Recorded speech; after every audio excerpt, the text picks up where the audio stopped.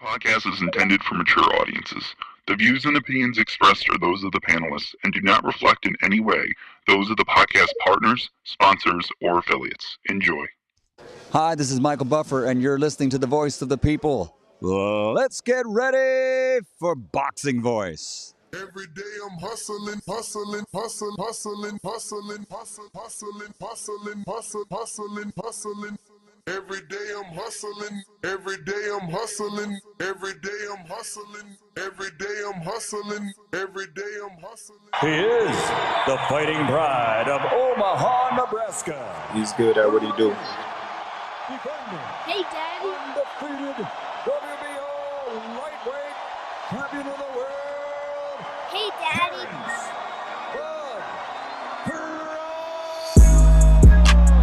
BoxingVoice.com. Taking, any credit away from Errol, he's a great fighter. He's good at what he do. But when you compare him to Terrence Crawford, there's no comparison. It's a dollar beat. I'm just a better fighter. BoxingVoice.com. Sit back and watch this. I promise you something. I promise you something. All that shit you talking don't mean nothing. I can blow my guns at you, you can blow your guns at me, but at the end of the day, them two brothers got to get in the ring. Hey, Daddy. It's a dollar beat. We've been here before. You try to get there. Alright? I can tell you how it is to be undisputed. You can't tell me shit. This is dollar. Hey, Daddy. Y'all support y'all fighter. Let's come together, make this event a success. BoxingVoice.com. Everything about Terrence Crawford is better than Errol Spence Jr. BoxingVoice.com.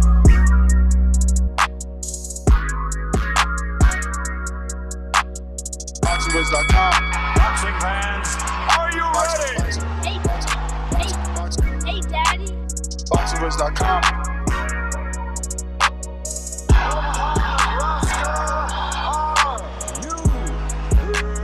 BoxingVoice.com.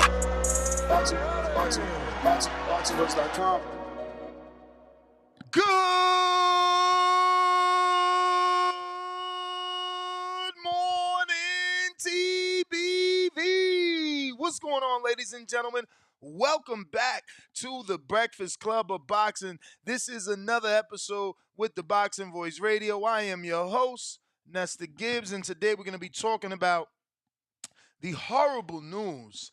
ESPN and ESPN.com, the worldwide leader in sports, has decided that Errol Spence is no longer worthy of gracing their pound-for-pound list. And, I just felt like it was the right time to talk about it. Obviously, this fight is hot, and it's pretty unfair.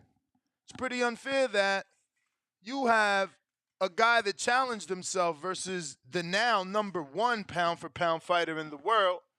He comes up short, and what do? They drop him from the list. I mean, I don't know. I'm going to screen share the list in just a bit. Actually, let me do that because let's take a look at this list together.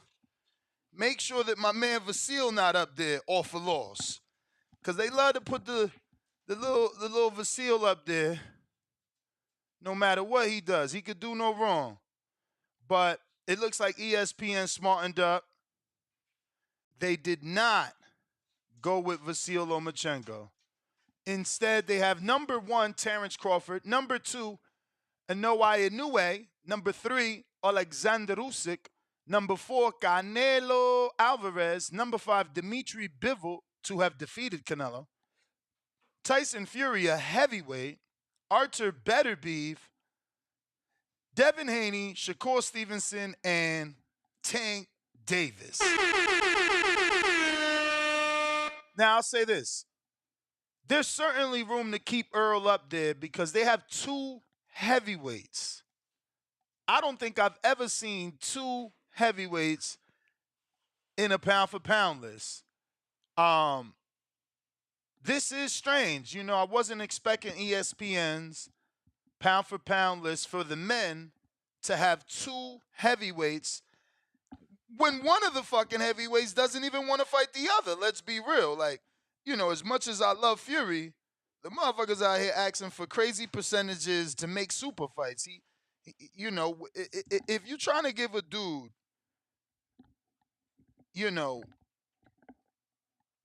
10, what do you say, 20 or 30% when he's bringing 4 belts to the party, maybe you don't really want this fight. Because, yeah, you Fury, yeah, you beat Wilder and Vlad, but at the end of the day, you just got 2 belts, the WBC and the lineal. Like, Usyk has all the other belts. 30% is a little bit crazy. Are you the man to beat the man, to come back out of retirement and beat the man? Okay. Maybe 65-35, maybe 60-40. But the man is bringing 4 belts, 3 belts. What he's bringing? The IBO, the IBF, the WBO, the WBA. Get that man 10% per belt, man.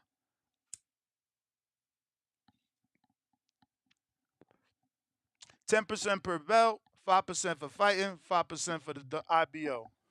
Since y'all don't like to respect the IBO. But 2 heavyweights on the list is just, that's a little sus. I mean, there's a reason they dropped Earl, because they got 2 guys that normally do not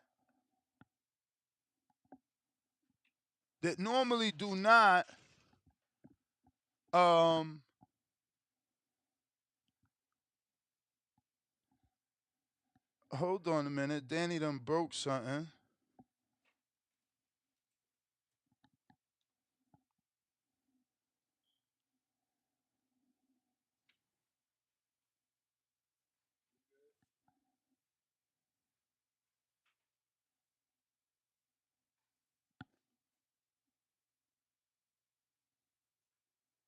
Well, yeah, once again, if they didn't have 2 heavyweights on that list, maybe Errol Spence wouldn't be dropped from the list. And I guess the discussion is, does he deserve to be removed after 1 loss? And I don't know. I think the answer is certainly no. Certainly no. Again, 2 heavyweights on the list, 2 heavyweights that's supposed to fight, 2 heavyweights that are supposed to undispute.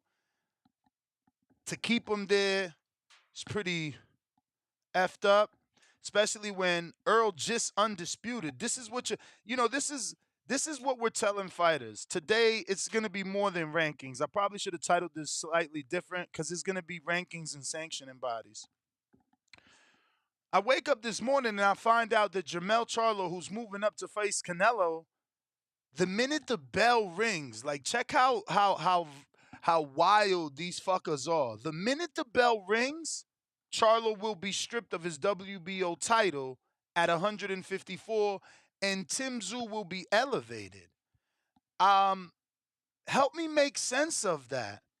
He's challenging the other champion for your same belt at the division, 2 divisions above. Like, he doesn't get a pass? Like, why does Tim Tszyu have to become champion on that day?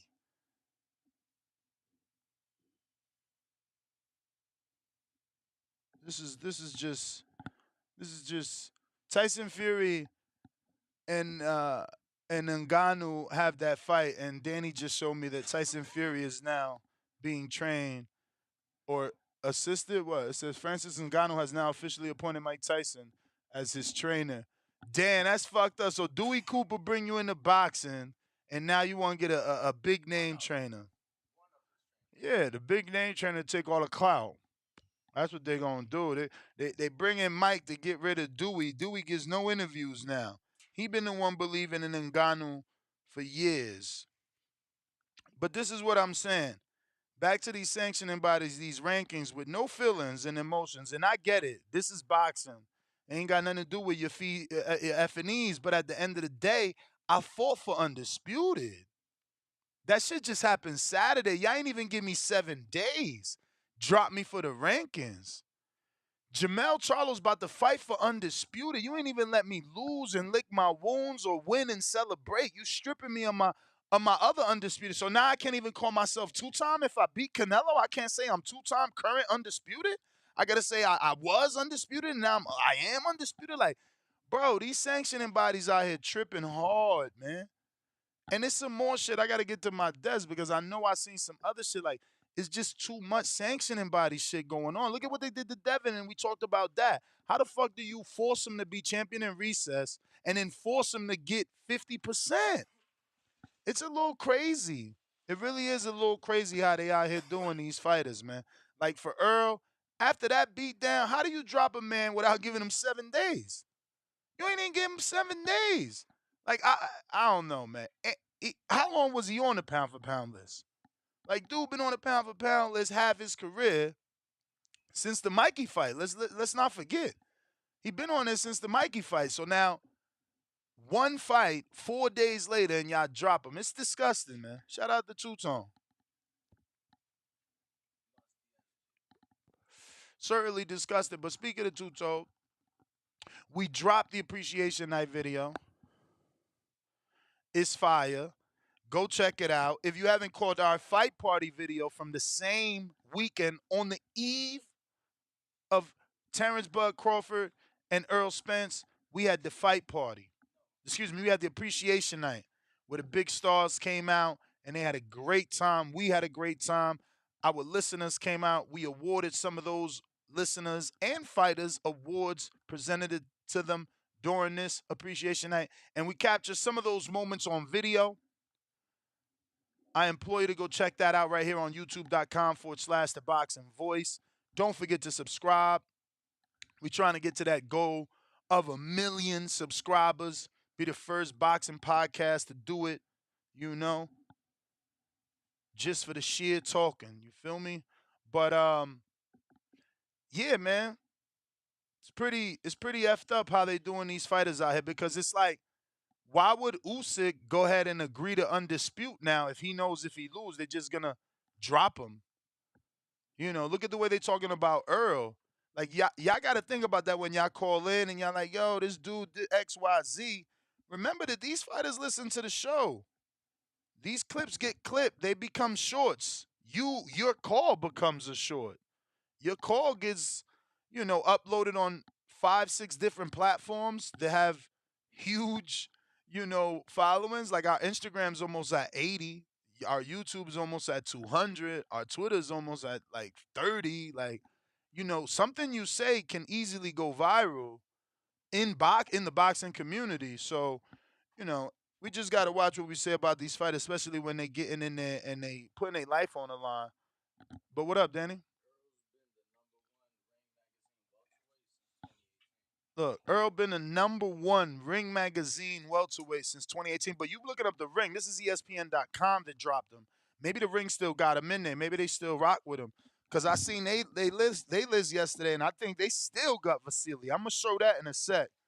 I believe they still got Vasily off a lot. And that's what I'm saying. I'm just showing the public that this is a subjective list. The Ring decides because Doug Fisher loves Vasily, hates Devin. He left Vasily there.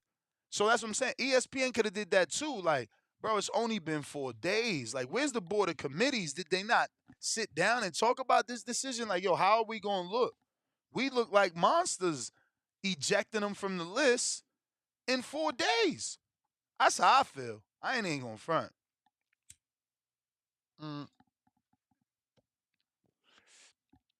Get that man a minute to decide what he gonna do. Like, there's actually a welterweight rematch, right? It's still a possibility they could do the rematch at welterweight. I know they both said what they said. I know Earl changed his, bio to show that that's it. He's done. He's at 54. But the sanctioning bodies don't know their ultimate decision.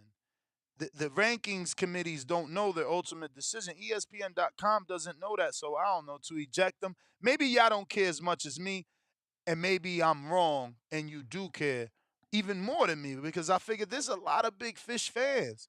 And Earl made this fight. He's out there saying, you got to thank me for making this fight. He's out there saying, yo, I took short money. Leonard Ellerbe out there saying, yo, give Earl credit. He took short money to make this fight. So that means you conceded. You did a coin flip when you could have walked out first. You could have been the boss. You could have dictated, but you did it fair, and they not treating him fair now. That's just what I believe. They're not treating him fair, taking him out the list. You can't be on a list that fucking long, and this is what I'm saying. Guys like Vasil, they allowed to take losses and stay on the list for whatever reason.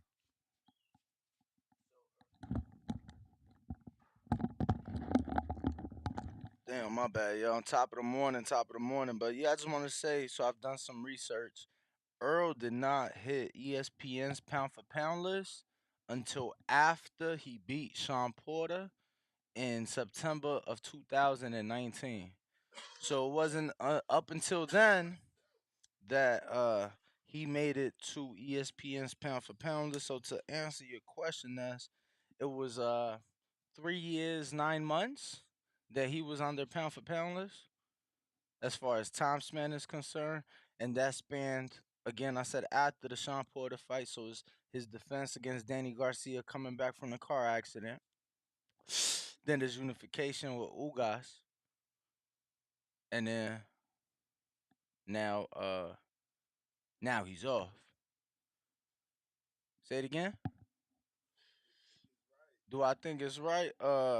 I'm gonna be honest with you. I don't have a pound for pound list, so I know it's only 10 spots available. So I would legit have to sit down and see, if there's 10 names ahead of him to see if he belongs on the list. But bro, I definitely want to give him his flowers, bro. Like the man has given us some spectacular fights, some spectacular events, and some spectacular moments in boxing, bro. Like neither one of us was there for the Pacquiao fights or the Canelo fight. So it's like we got to see Earl do his thing in front of 48,000 people against Mikey Garcia, right? Did you go for the Danny Garcia fight? Okay, I didn't go either. I got to see him do his thing against 40,000 against Ugas and unify another belt. You get what I'm saying? So it's like, yo, Earl is the truth. Fuck what Paul Pierce talking about. But it's the better man, and that's just that, bro. Like, uh, as far as the pound for pound shit, I'm gonna tell you right now, is politics.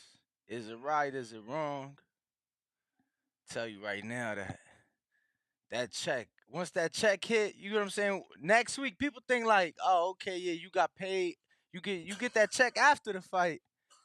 Yeah, that shit not clear until you feel me. You gonna give them about a week and a half. You feel me?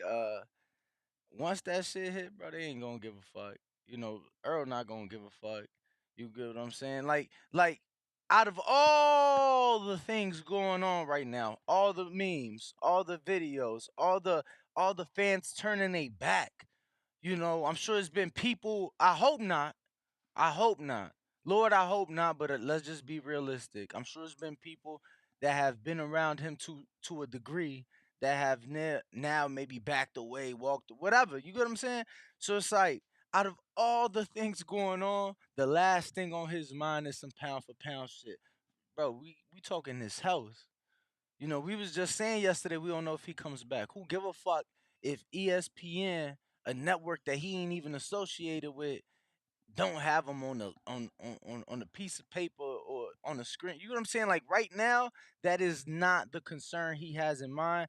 That is not the problem that he has in mind. Like, um, one of the greatest fighters still today, regardless. I see like looking at that list right now, Ness, I see numerous names that perhaps could be put in or perhaps have been left out, however you want to say it. So I think I think definitely got to consider those things. Um yeah, I don't care if they got them on the list or not. That's somebody's opinion. think What Earl. about your thoughts on Charlo, bro? We just found out this morning that Charlo's about to be stripped Yeah, as soon as I saw that. the bell rings. I saw that last night, man. I saw Fucking that. whack. I saw that last night. Few things I found it interesting for numerous reasons, right? Because now makes it makes the number one guy. Now he got an option that he didn't have yesterday. Let's just be fucking real. Yeah, you mean or, Zoo? or I'm sorry, a more intriguing off Fight. of, yeah, because Yeah, no, because now he gets to fight Crawford. nah, I'm saying, remember how I brought up Zoo as a viable option for Bud, and even though the Boots fight is bigger in America, I was telling you how he could probably go to Australia and make a lot more money. I wonder would he really go all the way to But Australia listen. for that one belt? But listen, so that's what I'm saying. Now it's even more intriguing. Now he could ask for even more money. Now all he has to do activate his status and go up. You heard? So I think I'm happy for Bud. I found it fucked up for Charlo, but I like, are they giving him the option to fight for it straight when he come back down? We'll pull that up, but it wouldn't matter. I mean, they stripping him and they elevating the other one. So it's the same Devin Haney thing. He's probably like a champion in recess. So now look. You know, this is the entertainment business. You know, and it is a business before it is anything else. You gonna mean to tell me it don't add to the storyline that I was unjustly stripped? Because think about it. It's only one sanctioning body doing it. If it was the right thing to do, they would all do it. But it's only one sanctioning body doing it. So doesn't it add to the storyline? I've been unjustly Well, it's stripped. not only one. WBO's doing it to Charlo. WBC did it to Devin. But I'm saying, in Charlo's situation, because we talking about the storyline. In Charlo's, call me J.K. Rowling's right now, right? We add into the storyline. So the storyline is this. You just beat my mans. I'm about to go up and fight the face of this sport. Undisputed versus undisputed. First time we've ever seen it in a 4-belt era. And I've been unjustly stripped of my belt. And now I come back down. I got 3. And now the same guy just beat my mans. The same guy just came over to the corner, grabbed his fucking nuts in front of my girl and told me I'm next. Now he get a free shot at the title? Oh no, motherfucker, give me that back. And now we got undisputed, right? But it's like perception, right? Everything's perception, brother. Now you get to have a picture. One guy gonna be holding 3 belts. The other guy's gonna be holding 5, 6 belts. Cause Bud got the welterweight undisputed. I'm sure he gonna have those on display. Plus that 54 belt title on display. And this is gonna be, you know, a big thing to me. It just adds to the storyline. I already hate that Australia is so strict and so crazy. You know what I mean? I prefer them to do that fight over here somewhere. Tim is on. You know, I love him and all, but I can't go. You know what I'm saying? I can't go. There's a bunch of motherfuckers that can't go. And truth be told, although truth be told, I just feel like if we both tried and went through the measures. No, we can go for work purposes and gotta go through all that, but we don't have a secretary, man. And I'm personally not going through all that. You know what I mean? That's a lot of shit you gotta go through. Forms and no, for sure. I mean, look, we started to obviously with the Haney. I ain't with all that shit. I feel like they out of control. You know, if Tim is a draw, you know, they need to open it up for tourism or get the fuck up out of here. I don't know. I'm doing this poll. I'm asking my community, do you believe Terrence Crawford would go to Australia to fight Tim Tszyu? Right? For the WBO junior middleweight title, not the interim. You know? Let me see. Do we got enough characters? Do you believe Terrence Crawford would go to Australia to fight Tim Tszyu for the WBO junior middleweight? I'm not. It ain't gonna fit. So we're gonna do 154. 154. We're gonna get rid of championship. Go ahead with belt. Belt. I ain't got no options. I'm waiting on you. What you got? Yes, he is a true world champion. No. He pound for pound. Tim gotta come here. Tim come to America. Tim come to USA. Something like that. Zoo must.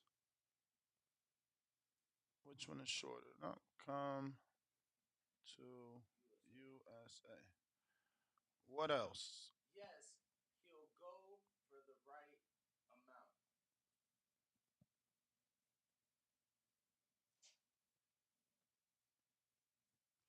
And since you love fourth options, I do love four options. Got a fourth option for you today. What's your fourth option? You know they don't hear you, right? Yeah, I know. The fourth option is not a fight I want. Not a fight I want. Not a fight. He's on fire today. Not a fight I want. I do like all those options. I really like those options. I got Mad Bent 100. Daily dose of Tankwill. Tank is number one pound for pound. Eye test. I see 2020. He got 2020 vision. Oh, here goes the Air Force guy about to tell you it's not good to be 2020. I got Errol Spence. Shout out to Earl after all these years. He's now watching our show. Danny, put your fucking mic on. The fuck? This guy trying to have a conversation. People like gonna be rating us 1 star for horrible audio, bro. This guy's terrible. I got Errol Spence, $7.99, and again, I think this is pounds. Mel Charlo will vacate his remaining 3 titles at 154 after Charlo fight. If Bud wins a vacant belt at 154, Bud versus Tim for title unification. Champ, what the fuck is Bud gonna fight a vacant title fight? He better do exactly what he did to Jeff Horn, activate his status with the WBO, and face Tim for the full belt. Like, why would I fucking fight for a vacant? Unless they make it sexy for him, you know what I'm saying?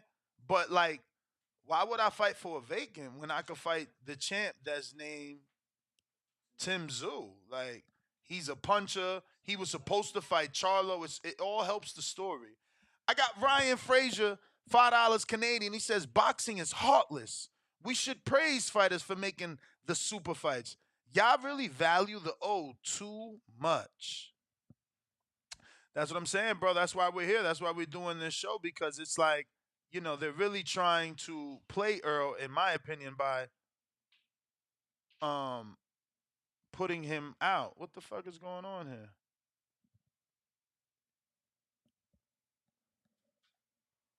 All right. Well, let me see something, because it looks like YouTube is not connected. What?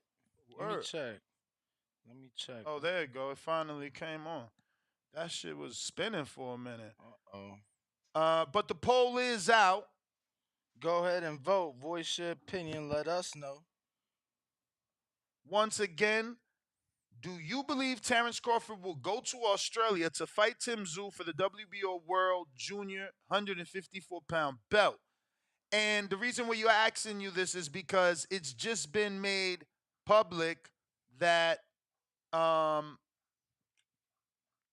and here's the information just for those that don't know. This is Salvador Rodriguez of ESPN, who says in Spanish, and we've translated with Google, um, informa. Danny, you gonna read that? Did it populate for you?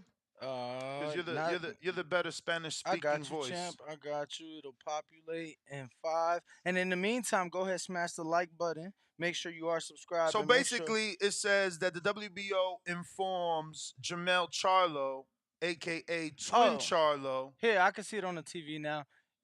So, informa the WBO, Jermell Charlo Sorry. subirá como campeón super welter a la pelea con Canelo para cumplir con la nomenclatura campeón indiscutido contra campeón indiscutido. Su mandado termina al sonar la campana y Tszyu será elevado de campeón interino a regular. So it's saying that the WBO has informed Jermell Charlo that since he is moving up as the super welterweight champion to fight Canelo as the super middleweight champion, both being undisputed, that he will hold that title until the bell rings for the Canelo fight. At which point Tim Tszyu will be elevated from interim champion to regular champion. So damn, ESPN Deportes Dani. Yo, shout out to Chava. You know, we are looking forward to, at least I'm definitely, I think I can speak for the both of us, looking forward to getting him on the show. I think he's been killing it for the people. He's one of the few Spanish guys that I find to be on point, that I don't find to be over the top. But yeah, man. So that is indeed the case. It will be Tim Tszyu who will be WBO world champion at 154 pounds by the end of the month. Yeah, but I wanted to read it. You know, Google Translate don't be on point. They don't they don't be on point like that. So yeah, they don't be on point like that. So I like to read it. He's a Mexican. I'm a Mexican. So I want to understand. I want to be able for the people to understand where he coming from, what it is that he's saying. Um, like informs WBO. It would actually be the WBO informs, right? But because it's Spanish, they do literal translation. That's not how the shit works. Um, Nonetheless, there is no super champion with the WBO, so um yeah, it probably matters in the WBA, but not the WBO, and even that would be argued because it's the regular champ that has mandatory defenses. Uh, but you know, I get what you're saying, but yeah, you thinking of the WBA because that's not the case with the WBO.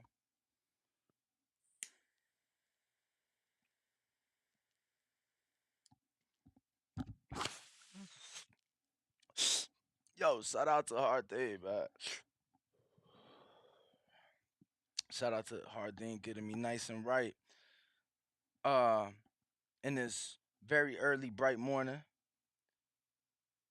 Let us know. Right now, the poll is at 191 votes. Only 6 minutes in. 34% of the people are saying hell no. But pound for pound, Tim Tszyu gotta come to America. 27% of the people say yeah, but a true world champ. He'll go to Australia. That ain't about shit. 25% of the people saying yes, he'll go, but they gotta pay him the big bag. You know what I'm saying? And then only 14% are saying this ain't a fight I want to see with Bud. Damn, that's pretty high, 14. Yeah, I thought that too. That's pretty high, 14. What do you want then? Like, if not Zoo, Charlo's busy, Earl, I guess they really want that rematch. I don't know that we get that rematch, bro. I've been talking to people that obviously will remain nameless, but that have been in this business and feel they know Al, and they like they're saying they don't think Al is gonna let him fight again this year. This year, we'll see. We'll see. I mean, because again, Al can't stop him from fighting if Earl goes to multiple doctors. You know, like boom, he goes to a doctor, he's checked, he's cleared the fight, goes to another doctor for a second opinion, he's cleared the check. I mean, how could Al say no, take the rest of the year off, right? Like, how could he convince him to do that? How could he convince him to walk away from a contracted rematch that expires this year? So this is gonna be wow, what a year we have, right? Because now we got this mystical clock ticking on what is Earl gonna do. Tick tock, tick tock. And I know he quote unquote activated the rematch, but again, well, look, doesn't he have a suspension for being knocked out? Like, don't you get a suspension? Beautiful thing is, I get to talk to Champ next week in person. He back out here. Who, Bud? Yeah. So tell him don't duck me, man. You know, I'm a fucking 1,300 these days. Yeah, you just don't move around that, so you got to move around. Like we did in Detroit. Detroit was a perfect example. It's like you actually showed up to the gym. You ain't do no work at the gym, but you got to play chess. So it's like that's how you do it. So it's like you still got to move around and maneuver, bro. Think about it. Hold down the fort, man. But think about it. Bro, home base first. Damn, home base first. You was talking this big shit in Florida. Yeah. I'm on the ground. I'm on the ground when I get back. Yeah, man. Old Ness is back. Yeah, man. Yeah. Old Ness in the sense that I gave them a 7 o'clock Eastern show every day. You see how many callers I get? I'm ending the show I know at 10:30 Eastern. It is. I'm gonna go clip you and I'm gonna send it to you off air. But look, though, I think that I'm proving I'm on my ground. I'm doing 2 shows minimum a day, and for the Eastern people, and I love it. Y'all going all the way to 10:30 at night sometimes. Brother, I love it because look, 7:30. You was killing it here yesterday, and bro, I got some hot shit at the gym yesterday, and I got to see Chris Eubanks spar. Fuck you talking about? So Chris Eubank is now working with Terrence Crawford's trainer, Bo Mack. Is he also working with Red Spikes and Isu or just Bo Mack? No. It's the whole team. I don't know because they got other fighters, so I don't know if they left and he stood. Yeah, so this is how they did it. So Red left. Mm-hmm. Red get here Thursday. Isu leave Friday to go spend a few days with his family. And then because now they got a house here, so they probably each got a room here. That's dope. But you know they families are still in Nebraska and shit. Yeah, I know. But like one goes be with a family while they that's dope. That's dope. For sure. So they bring in that where Isu from? Honduras. So they bring in their Honduran fighter who just fought on Pro Box, Lester Martinez, 168 pounds. You can go catch my full Spanish translated interview on YouTube.com/The Boxing Voice with Lester. But anyway, they bringing him out here to work with Chris along with a few other guys, and looks like Keyshawn will be back in October. So he'll be out here at some point to start getting ready for his fight. And, it's all great, beautiful things. Undisputed Champ say he'll be in town about a week, either next week or the week after. Bro, what's Lester's Instagram? Tag me. I can't find it. Yo, I'll tell you, brother. I'll send it to you. But I'm gonna open up the phone lines. Once again, we're recapping what we're talking about, and I'm screen sharing once again what took place with the WBO for Jermell Charlo. So the minute he steps foot in the ring to face Canelo Alvarez and that bell rings, they will strip him and immediately elevate Zoo. So somewhere in Australia, Tim Zoo will be having a championship party. We're also discussing Errol Spence being dropped from the current pound-for-pound list on ESPN.com rankings after being on the list for so many years, after putting his life on the line for an undisputed fight that the world desperately wanted, doing better than Mayweather Crawford, not only in action that it produced. This is Guatemala, bro. Who? Isu? Yeah. No, it ain't. Bro, yeah, I'm looking at Lester thing right here. He got the Guatemala flag. And I know for a fact, I know this for a fact that they from the same spot back home. Like for a I don't fact. know. I'm gonna double check. Check our posts where I got Terrence Crawford and Bomac, and then I tagged all the trainers in the comment section. Someone corrected me, and they're the ones. And I know that kid. He's an amateur boxer from Philly. He corrected me like, "Yo, you forgot Honduras, Isu," and he tagged Isu, and then I had to go back and edit because I fucking forgot. I ain't forget Isu. It's just his Instagram hard to remember. That shit ain't Bro, normal. let me tell you, he's the one that's been bigging up this kid I'm telling you about, right? He's like, yo, he from my home, boo boo boo, this, then the third. Yeah. Finally, we were able to get him in America. Yeah. Bro, I mean, it makes hold on, sense no, for no, them to listen. be the same nationality. But listen though, funniest thing about it, Isu don't even follow the kid back on Instagram. Damn. I mean, he probably like, bro, I got you your visa. No, I got you the best training I'm camp not even in the being world. funny. I'm like, bro, I don't even know if he don't follow me back, but I feel like he an older guy. My dad don't know really how to work his phone like the greatest. Nah. I mean, tell yourself whatever you got to tell yourself to tell yourself that Isu don't fuck with you.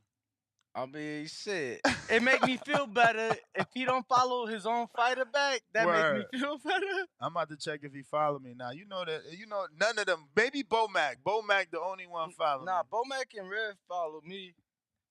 Cause Red, he stopped talking to me for a while. Nah, but you know, bro, Yeah, after the I feel like once after once I got you back. Oh, he got me back. Brother, not just did I give you the idea, but Oh, he I gave me the coached you. idea. I was in your corner the whole Bro, time. I'm a national chess champ, bro. I have it all on video. He's gotta. Okay. He had like. I'm gonna post it. Bud is competitive. I was gonna post it on the story, dog. Let bro. me tell the story because there's a lot of new people. So Okay. what Danny's talking about is obviously, I gave Bud a hard time. You feel me? I wasn't really smelling his resume at times and smelling some of the moves he made, like re-signing. So I'm very vocal. So our relationship got damaged, and man, we went hella years where he just wasn't fucking with me at all. So obviously, if he don't fuck with me, his team can't fuck with me because that's how it is. And I don't know how I got his number, but I hit him up, and I'm like, yo, play me in chess. If I win, we got to start over. Whose idea was it? Whose idea was it? Me, for fucking 20 years of playing chess. What the fuck? This guy, I'm a 20-year champ out these streets. Yeah, bro. You gave me the idea? On everything I love. Tell a story then. If it was you, I don't remember that. You feel me? So I feel like I was in the car. No, and everything, and I'm like, oh shit, and I'm like driving. That's how nice I am. I feel like I'm driving. I feel like I'm driving. Yo, what are you smoking on, bro? You're so far off. Hold on. So let me tell my story to see where he at with it, because I feel like I was driving. I'm like, oh shit. He said yeah, and I'm like all in the vet, and I'm like, yo, record this shit, and I'm like, Then I'm like, damn, I'm about to beat him, and then I'm like, oh shit, he got me. He got me, Danny. He got me. Yeah, and you're he's so like, yo, far off. I'm gonna just stop you right now. You couldn't be more wrong right Really? now. Like, bro, you were nowhere near driving. Nowhere near. You're lying. On my mother. Let me tell you how the shit played out. I've been in Bud's good graces. Bud has pointed out my weight in the past. So like last year, Danny started to lose weight. Bud started to notice. I'm around Bud a lot last year. So I realized. Shout out to Hardin. I realized how competitive Bud is. Like being around him so much in person, I'm like, yo, Bud is mad competitive. And I knew he played chess. So one day it just hit me. But I knew. Wait. Come on, you tripping? No. But listen. I knew he played chess, and one day it hit me like, wait, Ness is nice as fuck at chess. I'm like, I know Bud is competitive. And you had already been trying to get him on the show at this point. He had been responding with like crying, laughing faces and LOLs. Yeah, I would ask him to come on the show. Like voice messages. He would straight up be like, I don't fuck with you. Yeah. But that's why I always like Bud. He ain't blocked me like Earl. So then, again, it hits me. So I tell Ness, yo, hit him up. challenge him in chess. Challenge him in chess because he's super competitive. He'll go for that. But And- that's how it was, though. But look though. All right. So we're inside of the studio at the Peter Lick building when all of this shit happened.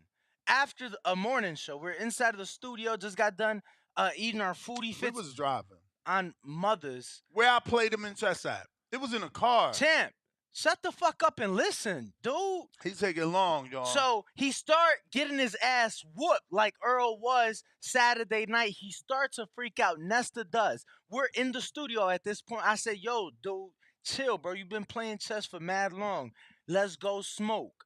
At that point, we still playing. Still playing.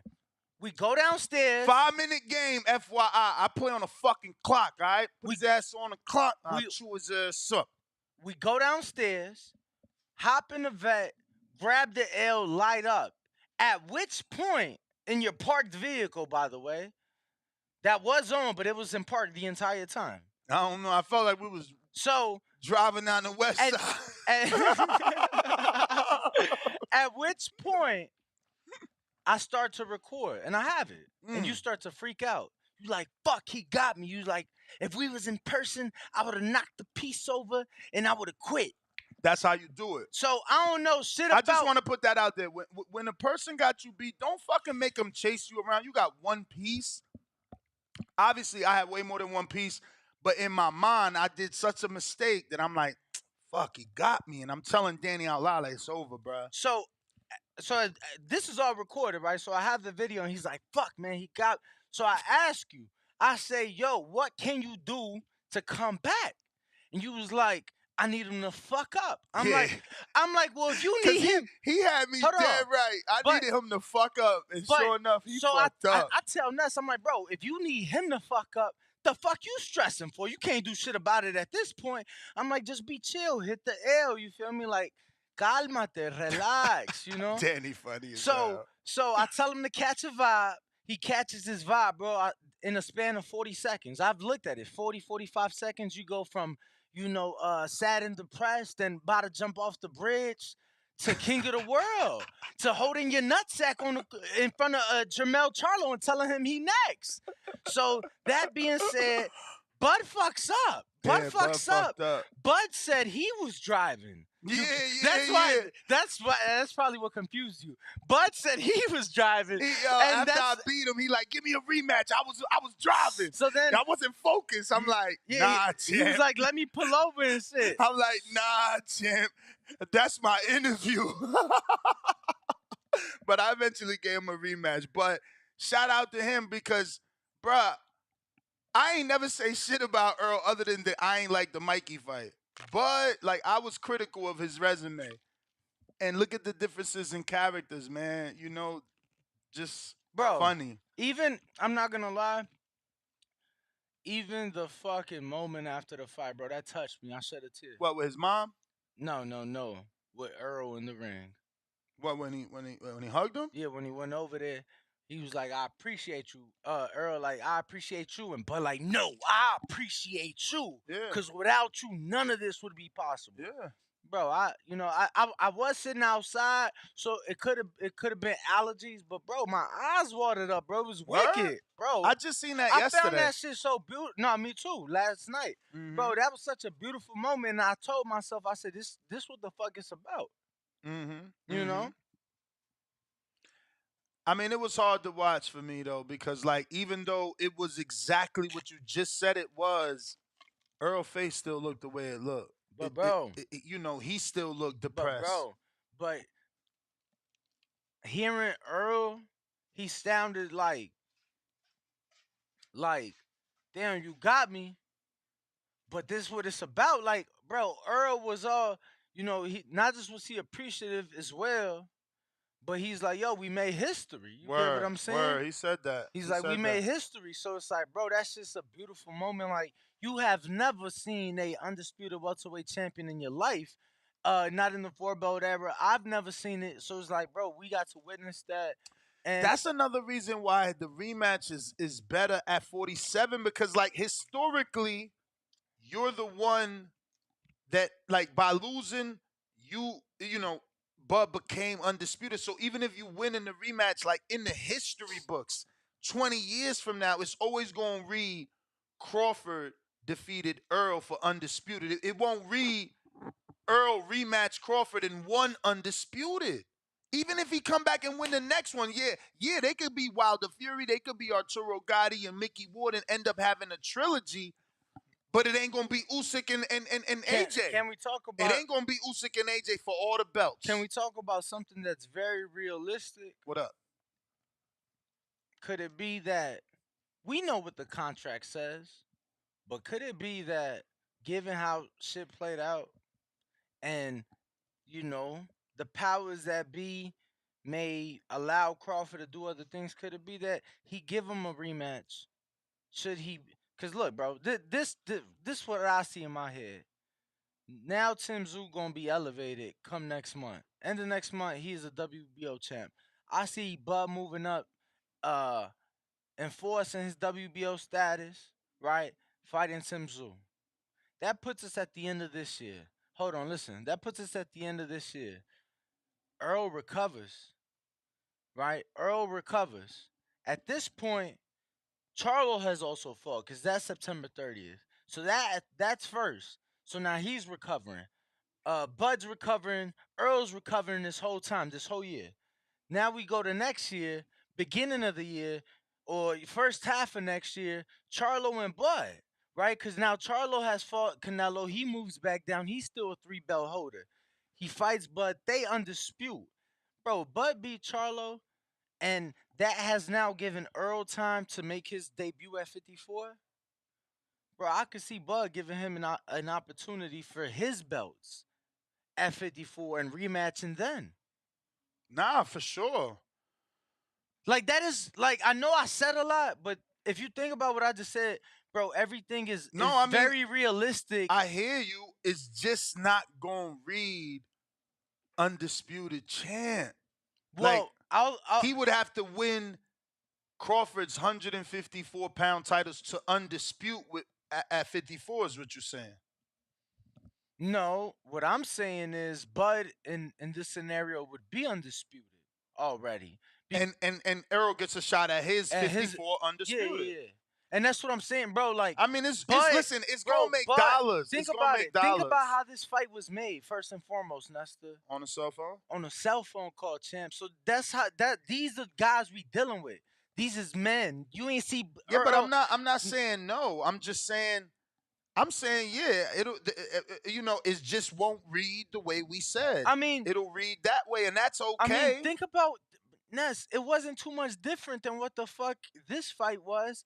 Like, when I'm big on perspective. Look at the picture. What would you see in the picture? Thursday and Friday press conference weigh-in. How many belts did Errol have, Nesta? 3. How many did Bud have? 1. Okay, you take the 1, you add it to the 3, not much of a difference, and you get what I'm saying? That's the picture you got. You just gonna have one guy with an extra belt and one guy with one belt less. You get what I'm saying?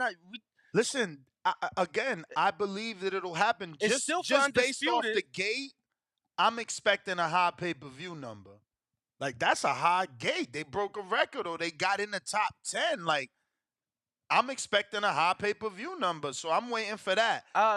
So, although the top 10 gate, I'm not expecting the top 10 pay-per-view, but I am expecting a successful one. I'm expecting $1 million, bro. I want $1 million. I'm hoping. I want $1 million. I'm hoping for $1 million, but we need $1 million, bro. We need $1 million. This has been a fantastic year. We getting good fights. These fighters need to be rewarded for that by doing good pay-per-view numbers for a fight that we begged for. Yo, fun fact. You know how this just did it? The gate was a number 6 now. Top 10 gate. I think it's ranking at number 6 highest ever. Mm-hmm. So number 5 is Tank and Ryan, which was just a few months ago, right? And it was only 1.8 million more than this one. So if you combine those two gates, it still don't get like into the top 2 or 3. I think. Which is Floyd, which was 72 million versus Pacquiao. And then I think like 50 something again. Might as well round up at the 73. And I think it was 50 something against McGregor. You know, Yeah. so yo, think about it though, champ. What the uh hey, you know the hypothetical fights we've been talking about, we was talking about for Bud yesterday? That's crazy. I got to screenshot Oh, this. my I can't bad, my believe bad. that they sent this out. Look at the WBO. This is their Yo, shout out to Jonathan Sims, said Danny needs a raise for that scenario. Bro, it's an easy scenario. Like September 30th, Charlo's gonna fight. So the next day is October 1st. Charlo's gonna be resting, regardless of the outcome. September 30th. look at that. Whether Jermell Charlo's failure to comply with his mandatory title defense obligation against Tim Tszyu warrants our intervention to withdraw his status as the WBO middleweight champion based on his decision to V for undisputed. That's crazy. That's crazy. And they didn't even do him like they did Devin. At least Devin get champion in recess, bro. That's out of control. Unbelievable. Look, he said, consequently, the WBO was led to believe that the rematch would take place no later than the above-mentioned year. I hear him, though, man. It's true. If you've been receiving letters like, Bro, no, he's think about it. injured. Their fight was scheduled for January of this year. Yeah, but still, it's two champions doing something historic. And I agree with and you. look at what they doing. They like, all right, we gonna be a part of it until the bell ring. Soon as that bell ring, somewhere in Australia, Zoo gonna be having a fucking championship christening party. But listen, let's open up the phone lines. Like I said, we're talking about the WBO stripping Jermell Charlo the minute the bell rings. We're talking about Crazy. ESPN.com dropping Errol Spence from the pound-for-pound list 4 days after the fight. They didn't even give him a week. This is what we talk about. You know the number to call, 1-425-569-5241. Press 1 one Oh time. my God, bro. I never seen it till somebody commented. So, of course, I go looked at the amazing video that just dropped this morning, recapping our appreciation. Now, you guys can go check that out, youtube.com/The Boxing Voice. That being said, bro, somebody commented, oh my God, this shit is hilarious. CYP, you remind me of Boo Boo. Boo Boo who, Andre? Yeah, bro. Hell no. Bro, CYP's fucking... no, He got like... but Bro, CYP gotta have like no. 20-inch pythons. No bullshit. Nah, he got some big ass arms. Cause for I sure. on some bullshit like mad years ago on my young days, I measured my arms and I got pretty big arms, so he's certainly over 20 or at 20. Like my man talking this shit like, so he don't look nothing like Boo Boo. He too cocky to be Boo Boo. Bro, I thought he brought his wife, right? Nah, he brought like a cameraman, bro. You know he a superstar. Oh, that was a cameraman? I thought that was his homie. Yeah. I mean, he's his homie, but he was definitely there to record everything. Oh, that's what's up. That's how. Oh, bro, I wondered how he got that video out so quick. What? Bro, he got a video out before claim we your did. position, bro. Don't play no games. But nonetheless, shout out to CYP because even though his wife wasn't, bro, he still gave you remember his speech, right? Gave his wife credit and shit. I ain't remember that till I seen the video.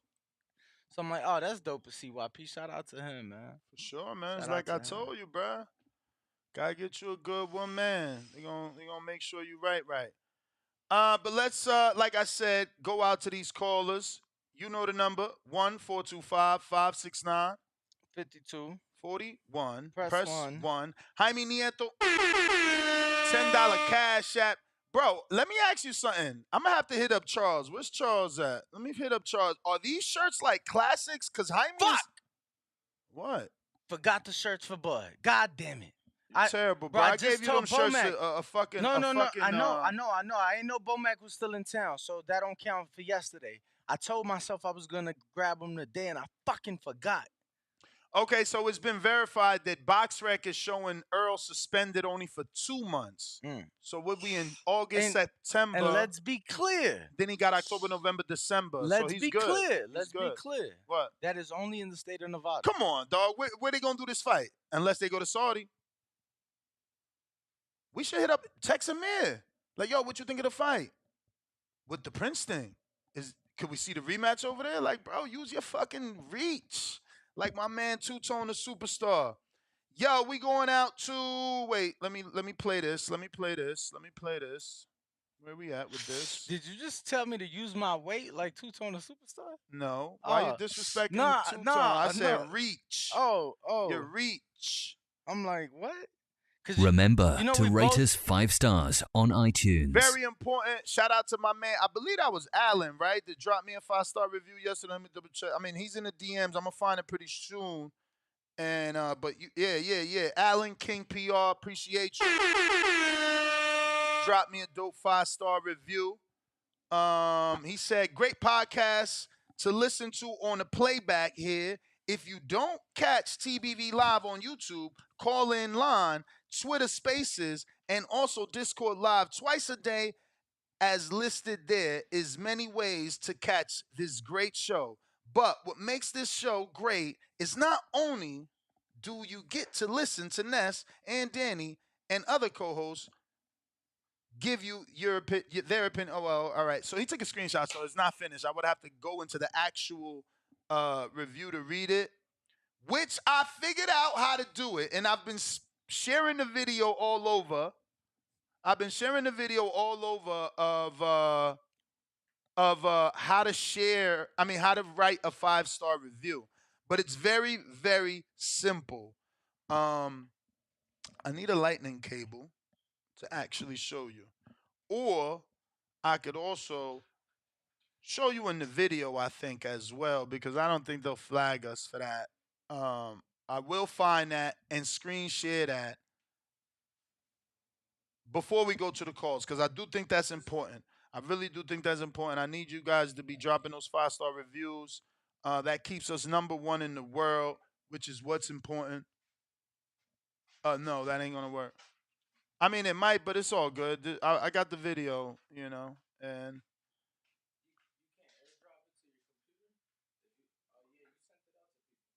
Yeah, I sent it to people. I'm looking in the pre-pro. I'm pretty sure I dropped it in here. Here we go. So let me just play this quick video for y'all. And then we'll go to the phone calls.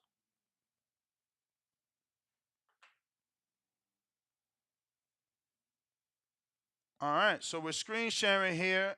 And to be clear, the timestamp on the video, our video, is 1 hour and 2 minutes, 51 seconds. So listen closely. It's super simple.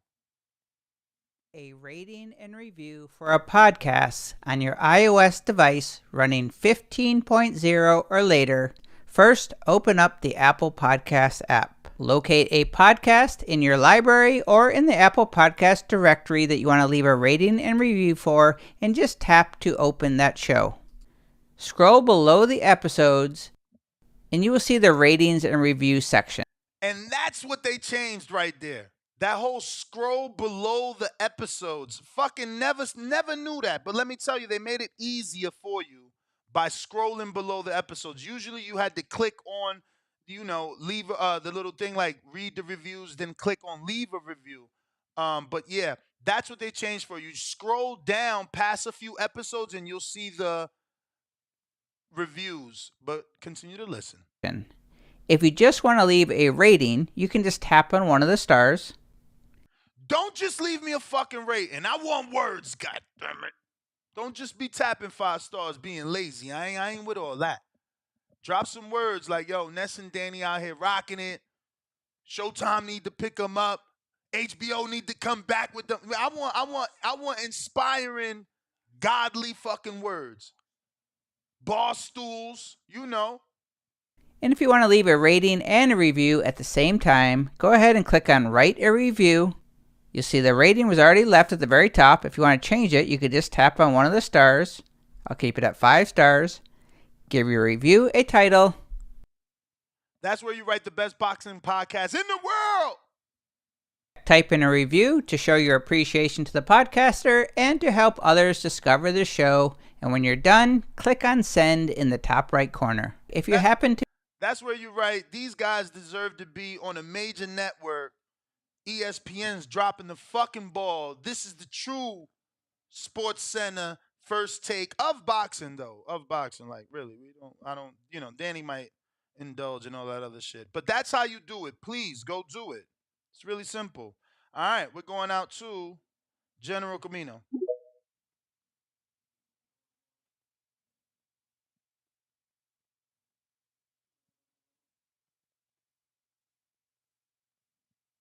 General Camino, unmute.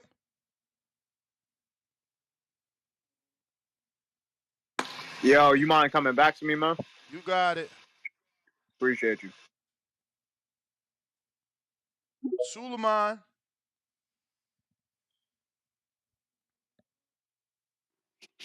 Yeah, hello, this is Asghar. How you doing? So, yeah, hello. I hear you, champ. Hello. Yeah, how you doing? You can hear me now? Yep. Yeah, okay. So I don't understand that this guy's paying sanctioning fees, right? He was an ex-champion. Why would you take him off the rankings?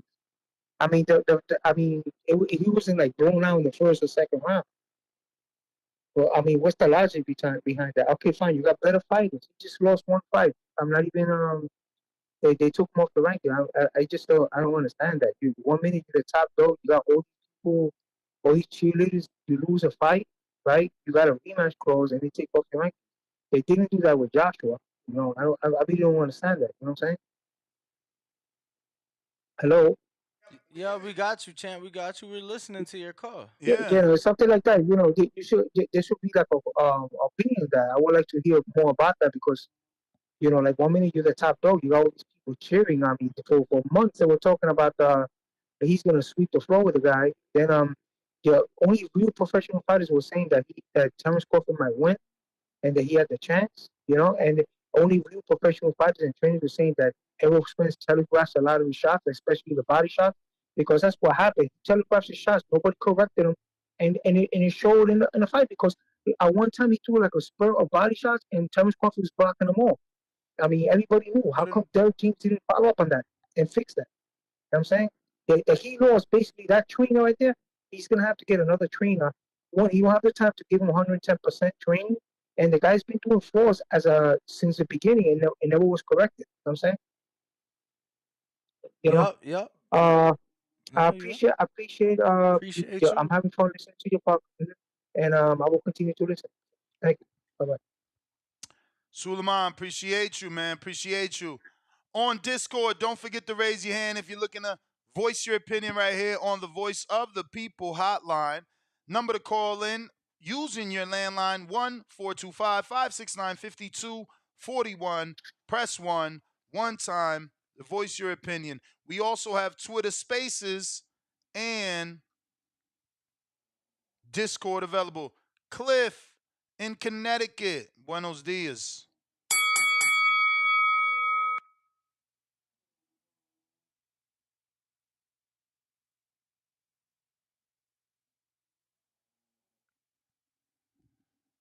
I watch a lot of sports. Start not that just over, boxing. Cliff. I'm sorry. I had your fader down. Appreciate it. Yeah, like Spence getting kicked off the list, it makes sense. It makes perfect sense. Because I watch a lot of sports, not just boxing. So, like in college football, that's like rankings is everything. So if the number 3 team lost to the number 1 team, never do they remain in the top 10. And if they do, they fall to like 9 and 10. So that loss was so bad. That matters too in other sports. Like when you lose that badly and you lose, it's hard to stay in the top 10 anyway, because the top 10 is made up of the most special, fighters or teams or whatever genre you're in is going to make up of the most superior athletes or whatever on that list. You can't take a loss like that and remain in the top 10. It's just not right to everybody else who's been doing their thing and still in the top 10. and Canelo might be the exception, just because he's been there so long and he's moved up and down through so many different weight classes. But after Bivol, I mean, I don't know where he went, but he did win 2 fights since then. So even if he did get knocked far back or off, he's won recently, so he should be back on it. But it just makes perfect sense to me. I feel like y'all being a little bit sensitive today, a little bit soft about that, but he shouldn't be on the list. And what about the Charlo situation? That I don't understand it. Like, and I just started.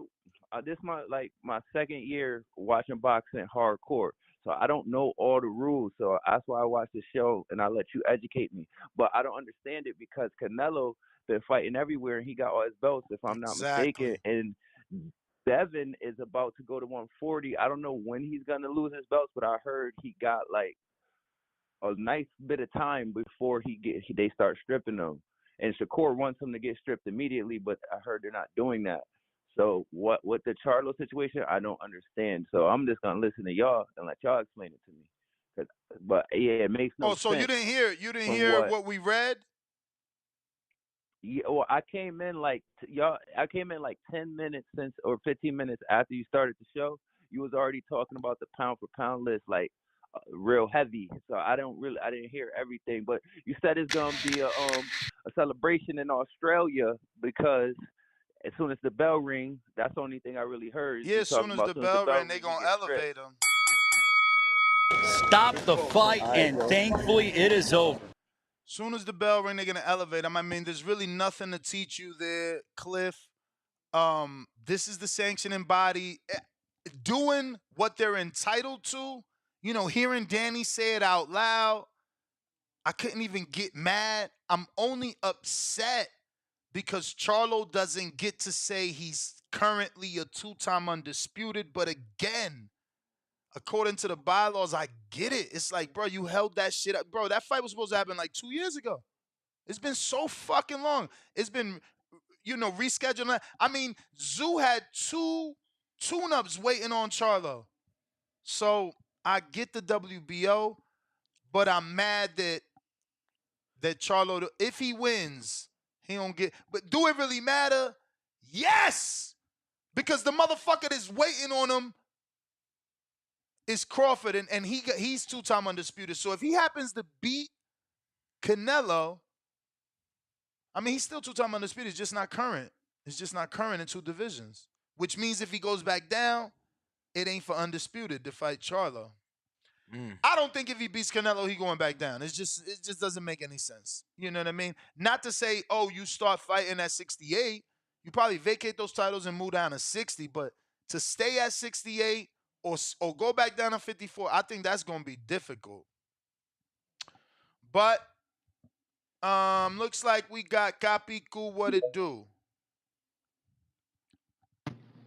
What's going on, gentlemen? Chilling. Yeah, I think I didn't Charlo say that. That's fucked. I mean, it's fucked up, but at the same time, I understand because, like you said, you just tapped on it right now. I think that movement is mainly because of the fact that he's been holding that title hostage for so damn long, and Zoo has been slowly trying to climb up, and that fight was supposed to happen a long time ago. So you kind of already tapped it on the nose on that, but like I don't like Charlo already said that he's having a hard time fighting at 54, if I'm not mistaken. So when he fights Canelo, he was gonna come down to 60. He's not gonna stay. He's not gonna stay at 54. Bro, he's on camera saying that he's coming back down to 54 to defend his titles. Like, I just talked to him a few days ago.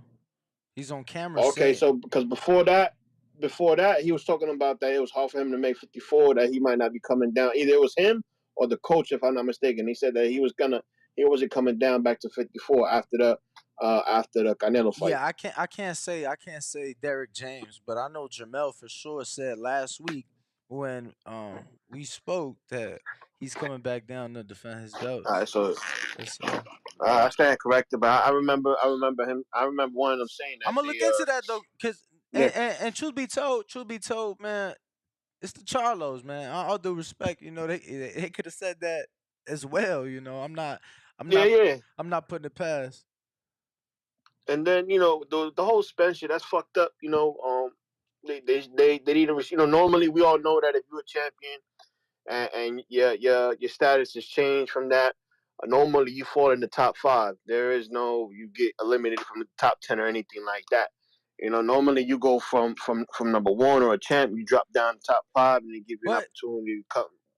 let's also consider. Robert? No, I was gonna say you saying that just made me think of this. Let's also consider the quality of fights that we've had this year.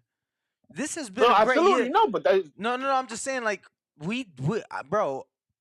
Since I've been watching boxing, we have not had a year that's good. So, although what you said is correct, and I agree with you, I feel that because of the type of fights that we've had this year, it's safe to say that maybe there's been more movement to the pound for pound list than usual.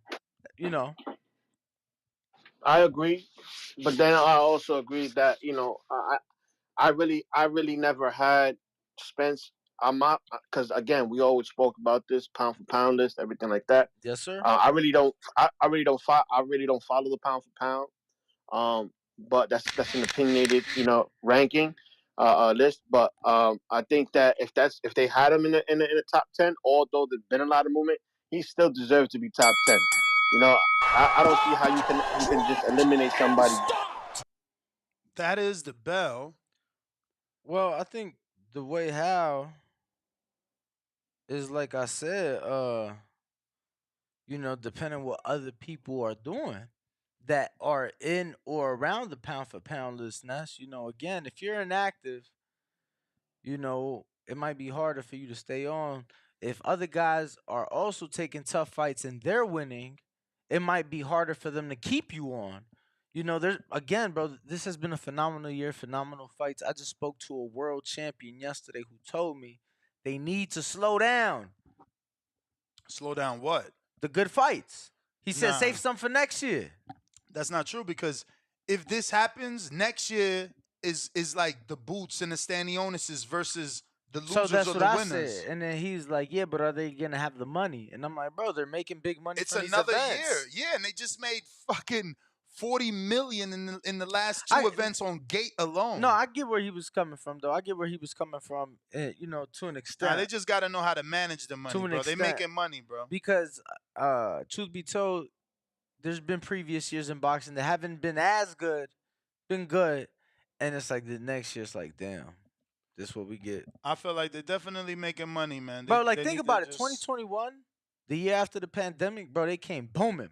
Like, it was crazy. So many fights. I'm not saying huge fights like this year, but it was some really good fights, stadium fights. It was a lot of shit going on throughout the year. And then last year, just slow down a lot. And then this year's booming, So hopefully they just keep on with the momentum. We going out to Ronnie in Phoenix. Let me just double check here something. All right, we're going to Ronnie in Phoenix. What is up?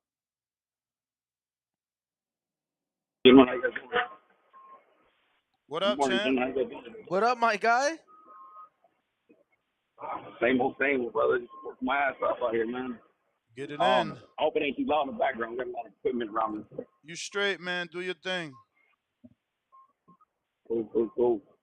In regards to the pound for pound listing, man, I seen it yesterday, and it did trip me out a little bit, bro, because we can't take away from these fighters fighting the best in the world. You mean, Steph Fulton, Errol Spence, like you got to give them guys their mad props and respect for doing what they're doing, man. They're fighting the best fights that could possibly be made. You got to give them respect for it. But in regards to Errol being on the pound for pound list, man, I see it both ways. And then I remember last week maybe people were calling in. They were kind of talking about how did Errol get on the pound for pound list. He's been in the same division, and his fight that he fought, the Sean Porter fight was a great fight. It was a close fight. I'll tell you that. You mean if Porter doesn't go down that 11th and he wins it, that whole outcome, that fight's a different outcome. Yeah, I don't know, man. I can see it going both ways. I still give him props. I could probably still have him hanging around to the 10 area. I think the Ring magazine still has him number 6 if I'm not mistaken. But this Charlo shit is bullshit, man. I was arguing with somebody on Facebook this morning. Of course, he's from Australia, and it was just those little comments about who should Crawford fight next, and he was like, the dude commented, I was like, he needs to fight Charlo. It's a legacy fight, and the dude commented back, he needs to fight Tin Zoo. They need to quit ducking him, and I'm like, man, I don't think anybody's ducking Tin Zoo, bro. I think Jermell Charlo got a big fight opportunity, and he took advantage of the opportunity he got. He's saying anybody in their right state of mind would have took the fucking Canelo fight to be 2-time undisputed champion, to fight the biggest name in boxing. You're not going to pass that up. And, Bud's in a different weight class to be saying he's ducking him. So, but yeah, I think it's just bullshit that they're doing that, bro. I wanted to see Bud get the move up, fight Mal at 154 for 3-time undisputed. I'm not saying he win, bro. I'll be rooting for Bud. I'll say that, but that's still a tough fight. And people be sleeping on Charlo because Charlo's a bad motherfucker, bro. But that's my call, bro. Thank you guys for your time. Thank you guys for the call. Everybody, make sure you guys are hitting that thumbs up for the best podcast on earth, bro. You guys have a good one. I'll meet you guys. Much love, brother. So you guys take it easy. Appreciate you, Ronnie. Copy cool, counterpunch.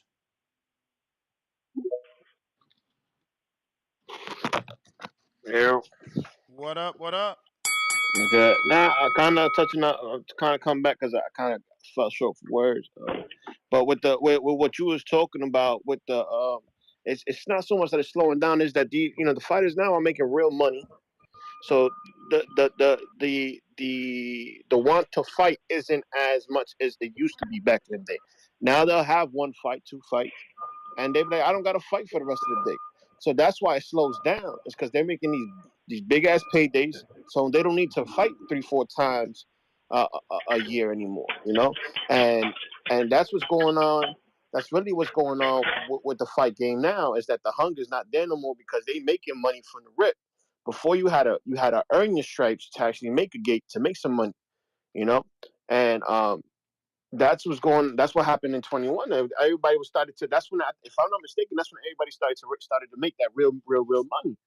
So people was like, I don't got to fight again. I already made this big bag. I don't need to do nothing. I'm just gonna sit back and relax and watch everybody else fight, and eliminate each other. Then I come back when I have to fight somebody, and I make another bag, But that's the problem that's going on now. But it's like what you said, Ness. This by them fighting now opens the gate for these up and coming fighters that need to be tested, that earn their stripes to actually sit there and fight again. Yeah, because it's like if Earl don't get the rematch, someone else gets an Earl fight. Like people said, a Lubin, a Mendoza, a Fundora, someone else gets an Earl fight. So it opens the door. And that's a perfect setup. Although that's a fucked up scenario for Charlo, right? For him to get stripped. But that's a perfect setup for if Spence comes up to 54, right? Why not have a little tune up and then go after Zoo, for a title. A title that you really never held. If I'm not mistaken, he never held the WBO, right? Who? Spence. No, and he never had it at 54 for sure. No. But that's what I'm saying. For him, he's coming up from 47 to 54. So if they're gonna strip Charlo from 54 title, the WBO, right, to Zook, why not that be a home welcome party for Spence to get a title? So it'll be Spence versus Zook. That's a big fight, right? That's 2 big names. We're talking about Crawford taking that title, but let's do I Spence. don't know. Let's do Spence and Zook. I mean, if Zoo becomes full champion, I don't know that he fights Spence unless they make it worth his while, because it's like, why wouldn't Crawford activate his status to fight Zoo? Who's the biggest? Like, who else at 54? If those belts go vacant, who else is going to be the draw that Zoo is? But right now we're talking about Crawford being at 47 and trying to take care of business at 47. Unless he talks about going to 54. I don't know. He's in no condition to continue. I'll give you a few seconds to say that because I don't think he's gonna stay there. Like, if it ain't Earl, why would he stay there? Like, he made $21 million at the gate. I don't know that Boots is gonna get that for them. No, absolutely. No. Boots is not going to get that for him, But I can say this is that if he does come up to 54, right? I don't think that they're going to allow Spence to go right back at him. I hear you, I champ. think That that is I the think they're going bell. to give him rest. I'm gonna get to some other callers here. I got C Dub. What up?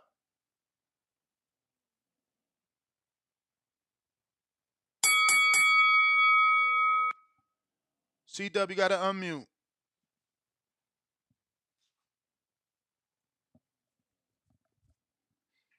You still not unmuted.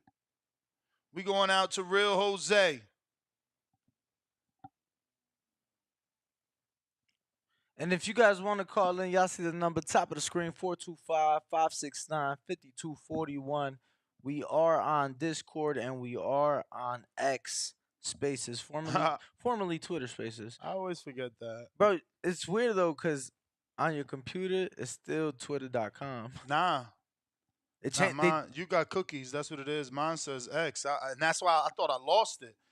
C Dub. Oh, no. My shit say X now, too. Okay. Yesterday, for me, it was still saying Twitter. C Dub. C Dub.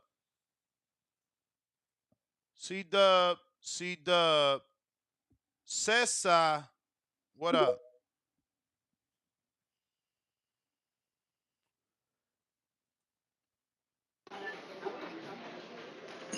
How you guys doing, man? We good. We good. Buenos dias. Buenos dias, my friend. Hey, it took everybody by surprise this morning, the decision of the WBO that you guys was talking about. But I believe I was discussing this morning with one of the media guys from Miami, Jorge Ebro, and we was discussing it about it. We recorded early that I think it's the right thing to do, so they can go fair with both sides, including Tisu that been waiting for his opportunity and that been canceled a couple times, and also to save the promotion of the big event like Charlo and Canelo, and let him go into the ring with all the belts, basically to like become a undisputed in two weights at the same time, in two different weights at the same time if he get it. But I believe it was the right call. They took so long, but it was the right call for them to do it legally. To do both. That's why they wrote all the events, the chain of events, and put it that way. But we'll see because Charlo got to work it, and I think he will get it. He will make it. But on the other side, a Errol Spence, yes, he need to be out for a minute of the pound for pound. I think it was too quick, but he need to be out, go recompose himself, and come back and do it again at 54.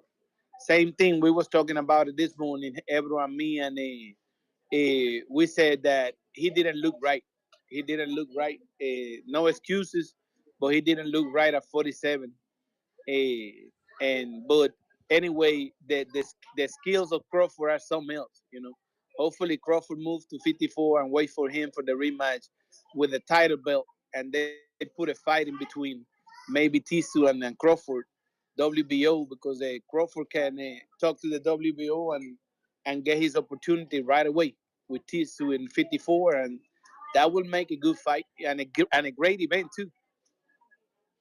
Absolutely, man. I think Crawford and Zoo is a good fight. Classic puncher boxer versus your boxer brawler, right? Yeah. I mean, I like it. I like it. Yo, yep. How you guys see that one? Which one? Nah, man. After that performance, Crawford. that Crawford, I can't Mhm. pick anybody against that man. You kidding me? It's crazy, right? Yo, Especially not Tim Zoo. before you go, let me ask you. Uh-huh. Would you be okay with a Gervonta Davis matchup against Terrence Crawford? He moved up from 35 to he started his career at 30. Bud started at 35. Tank's already won a title at 40. Do you think that'd be a matchup you'd be okay with? I wouldn't, but You said you wouldn't? no, not really. Why? It don't look right for me, you know, to have a tank going all the way up there to, you know, it might be Durant did a it. great like. Durant did it. Well, And you're right. You're right. Durant started at 30 and went all the way to fight Hagler after he beat Hearns. Tank ain't Durant. Tank ain't Durant. Well, I mean, Tank, at lightweight, he could be compared to Durant. I know Durant is considered the greatest lightweight, but at lightweight, he may not have the accomplishments of Durant of being undisputed, but who else is feared at lightweight like Tank when it comes to power? Who else can knock you out with either hand when it comes to Tank lap power? Who else could even be mentioned with manos de piedra like Tank? Come on, man. I understand. I understand, but Tank ain't Durant in a bunch of ways. And what Danny was saying is that listen. Put it at welterweight. Make it welterweight at 47. I still think you overlooking this Tank thing, bro. They got parallels. They got parallels. Manos de piedra. Not only that parallel, but what about Tank and Durant's parallel upbringing? Their upbringing from the slums, making it out of nothing. Homeless, orphans. Ness, We can be. No, come on. no, what about no, what about life after fame? Where Durant became drinking a little bit. Tank was drinking a little bit. What about Durant? Nah. What about Durant and his domestic violence? Stop the bullshit. Y'all hating on him, man. They don't want him to be this generation's fucking Durant. Y'all some haters. No, the parallels are it's there. not. You can't take that away. No, you can make a movie out of the parallels, like you said, but never ever Tank is gonna be like Durant. You can put now. Durant had the now Latinos behind him, and Tank fucking sells out everywhere. He don't just sell out in his hometown. How can you say he's anyway? Danny gave you mad time extra. You know? I just wanted your thoughts. I just wanted your thoughts. We appreciate. But go ahead, let him give them. Oh, okay. I'm not gonna cut you. Go ahead. You don't gotta. Now agree. you're talking. Now you're talking about media part. You know the media part, but I'm talking about boxing skills. But no, I'd like to answer Danny real quick, so it doesn't take more time. So Tank ain't got no boxing skills. Fucking Durant was a brawler, bro. Hold on. Not compared to what Durant did. Not compared. Never, ever. Not yet. Maybe later, but not yet. We can talk about this at a so whole they could topic. call Broner. He was being called before Broner lost to Maidana. What was they calling him, Caesar? Educate the audience. What was they calling him, Caesar? Bro, they was trying to compare him with the Mayweather and all that. What was they calling him? It was a media thing. Thing. All right, I gotta go. You don't want to tell the truth. See, this is what I'm saying. All right. This is Go what ahead. I'm saying. Go ahead. Thank you, brother. All right. You have a great day. They don't want to tell the truth. They was calling Broner the next Floyd.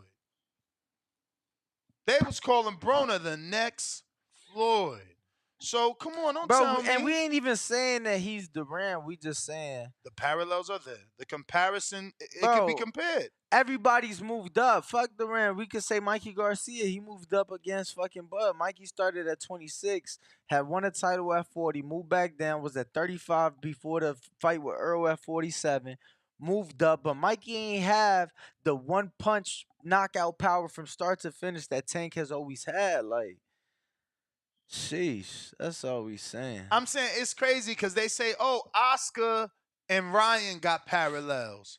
But I'm still watching the Oscar documentary, and they probably do got parallels. I don't think that Ryan was the rock star that Oscar was, though. Like, Oscar tells you, like, bro, I got money, but I wanted more money. I was fucking greedy. He was like, all I knew is that I had to keep winning, because if I kept winning, I could get in any club and you couldn't tell me no, because I was the champ and I had money. Hey, no, I ain't gonna lie, though. Let me tell you. I'm listening. Ryan was just out here, right? I don't know if he still is. I doubt it. But he was out here when Derrick James and them, they was all out here. Yeah. Bro, he was getting into them clubs, like, and it's Summer League in Vegas, bro. Like, everybody and their mother knew who Ryan was. No, like I'm saying, everybody and their mother's in town. So all the clubs is booked. Like, anybody who's a somebody is in Vegas the month of July. And I saw numerous videos of him, like, being escorted into the clubs. And you know what I'm saying? Bro, he's Ryan he fucking got that Garcia. superstar status for sure. So, I'm sure it's similar, but Yo, Oscar was a world champion. Oscar was an Olympic gold medalist. Like Oscar was that guy. Nah, Oscar, but they even looked alike, except Ryan is babyface, so he don't got the shadow. Oscar had like a shadow beard that he shaved to still look young. He was a fucking old young guy. Cause think about it, when he went to the Olympics, how old was he? He said, I think that was at 84. I still ain't watched the You documentary. tripping? You gotta watch that. I ain't finished, bro. You talking about I'm tripping? I've been busy. Yo, this is my second time trying to watch episode 1. So I'm like turning it on and going immediately to sleep. But listen, bro, how long is it that you can't fucking finish it? Bro, I'm an old man who gives my all to the show. Hey, you ever seen The Irishman? I think so, yeah. With Robert De Niro and it's on Netflix. Bro, for the life of me, I couldn't finish the last half hour of that movie. Damn. The last, to this day, still ain't finished it. Treese, I see you. Too long. But don't let me forget Treese. We got to get to these super chats. We last stopped off at Ryan Frazier from Canada. We got Rice Eater, $5. Charlo should have handled his business with Tim before trying to skip the line. He earned it. Benavidez should have given the Canelo fight first. I guess he meant should have been given. Oh, should have been given. Yeah, he did put that.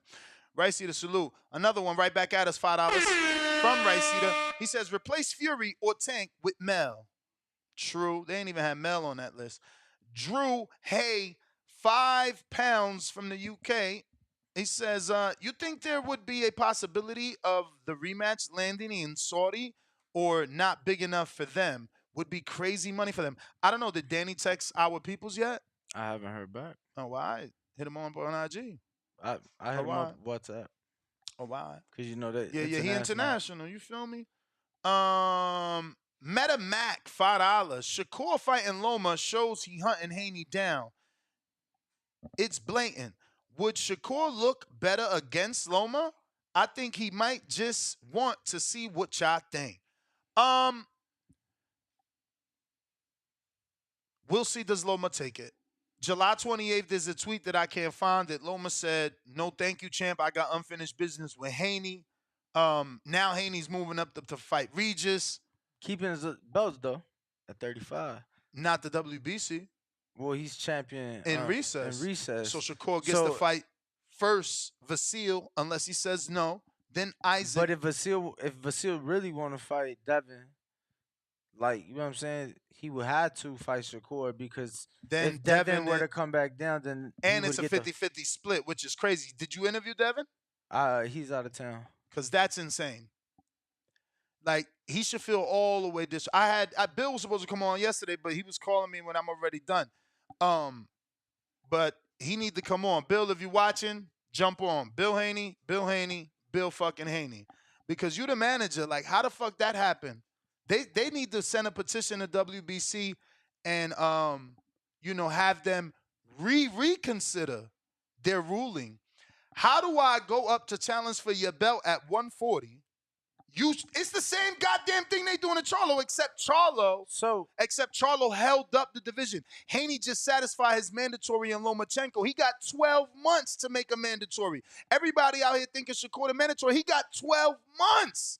So why is you stripping me? I fought for your youth titles, your regional titles, your interim titles, your full titles. I undisputed your title. I unified your title. And the minute I try to fucking fight for another one of your titles, you stripping me, making me champion in recess and giving him 50%? Bullshit. Where Bill at? So the first thing I thought of when I seen that, right, is like they probably was cool getting that off because they could always come back and be like, well, cool, who the winner? Cool. What's been your last 3 purses? Here's my last 3 purses, and get the special exception that the WBC and the WBO do. You get what I'm saying? So let's not forget Tyson Fury was able to do that. He was able to show, hey, this is how much I've made in my last 3 fights. He hasn't made nowhere near remotely that. I am the attraction. I am the star. Here's my purses to prove it. I feel like that's going to work because you Tyson Fury. And I mean, you got Bob. Shakur did been in this business for a minute. That's what I'm saying. And it worked for Shakur. WBC did this for Shakur. Well, I'm saying he did it with the WBO. No, but he also petitioned to the WBC. They gave him 25%. He was not happy. We all know who his manager is, and all of a sudden, they stripping Devin, naming him champion in recess. Fuck the 25%. Now it's 50%. I mean, bro, like for me, it's just hard. They didn't strip Canelo. No. Hear me though. He's not named champion in recess. But they did create a belt, like. But bro, that was then, not now. No, I hear He's you. getting to face Charlo with all his belts. Right, but now Mauricio is saying that they probably gonna do away with the belt that they created. Like, bro, he just looking for his way to get his cut. You get what I'm saying? Like, he just want another 3%. He just want another 3%. If it's about 3%, they could have asked Team Haney to pay to keep. Like, why? I mean, you stripping me and you giving my potential opponent 50%. Like, you saying everything I did means nothing. Naming me champion in recess and then putting me on the same level as the dude that fought for the vacant belt, I feel disrespected. I'm just saying, I feel disrespected. But, you know, who am I, man? I don't know what happens in these back rooms, but we did email Mauricio. We trying to get him back on. I wish this shit would have happened when we had him in the fucking room Friday, my bad. Because I honestly, I don't get it. It's not fair. Everything should be universal. If you're going to do it for Canelo, then you got to do it for Haney. If you're not going to strip Canelo, if you're going to name a... Because, ladies and gentlemen, let me tell you, they could have had them fight for an interim title. Ain't that what David Benavidez did last year? He had a fight for an interim title because Canelo was busy. Now he's still busy. So Mauricio, when I say Mauricio, why ain't David getting shot? David's okay. He's making money now that he's an interim title. Mauricio, why Carlos Adames ain't getting shot? Carlos is okay. He's making his money as an interim titleist. So damn, let Shakur make his money as an interim. Like, it's just not fair. It feels like I'm the Haney voice because I fight for justice. It don't matter who. I just came on talking about Jermell wasn't fair. But they within their right because Jermell held them up. Haney satisfied his fucking mandatory versus Vasil. There's no reason this should be happening. No reason. But we got some super chats I want to get to before we get to Treese Michael in Toledo, Wilson, $10 Ohio. says, I can't blame ESPN for removing Spence from the pound-for-pound list. In my opinion, there are only two people to blame for Spence's removal from the pound-for-pound list. One, the guy at the top of the list, and two, Spence himself. Top of the list would be Terrence Bud Crawford. Terrence Bud Crawford. Bones13, $2 says, shout out to TBV for having a 3-4 hour show each and every day. You know we love this shit. Breakfast Club of Boxing, drop us a 5-star review in the middle of this episode at the 1 hour mark, actually. 1 hour, 2 minutes, and 53 seconds is a detailed way to drop us a 5-star review if you're using an iPhone or on your computer. But you were saying... Trap Media USA, $5 says, Bud said he don't want boots on his Hot 97 interview. Charlo may get stripped for one belt like Devin, and if Canelo stops him, who will still want that? If Canelo stops, that's what I'm saying. So I think Zoo might be the best option, and you just end it at being 35, 40, 47, 50, 4-time champion, 2-time undisputed, 3-time lineal, or 3-time lineal now, because he got the undisputed at 47. Maybe he gets to unify after Zoo with somebody. Maybe they feel different than we do if Charlo loses. I don't know. How do you feel about that super chat, specifically what he said? I mean... Do you think that Crawford's not going to want it if Charlo loses? No, I think he'll still want it. I think it'll depend how he loses. I mean, how do you expect him to lose? Canelo's one of your favorite fighters. Like, you literally cried when he beat Triple G. Yeah, I mean, I'm going to be honest with you. I feel like Charlo is, I'm sprinkling a few dollars on my boy Mel. I ain't going to front my shit. Okay, so you think it's just that time for Canelo. It might be. I mean, he's definitely slowed down. He has definitely to me, I feel like he's kind of found the level of content. Yeah. You get what I'm saying? And you know, for me, Mel hasn't done that, bro. Like from little things to the bigger things, you know, he's brought in Joanne Guzman and has kept Joanne Guzman on for the last year and a half. Shout out to Joanne Guzman. Pulled up to the appreciation night. Came through, man Friday of his night, word. that Man lo of his meal, word. that lo meal. That lo meal. And yo, it he was great mad seeing him. nervous. He was mad nervous. Shout out to Danny, the only one that ain't nervous around Bumgarner. He's like, yo, that lo mío, ese Bumgarner. I'm like, yeah, tú quieres una foto? He's like, man. So obviously translators like, yo, is that Bumgarner? I'm like, yeah, what you want, a picture? He's like, yeah. I'm like, come on, let's go. Introduced him. You heard my audio message I sent you last night? Yes. Bro, that shit was hilarious. Shout out to Bo Mac. Shout out to everybody. But shout out to Bo Mac. Shout out to Bo Mac. You could say that Bo Mac hit up Danny and was like, damn, y'all fight party was lit. Shout out to Bo Mac. Because there's some haters out there like, oh, this shit look whack.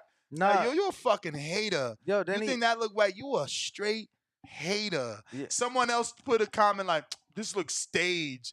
You think that staged? You a straight Errol Spence fucking fanatic. This is the only way you can think that's staged. Bro, nah, then you a hater if you think it's staged. Man, yeah, I ain't even gonna entertain that. Then yesterday he like, yo, what was that shit at? That shit looked fire, man. I wish I could have been there. And I'm like, we wish you could have been there too. I'm like, yo, how you was gonna be there? Then he was like, yo, I was about to text you and take my hat off to you, man. I thought you brought a baddie to the fight party.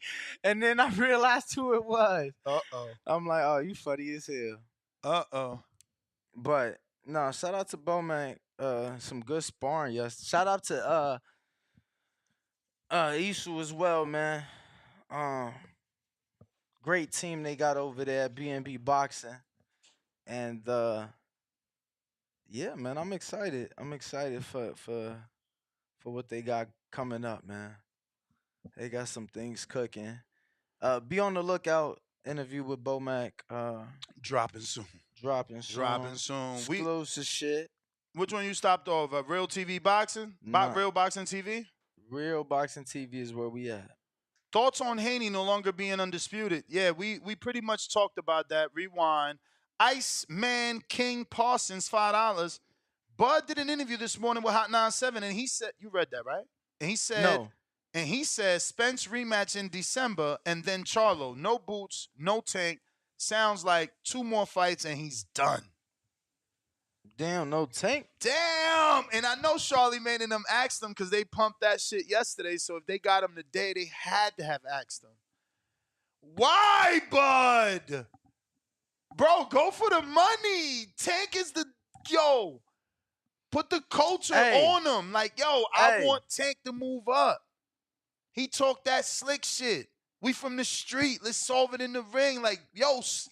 Nah, I can't say that. What? Can't say what? I had to rethink of our conversation then. Bro, he gotta put him in there. Nah, cause you know I talked to Bo Mac? Yeah, you know he say too small. That they can't dismiss it. Nah, you ain't dismissed Duran. I gotta be on the lookout for the interview. Nah, he said some shit off the record though. I just had to remember, was this on or off the record? That's why I'm like, hold up, Hardin, hold up. Andre Griffin, $9.99. It's only a small percentage of fighters making big money. We found out yesterday we got fighters with a name out here who can't even pay sparring partners. Respectfully. Looking emoji. You ain't lying, man. You ain't lying. This is a tough business. Dre Bogus. Salute to Dre Bogus. I appreciate you. We met him out there. Bro, we met him in the, he came to the fight party, came to appreciation night. We appreciate you. He said, $2. Didn't Loma stay on the list after 2 losses? Yeah, but, and he said, shaking my head, but that was the ring list. You know, they love him over there. The Axiom, $5. Corte got stripped by the WBA, led up to the De La Hoya WBC champ because he didn't do his Mando next. Tito versus De La Hoya should have been for 4-belt undisputed. WBA fucked up history. Hi, mi nieto. $5. Just sent lengthy 5-star review, champs. Tired of hearing Earl didn't look right excuses. Y'all can't take it, B. He didn't look right because Bud made him look that way. Hand on face emoji? Capicu, $5. What it do? WBO may be forcing the fight on Charlo. Strip him. Then, if he returns to 54, fight Zoo for his previous title. Might be a chess play on the WBO part. Real Boxing TV says Haney was emailed a belt and they emailed him back saying we taking it back. Crying laughing face.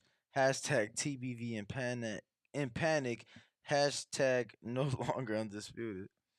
Bobby Shaw, $5 says Mexican executioner versus Mexican monster. Tim Zoo versus Bud equals kill the boogeyman. And Deontay versus AJ equals BLM? What the fuck? Boxing getting good. Y'all weird. Yeah. I don't really Trees get that. in Ohio. Counterpunch. Trees cutting the line. What up? Yo. Yo. Man, what up, man? What up? Man. I'm listening to some shit. Doing some thinking and whatnot, man. It's like, What's up, champ? What's on your mind? I'm just some shit on my brain, man. I'm looking at this list, this top ranked biased ass list that ESPN to produce. I mean, I know it would be more top, but why the fuck ain't TSM on that list? And why the fuck ain't people talking about TSM that's right. fighting Bud? That's only 10 right. spots. And That's look, what I'm saying. Yo, but my Why man the beat fuck- two hey, undisputed champs. That's and No, moved up whoa, two whoa, divisions. Whoa. One division. Why the fuck? Why the fuck? Oh, you're ain't- right. why You're the fuck right. ain't- You're I ain't right. gonna You're hold right. you. You're right. I got to doing some thinking. 'Cause I got Yo, to doing Trees, some. he cutting you off. Why you give, cutting him off, Danny? He ain't never beat Danny, stop cutting no me. undisputed champ. Let's Let be me clear burn. about that. He Hey, beat hey, two hey, we former. ain't do that. He beat He two beat former a former undisputed and a a former former undisputed champ. and That a counts for former something. and a former like 3-belt unified. Danny, what the? That counts for something. Oh, but my hey, let me bad. burn, man. Danny. Hey, Danny, let me burn, Start man. his clock over, Hey, man. Go ahead. I'm starting your clock over. For sure, I appreciate that. I'm gonna tell you something. He First off, didn't. we got FYI, Bud. he didn't. He lying. I did. I'm looking at the clock. First, number 1, we got Bud. Number 2, I got Inouye. Number 3, I got Fury. Number 4, I got Nello. Number 5, I got Usyk. Number 6, I got my boy, Devin the Dream Haney, my guy. Number 7, I got Bivol. I got Bivol at number 7. Number 8, I got Tiafimo. Number 9, I got Mel. And number 10, I got Errol. If Errol gonna come back for his, if Mr. Spence gonna come back for his rematch, Where you say you got Inouye? I got Inouye at number 2. I ain't gonna hold you. I like what he's doing. He been doing some shit. I watched a couple of his fights. I watched that Maloney fight. I mean, I know niggas gonna say Maloney win shit. I had watched that Maloney fight. I watched that Nonito fight. I had watched all these shits beforehand. You feel me? I knew who he was. I just thought that Fulton would make it look good and we could compete. You feel me? But we didn't. He beat the fuck out of us. So therefore, I gotta show respect. I put Inouye at number 2 behind Bud. You feel me? I gotta. He made me a believer. Just like that's why I got Fury at number 3. He made me a believer with Wilder.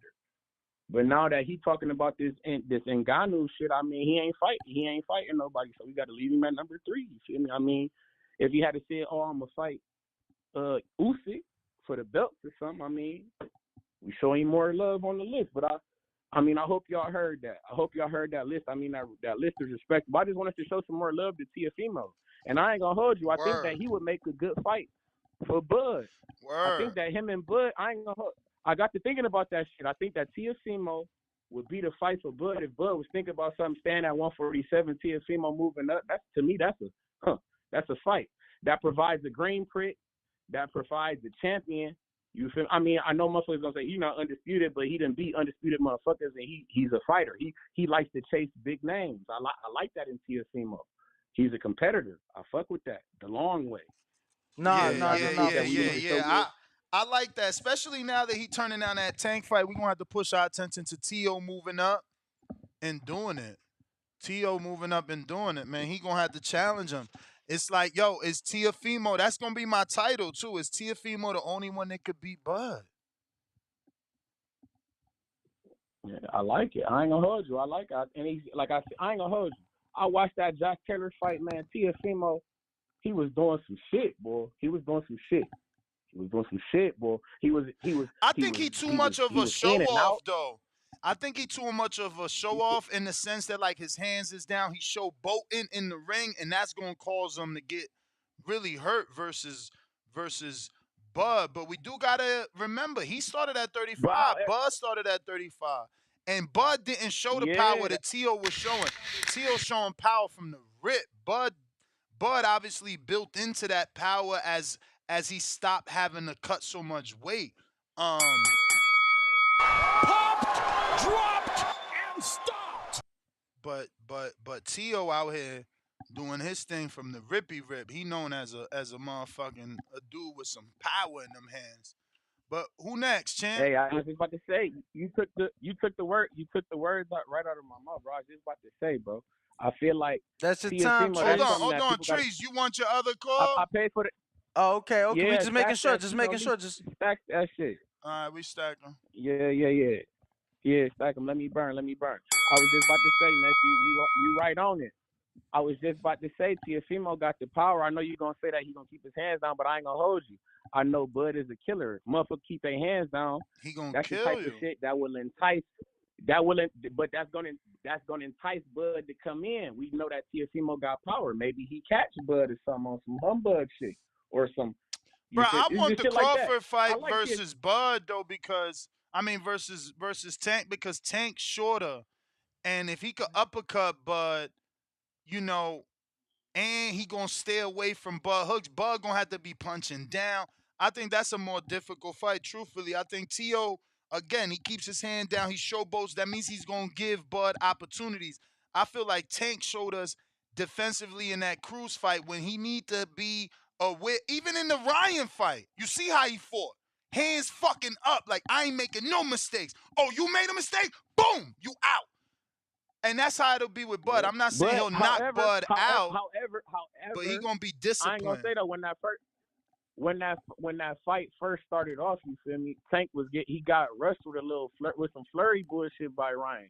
Maybe some of that little bullshit could have landed or something. I mean, it was little bullshit going on in that fight at the beginning. You feel me? I ain't gonna lie. I mean, Tank got the opportunity to line him up. However, at the beginning, Ryan tried to dirty that shit up. I mean, that's what you got to do with motherfucker. You got to dirty that shit. I know Tiafimo like that. Tiafimo, I like Tiafimo, man. He a good. I like that guy. I was thinking about the shit. I doubted him in that Josh Taylor fight. I had him in the Lomachenko. I ain't gonna hold you. I bet on that shit. But I don't know. I thought he was mentally off for the Josh Taylor shit. He surprised the fuck out of me. He made a liar out of me, and I gotta respect it. You feel me? I gotta go. I gotta go with what I know. You feel me? He looking like he got it. I'm fucking with him. But hey, I just want to and something else I want to throw out here. I wonder if y'all see Jared Anderson? I know y'all know Jared Anderson was in Philadelphia and shit, fucking with Boots in now. Yeah. Trying to get some training and shit. Yeah, my man just posted a video and shit. I know that I know y'all talking about the Gilly Fest and all that type of shit. My man Jared was out there going crazy, fucking with the fellas. I'm fucking with Philly and whatnot. But hey, before my time run out, y'all know what the fuck going on. Hey, on Friday, y'all know we got O'Shea Jones from this city. You feel me? Women's welterweight, 2021 bronze medalist. You feel me, from the Olympics. You know what the fuck going on. She in the city. Hey man, hey Ness. If there's ever a chance, I don't know if you ever. I don't know how. Can you get Vic Green or someone here? I know we ain't talking no Ohio. Yeah, we've had him on the show before. We've had him on here before. Yeah, that's our guy. Actually, Trees, the night I was in Toledo, he was there. I interviewed one of his prospects. I know. And stuff. I seen him. I was actually talking to him. I talked to him and shit like this here, but it's like I want to see it.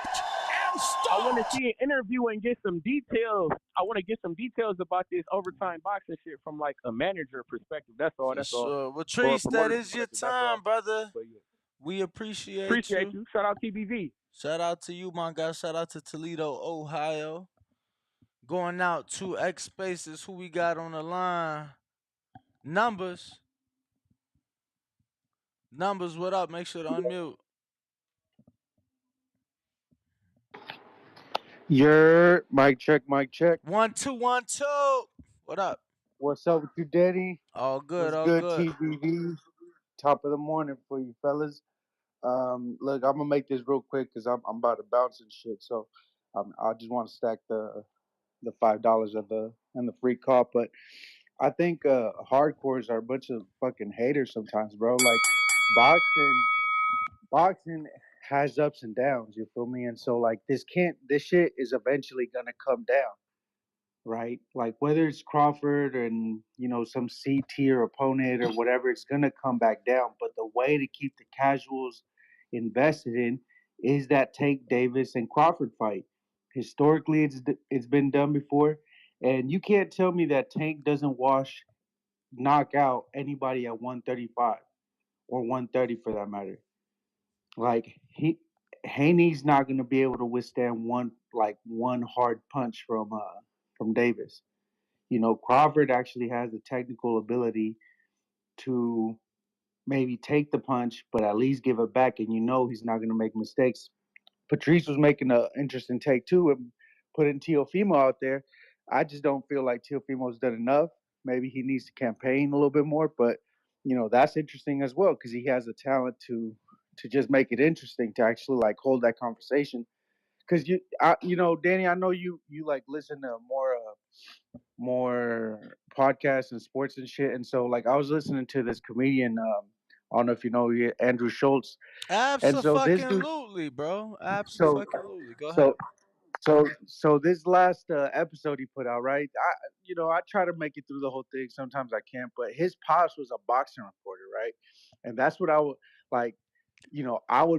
I would like to hear you and Nez go and like guest on these other shows to like kind of put out the right boxing narratives because this dude was like, there's one thing that stuck with me where where he made a reference to Cruz versus Giovanni, where he was in the casino and watching the people like gravitate towards the UFC fights during the boxing undercard, where it's just like, yeah, man, that Cruz and Giovanni fight, that was hard to watch. Even as a hardcore, it was just like damn, Giovanni's just getting mollywopped. But for the casuals, for just like the national conversation, the senses, whatever culture, UFC does seem to like, and this is what Schultz was saying, UFC does seem to just like pull in more people for like these no name fights, quote unquote. But once the big events happen, boxing takes over. There's no other sport like boxing with a big mega fight. And what's the next big mega fight? Is Davis and Crawford. It could happen. You feel me? And it would draw in a bunch of that shit easily sells 2 million pay-per-views. Easily. And just because we wanna say no, we want to be like, that shit's just a fantasy. Bro, it has happened. Like we've been getting undisputed after undisputed. We've been getting hardcore matchups this last year and a half. It's time to like, do the money thing, do the green plan. That's You the feel me? time, champ. You say you stack in your car? Yeah. Let me keep going real quick. Let me keep cooking. Ring the bell, Danny. Oh That way yeah, my bad. And so what I was saying is just like what Mayweather wasn't giving us undisputed versus undisputed. He was picking and choosing his fights. He was like, we would have preferred to see a Mayweather Errol instead of Mayweather Andre Berto. You feel me? Like that was like a weak ass fight to go off of. You feel me? So I think it's time to like give back a little bit to the casuals to like to keep this momentum going. Across the country. Like, yeah, let's do a matchup that might be non-hardcore, right? Where it's just like let's just put it out there where you got these big names like Tank, and I'm far from a Tank fan, and or you know what I mean? I Like, thought that was your like favorite I think fighter, bro. shit, I bro. I'm remember. no man fan, bro. Hell no, bro. Oh, okay. I'm a fan of the sport, bro. Come I'm on, man. fucking with you. I'm fucking with you, man. But yeah, so that's what I'm saying. Like just to start beating the drums, where like this could happen, bro. Davis could move. There could be a catchway. It could be done. we've been getting these hardcore matchups lately. It's just like let's put this out there to keep the sport in the in the main culture, in the mainstream conversation. You feel me? Because like I was listening to the shows, bro, and I was just like, damn, like this shit. It's just and it's just like You gotta you wish you understand could though, be there to correct them. but you gotta understand though. Andrew Schultz is a comedian, bro. Right? So if you're listening to a comedian for boxing shit, like what's Ari Spears, bro? I'm a big Ari Spears guy. He's fucking hilarious. He's a huge boxing head. But when I listen to his boxing takes, I don't expect to fucking gain knowledge. I expect to laugh. So you gotta look at it for what Right, it is too. right. But he has a big platform, and his pops was at the Muhammad Ali. So his pops was like a boxing beat reporter. And so that's where it's just like, all right, well, like a lot of the stuff he says isn't wrong, but I just think Brother, that like comedians and the conversation, like they suck up to MMA, UFC because of the whole Joe Rogan thing, and it's like, you know what I mean? Like, where's the boxing Joe Rogan? You feel me? bro, let me tell you something. That could, My father's a truck driver, and before he been driving trucks 15 years. Before he did that, he was building foundations for homes. I don't know dick shit about foundations. All I know is a few things about tie down straps and a few other, bro. I don't know nothing, bro. I don't know how to drive a semi. I've been in the semi with my father plenty. I don't know how to drive one. So just because his father was a beat reporter, he ain't supposed to be this knowledgeable guy. Not on no, boxing. no, and I get that. I'm just saying that like because of his big platform, there should like it's just spreading misinformation about boxing. But that's my call, man. Y'all have a good day, bro. Peace Bro, out.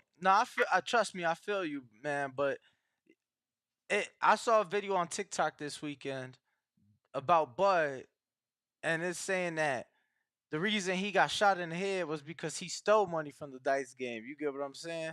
And it was just like, bro, there's plenty of misinformation being spread. Y'all just gotta understand what's what, do some own research, and then just go from there. Yo, yo. What up? What up? Out of audio. It's great. Straight us, what's up, man? Shout out Ring Walk. Shout out Ness. Shout out TBV. Smash that like button. It's free. Do something with yourself. Let's get back. Y'all went everywhere today.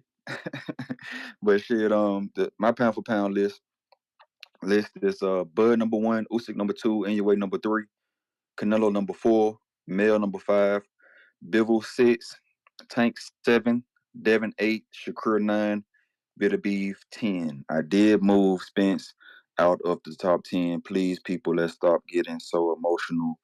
And let's just, hey, maybe they got a reason. Let's ask why. Just, I know maybe you don't want to be explained or you don't want to hear, but just they maybe have some valid points. Spence was only in my pound for pound because, he got moved out. He's only and been in one weight. Even though he was a unified champion, and then he just lost. Even though he lost to the number 1, don't mean that he's a bad fighter. Now he's top 15. It's okay. When Fulton lost to Inoue, I know some of you guys, like my boy Numbers was saying, man, like boxing fans, I don't know, it just throw their fighters away so quick, man. It should be crazy. Like Fulton still top pound for pound 15. Errol still 15. So he just out the top 10, man. That's all.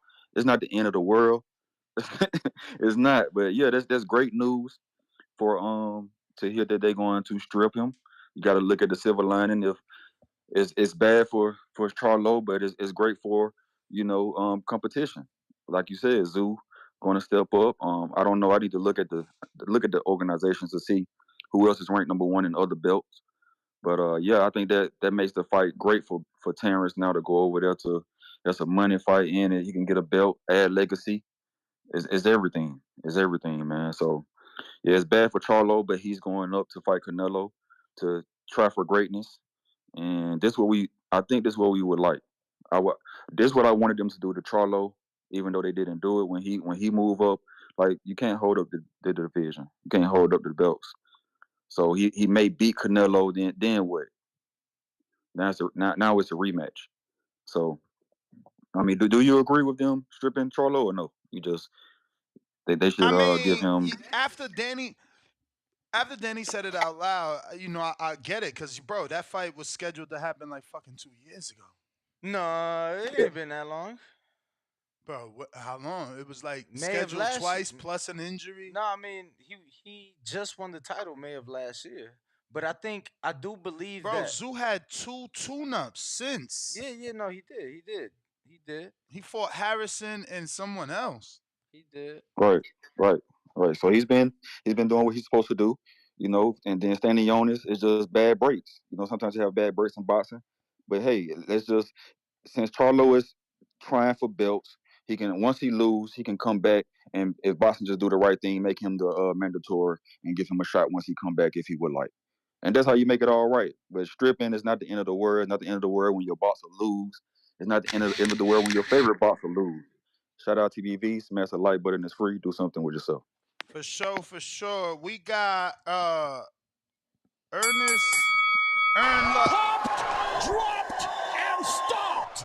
Earn Luck. I mean, yeah, Luke, he said. Actually, it's Earn Luke, all right? But Earn Luke, I don't know. Did you send a counterpunch from yesterday that I owe you? Because definitely it don't cost $1 to cut the line. I got numbers says $2. Earl fought in one weight class. How is he even pound for pound? Earn Luck, what up? What's the deal? Nah, What you don't up? owe me nothing. Y'all don't owe me nothing. Y'all never do. I just, I just fucked with y'all, and y'all know that too. So I ain't got to go there. Earn Luke in the building. We started out today, and yeah, I did send a counter punch, but don't even worry about all that. We'll keep it quick. Shakur Stevenson. Shout out to Shakur Stevenson, the best pound for pound boxer in the world. Word? And over Crawford?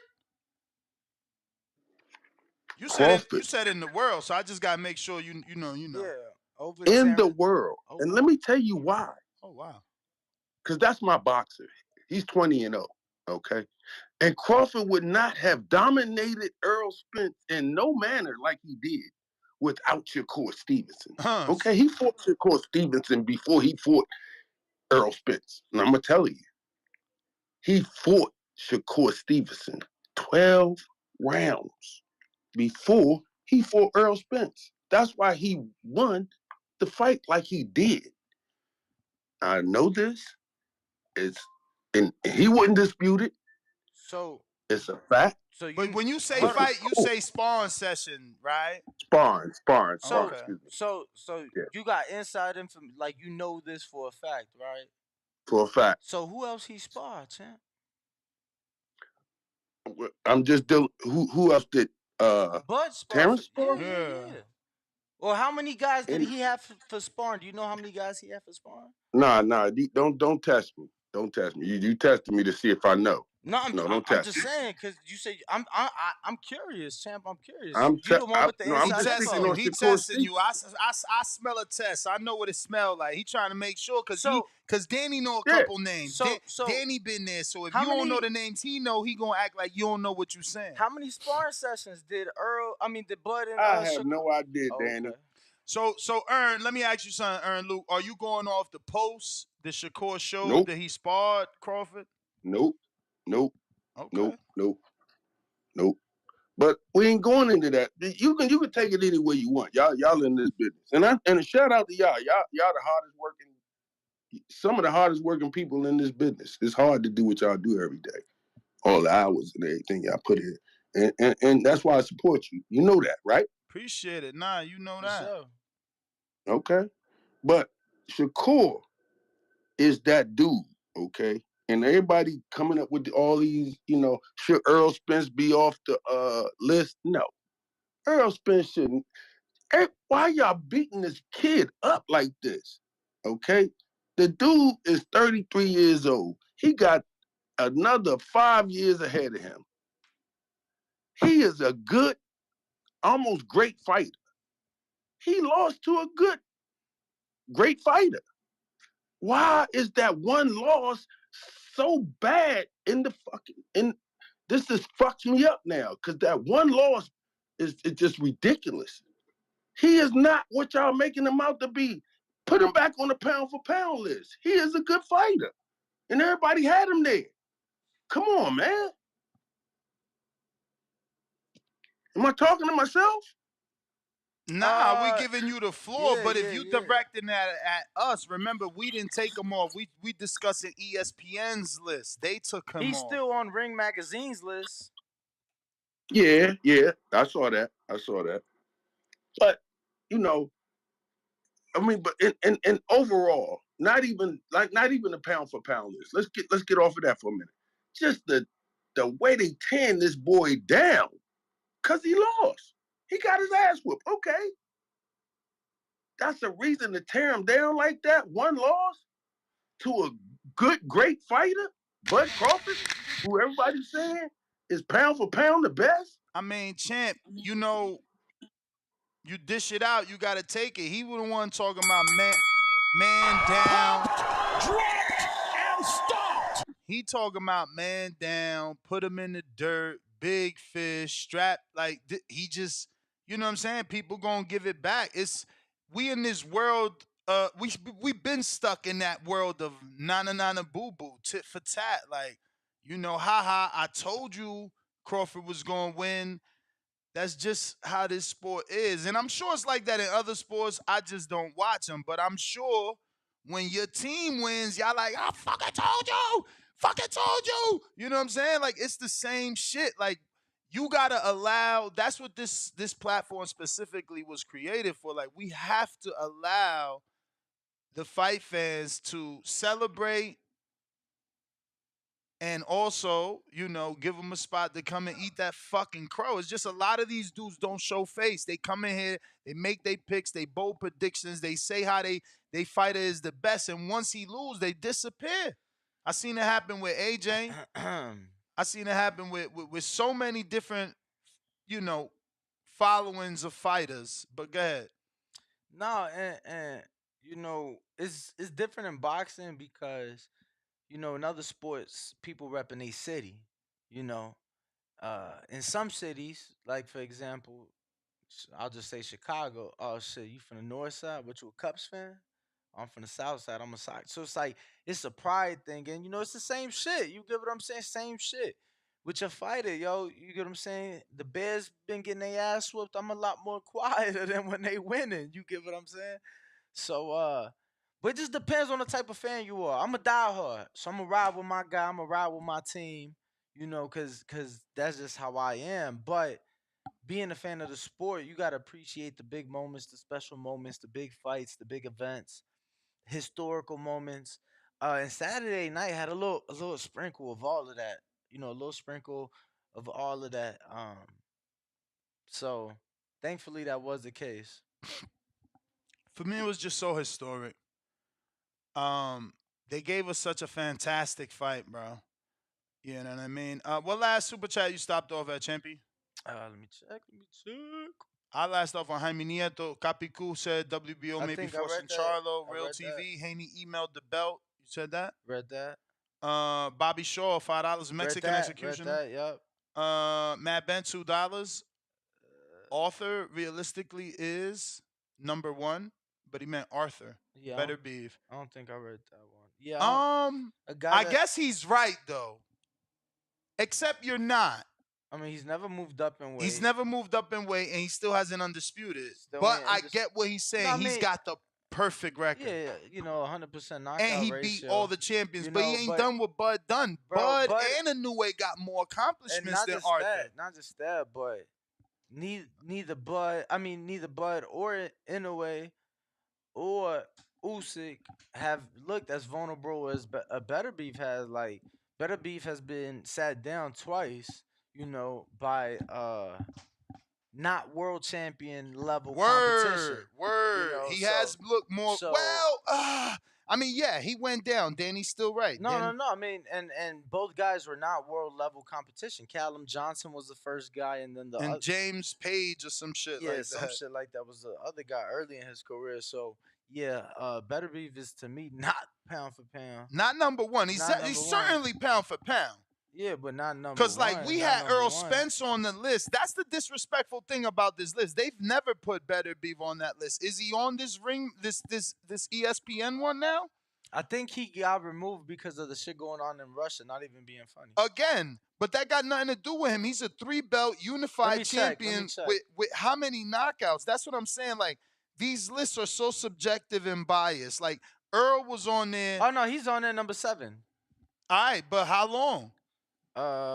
7 is pretty decent, though. And End he the moved story, up. though. End the story. Nah, 7 is decent. That's a decent His number. previous ranking was 8, so he did move up. That's a decent number because, bro, he's doing what Earl did on steroids. Like, he's 100% knockout ratio and beat all his champions by knockout. And you know, he's pretty active. He's old though. He's old already because he had a late start. I got to meet him. I went to his fight in Chicago. I mean, he didn't fight in Chicago. Did he fight in Chicago on the Eddie Hearn card? That's when Callum Johnson sat him down. Okay, yeah, I got to meet him there in person. He wasn't as tall as I thought. Shout out to Mark Ramsey. That's my guy, man. It's funny. I always have better relationships with the trainers. Mark Ramsey is such a great trainer, good guy. Shout out. They got a real one out there in Canada for real. He's trained Lemieux, obviously Arthur Beterbiev. I believe he even had Boutte, right? At one point. Lucien Boutte? No? Danny, that's before Danny's time. And shit. Yeah, I caught the very end of Boutte career. You caught him when he was on PBC already, not when he was a Canadian superstar, huh? Correct. Bro, he was a Canadian superstar. HBO would pay to go watch his fights over there and call it and everything. They desperately wanted him to fight Andre Ward, bro. Ward should have gave us that. Ward got in his, you know, what's the right word to use here? He felt like, you know, this dude didn't want to get in the tournament, so why would I give him a shot now that I won the tournament? And, you know, it never happened. It never happened. I forgot somebody upset him, though, but he was supposed to have been lost before that Ward fight. It was a referee that's still refereeing to this day that cheated, bro. Lombardo Andrade should have won that fight by knockout. My man, Wilder fans think he got a long count. Go watch that fight. How long was that count, champ? Oh, my God. Let me tell you, brother. I think I have no knowledge of this. I have no knowledge of this at all. But, like, after that fight, Lombardo Andrade got a job with Al Heyman, and he's still with Al. He's still with Al. He, like, does shit for fighters, and he's, like, does with, man, I don't want to say Sylvia, but, like, you know, he takes care of the fighters. You feel me? Like, if they arrive, he's handles everything. But, bro, they robbed that man. They robbed that. That referee was terrible. He, like, started to argue with him as if he wasn't going. Marlon Wright is the referee's name. Terrible. According to bro, the fact that he friend, hold on. Good friend of the TBV community, Mr. Alex Vega. Bro, the fact that he didn't get suspended, I mean, or fired, like, fuck that. Like, y'all gotta really, really, really watch that. That shit was crazy. But I got CYP. What is up, brother? What's it, CYP? Do we have a counter punch? Oh, fuck. Go ahead, brother. We'll figure it out. Yo. Yo. Some of y'all about to be real upset with me. What And that's life. What you do? I'm gonna tell you. I've been doing some research. There needs to be a fucking Not soundbite to come on research when I say that shit. again? Research. I'm doing my research. Man, Roberto Duran, after he beat Sugar Ray, he was overrated, man. I'm gonna tell you something. He still went This 15 with Hagler after Yes, that. great. And I can find you other dudes who went 15 with him too. So it's not like Hagler knocked out everybody now. It's not like Tyson knocked out everybody now. Even Wilder with 12 with Stavern. It happens in great people's careers. But let's move past that. He was 30 years old when he fought Sugar Ray. Sugar Ray was 24 years old. Okay? That's the dude who made him quit. When he fought Wilfred Benitez and lost, He was 30 years old. Wilfred Benitez was 23. This dude got beat by a 23-year-old and a 24-year-old. Both of them dudes went on to be great as they got older, but they beat your ass when they was pups. Ryan Garcia is 24. That's younger than Tank is, younger than Devin is, younger than Shakur is. Dude, what did you do after that? Every big fight he was in with a name, he lost after Sugar Ray. He literally got the title back from a dude named what the fuck is his dude name? Bobby or Robbie something? Like Robbie. Let me get it right. But I'm not. Excuse me. David Can Moore. I interject here just to like Go ahead. what are you trying to say? He's still I'm saying that considered the greatest no. lightweight of all time. Yes, as a little man, y'all keep giving him credit hold and on. mentioning the big names. He lost to all of them. Fighting big names and losing does not give you credit. But hold on, we talk about being labeled the greatest lightweight of all time, then moving up 2 divisions and beating Sugar Ray Leonard. How is that bad? No. Listen to where he fought at. What's the highest that Roberto Duran fought at? What weight? I think he went to 175. Thank you. So 147 ain't what you talking about. When they talk about Duran, they talk about the fact that he started and where he went. He went all the way to 75. That's the legend of him. But the truth of the matter is, after 47, he was losing all them fights when he moved up. So we give him so much credit for daring to be great, but losing is what I'm saying. We don't get dissected, fighters. When we start dissecting, we realize it. Like I told you, I didn't know Chavez fought 80 bums until I looked them up. Sometimes you don't even realize that legend is full of shit. Roberto Duran, after 147, Sugar Ray. He was not that good. He wasn't that good. Champ, after 30 years old. He still moved up. Champ, like I don't. And lost. No, he beat Duran. He beat Leonard. They don't matter. He moved up 2 divisions and beat Leonard. So what if he lost after that? And he continued, but he continued to move up after and moved up after and moved up after. Didn't he beat kept Barkley going. too? Didn't he beat Barkley too? I ran My Barkley. God. Listen to me. He had 15 losses. He only had one before 14 losses after Sugar Ray. 14. That's a lot of fucking losses. And I don't even want to count the ones after 35. Champ, Orlando Salido got 13 losses. It's who you lost to and who you beat. I don't really. So what are you ultimately trying to say? The Tank is better? Are you telling me there's 15 great fighters that he lost to? I'm not saying that because Evander Holyfield probably finished his career with 15 losses because sometimes these guys keep fighting past the time they should fight, CYP. You know that. Look at Roy Jones. How many losses Roy Jones got right now? You're not listening. You're trying to overtalk. Shit, let me check. Go ahead. I told you, over 35, I'm not counting those because I consider that past. I'm not counting those losses. That's like 9 up there. Forget those. The fact that after 147, age 30, my man's resume is damn near regular as fuck after 47, but we give him so much credit for going up and going up. Going up to do what? To lose? That's what I'm saying. This man has super heart. Yes. But losing don't take heart. But CYP, if you have figured that out, right, and that's your belief that they're giving him credit for losing, then yes, continue to give him credit because that's what y'all doing to Errol. They tearing him down. We tearing him down. No. So what are you saying he isn't great? No, this has nothing to do with Errol. I'm saying Duran. You're saying Duran? No. I'm saying Duran is great, but he's not as great as they say because nobody actually looked at it. They think that he was actually winning. He was losing those big fights. He just was taking them. Taking fights and getting your ass kicked or losing is not greatness to me. That's just daring to be great, but you lost. See, daring to be great and losing, there has to be a metric to that shit.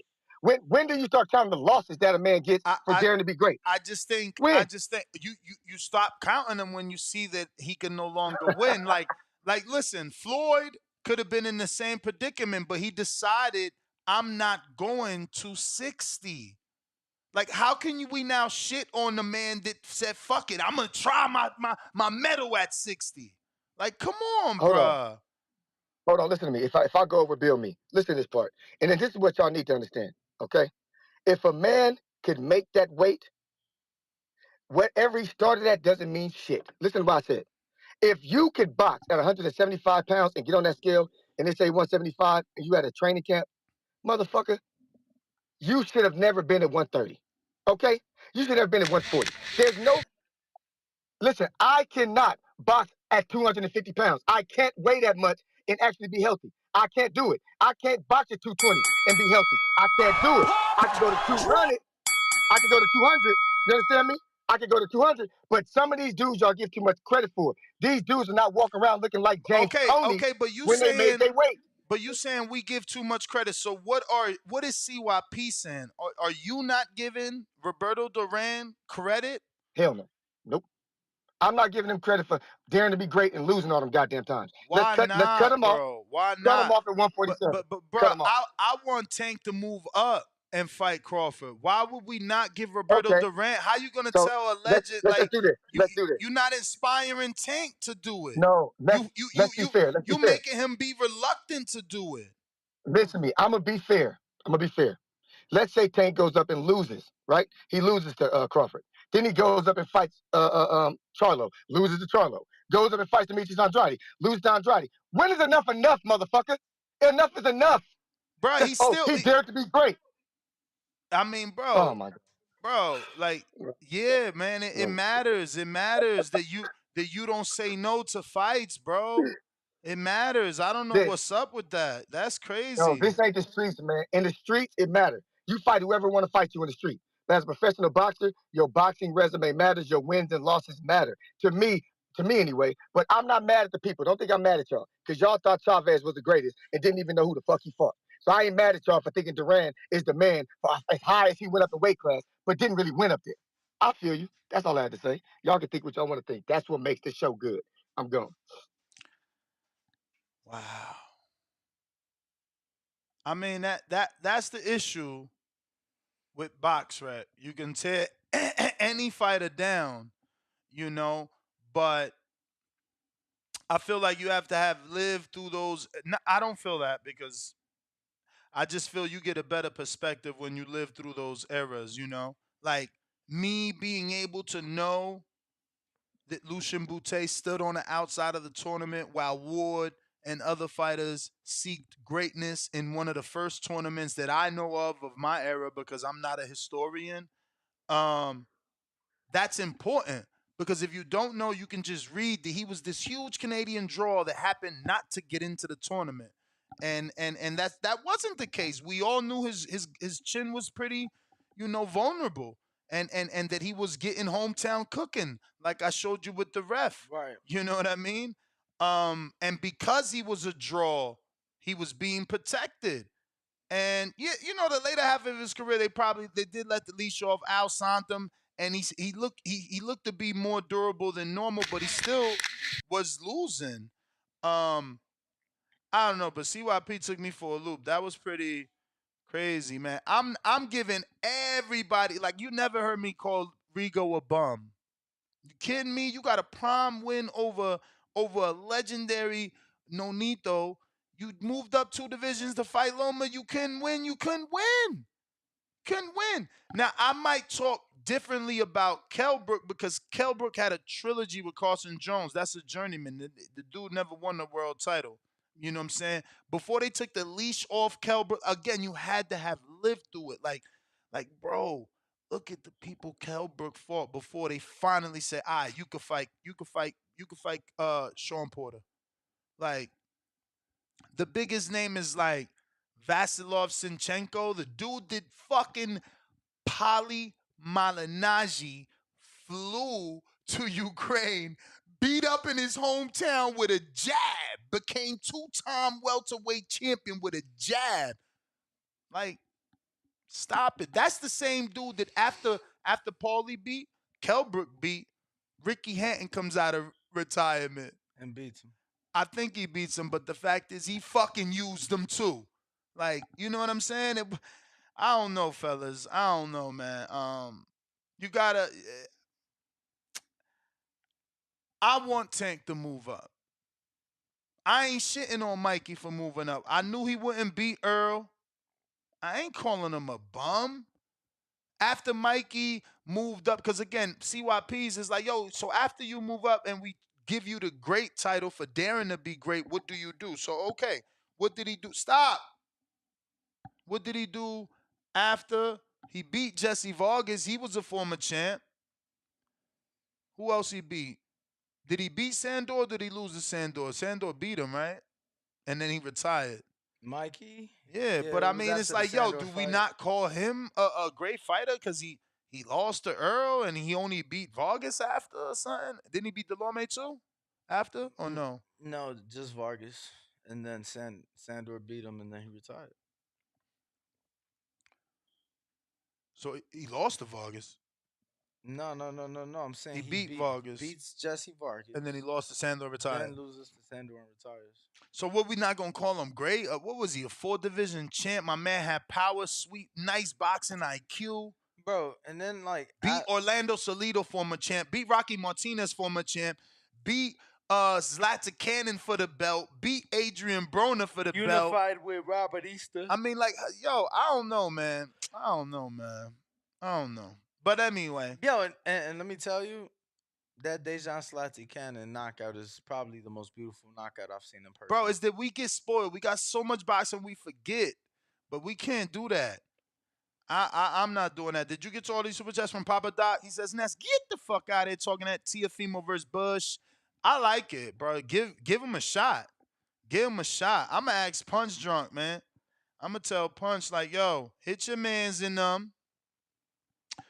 got a couple cash apps. Let me get to these. But remind me to text Punch to hit his mans to ask him the question. It's all good. I don't need to be the one to ask him, but we need to know the answer. Does he feel he the WBO champ? He could automatically ask for that Crawford shot right fucking now. Put the pressure at least in the media. You know Paco gonna want that shit. Paco gonna be like, yup, we approving him. Yup, you can fight him. And then what? Punch. Ooh, Punch. I hope you can hit him up. ASAP status. But I got Mike Hicks that says Bud Orthodox versus Earl at 154. Thoughts? Yeah, I don't think he'll just come out and only fight him Orthodox. For any I can't see that. You know, Bud's always been a finisher from the southpaw stance. So like even if he started Orthodox when the going got tough, he get into that motherfucking southpaw stance. So yeah. I got Mike Hicks right back with another one. He says, also, if y'all need a coffee plug, let me know. Bruh, no, you let me know. How much coffee you see me drink? I even drink coffee at 7 o'clock at night. How else you think I do the show? And Danny drink coffee. DM me, NestGTO, at NestGTO. Yeah. What else we got?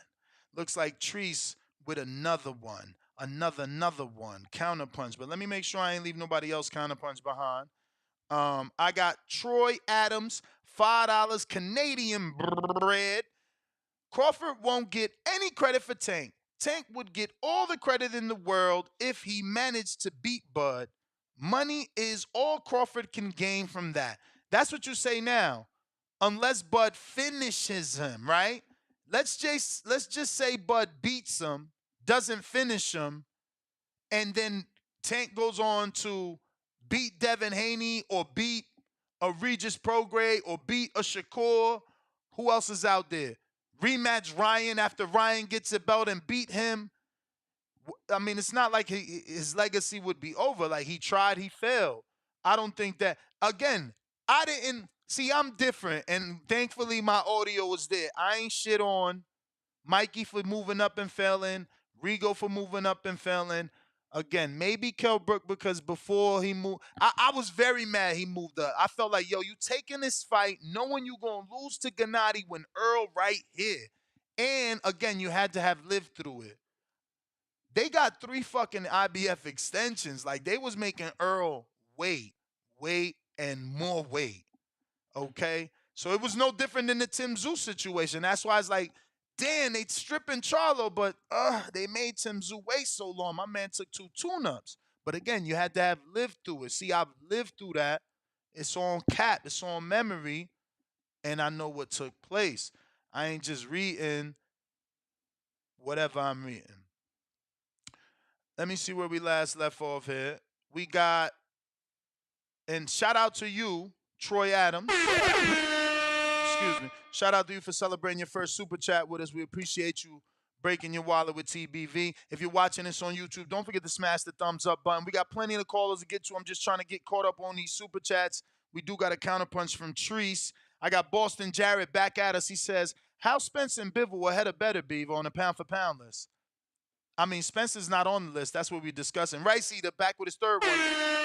$2. Bud would have stopped Teller or multiple drops. Maybe, but maybe there was also not enough money in that fight for Top Rank to offer it to Bud. Because remember, right before he sued and left, when he won that Porter fight, they could have been like, look, I know you mad at us. Here's this Teller fight for X amount of dollars. So, Count Drago, $2. You can watch T.O. Bud's sparring session online. Bad for T.O. Yeah, yo, come on. He was a pup.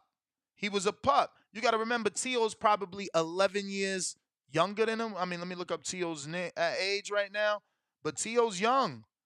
But it's still 35. You know what I'm saying? Like, youth at one point or another can play a factor. T.O. is 26 years old, so he's 9 years younger than Bud.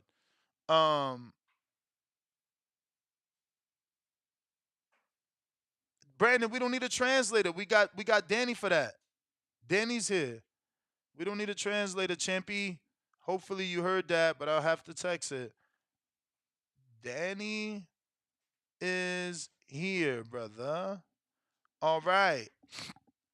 What else we got? Another super chat we got to get to. We stopped at Count Drago. We got Atheist Ghostbuster back at us, $5. Post a link or share on your screen any statement from the IBF, WBO, WBC, or WBA that shows that Loma has the Haney mandatory. As the Haney mandatory.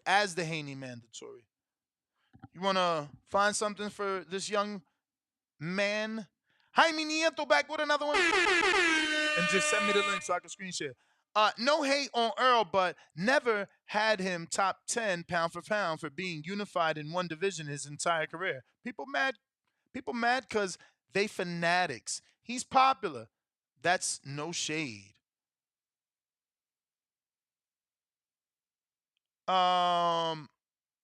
Okay, so Danny, the interview's for 6:30. Please, Brandon, please text Danny to let him know who's the interviewee. Because if it's not important, then, we can use the translator. I didn't know it was for, I thought it was for today. Yeah. I mean, now. Oh, I thought it was for now, too. That's why I texted. No, it's at night. Just text and find out. Because if it is important, then I need you. If it's not, then they can send the translator that they got. Yeah, Brandon, because I got some shit lined up. Here you go. He always trying to line shit up. We're going to line Danny face up with a 1-2. Bro, you Over literally just said over the that top. That's why we a team. For you to hold it down here. I mean, is you getting Bomac? Or Chris? I got Musa R celebrating their first super chat ever with us. $2. Someone please tell me why Bivol's still top 10. Shaking my head. I mean, same reason Earl was top 10 Saturday. Bivol got 3 belts, and he's knocked everybody out in his division. Earl had 3 belts, and he didn't knock everybody out in his division. You tell me why shouldn't Bivol be there? Oh, wait, did he say Bivol? He said Bivol. Well, he beat Canelo. He belongs there. I mean, come on. You can't beat a pound for pound and not get on the list. If we start doing that, then what's it worth? Why take the risk? Why fight Bud and not get on the list? Why fight Tank and not get on the list? Like, that makes no sense. I'm just saying. I'd rather think of it that way. Like, if I fight a pound for... Like, remember, when T.O. beat Loma, I wanted him to take Loma's spot. They ain't even do that. They put him under. But I think if you beat the number 1, you fucking number 1. How everybody in the world thinks Terrence is the best fighter in the world. That's why he's number 1. Then the number 10 in Tank beats you, and we don't think he's the best in the world. Like, again, pound for pound is the stupidest list, but I know people love it, so that's why we talk about it. But think about that right there for a second. You asking Tank Davis to move up from 35 to fight Crawford, the number 1 pound for pound fighter. If he beats him, the people in control of these lists won't put him number 1. They'll just move him up a few slots. It's damn right stupid. If you beat someone on that list, you take they spot. That makes no sense any other way. Ed Weezy, $5. I saw they were saying that Bud said Mean Machine hit harder than Spence. Would y'all agree with that now, seeing the outcome? Hashtag TBV for life. We ain't the one taking the fucking punches. I mean, I gotta agree. I can't disagree. I ain't the one being hit. Is what Danny said, man. I can't tell you who hit mean, harder. I mean, I can't one even. guy, I can. one guy, I could tell you one guy rocked him. I can tell you this.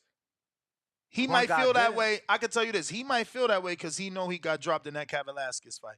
DZW Boxing, $2. Ramsey trained John Pascal. That's right, Mark Ramsey.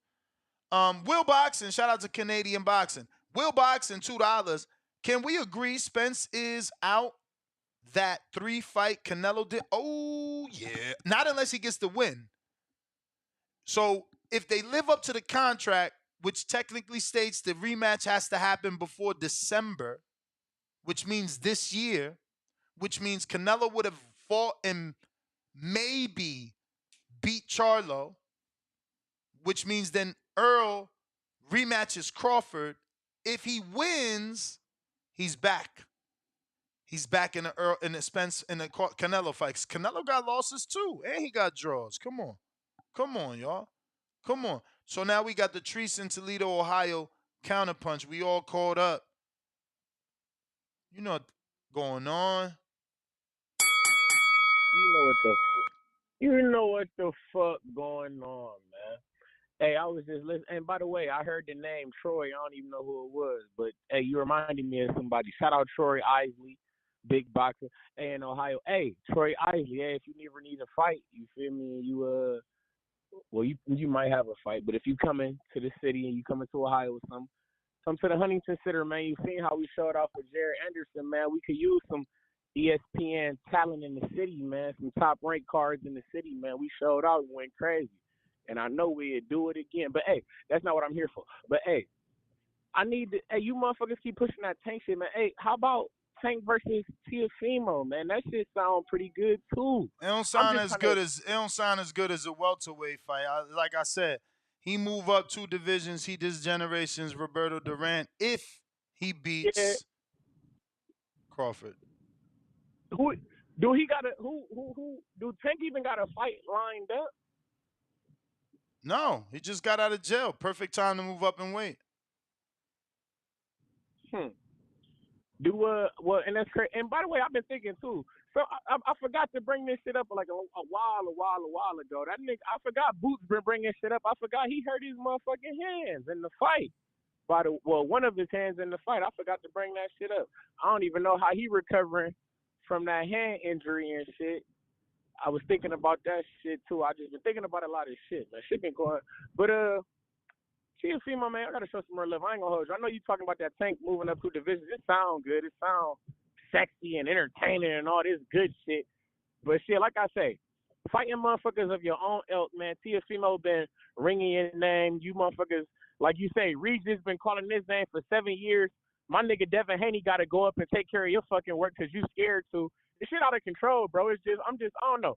I don't think Tank should be rewarded for doing wild shit, bro, for going to jail and then getting out and getting thrown into it. I'm not with that shit, bro. You got to prove yourself, bro. Fight somebody at 135, then let's talk about you moving up and getting rewarded for doing wild shit and you not sound fighting crazy. No fucking body. You sound moving up and fighting Crawford ain't no reward. He could fucking die in that fight. What are you talking about? Bro. That's a reward.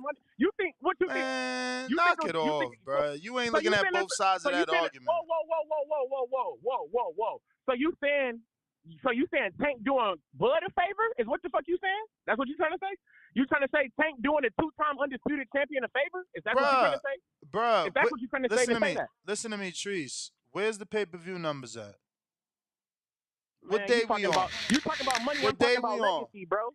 And I'm talking about the only thing that count. I'm talking about the only thing that count. The only reason the networks put the fights on. So I don't know what you're talking about. Stop the fight, and thankfully it is over. You're right. We don't know what you're talking about. We get into boxing because we warriors, bro. Nah, champ. We start boxing because we champ. That's what you thought until Earl went to the weigh-in and told you, nah, I ain't tell you that, Brian. I'm in here for the money. until that's what you thought until Pretty Boy turned into Money May. You feel me? Stop the bullshit. Until I see Earl and them did more than 1.2, yeah, Tank is the A side. He's the one that's being successful on pay-per-view throughout his career. Let's not forget that. Like y'all quick to forget. Like, don't forget that before this fight, Bud was not doing the pay-per-view numbers that Earl was doing. You know, like if Bud come in at 1 million, it's still an argument that Tank, because Tank did 1.8 million more in the gate with Ryan, with no belts, no undisputed, no history, no legacy, no nothing, just name value. Don't bump your heads, man, on the way in, bruh. Wipe your feet. Be respectful. Dom, what up? Oh, no, Dom, hold up. I think we got a cash app. With a cash app, we got Earn Luke counterpunch, not before my man Numbers that said, okay, we read that already. Oh, shit. Rico.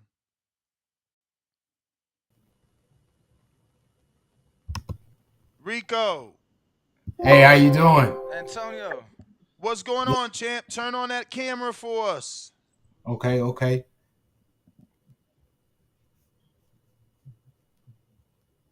So, ladies and gentlemen, we are now going to be joined here by our guests.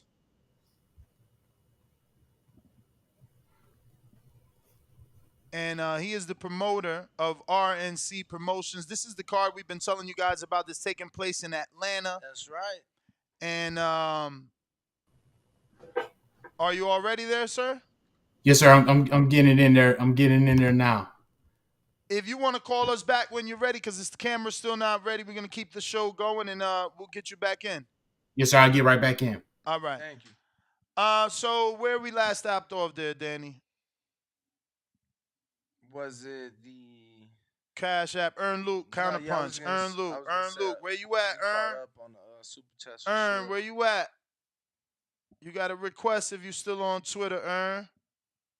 Because I don't see you to bring you on my own. Earn Luke, where you at? And if anybody wants to call in, y'all know the number top of the screen. Go ahead and do so. Twitter Spaces and Discord as well. We got the poll nest, 1,241 votes. 37% of the people saying no. Bud is pound for pound. Zoo got to come to the U.S. of A. 32% of the people saying yes. Bud a true world champ. He'll go to Australia. 19% saying yeah. Bud will go for the right amount of money. And only 12% are saying not a fight I want. Damn, 12% is hell for a while. Remember, it was like 14%. Yeah, it was high. It's dropped a little bit, not much though. 1,200 votes at this point. 2 hours into the All right, poll. we got Earn with the counterpunch popped up. Let's go.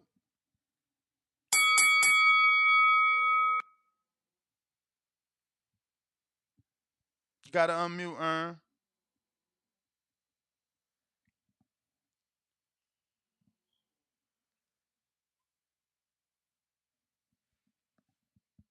Earn.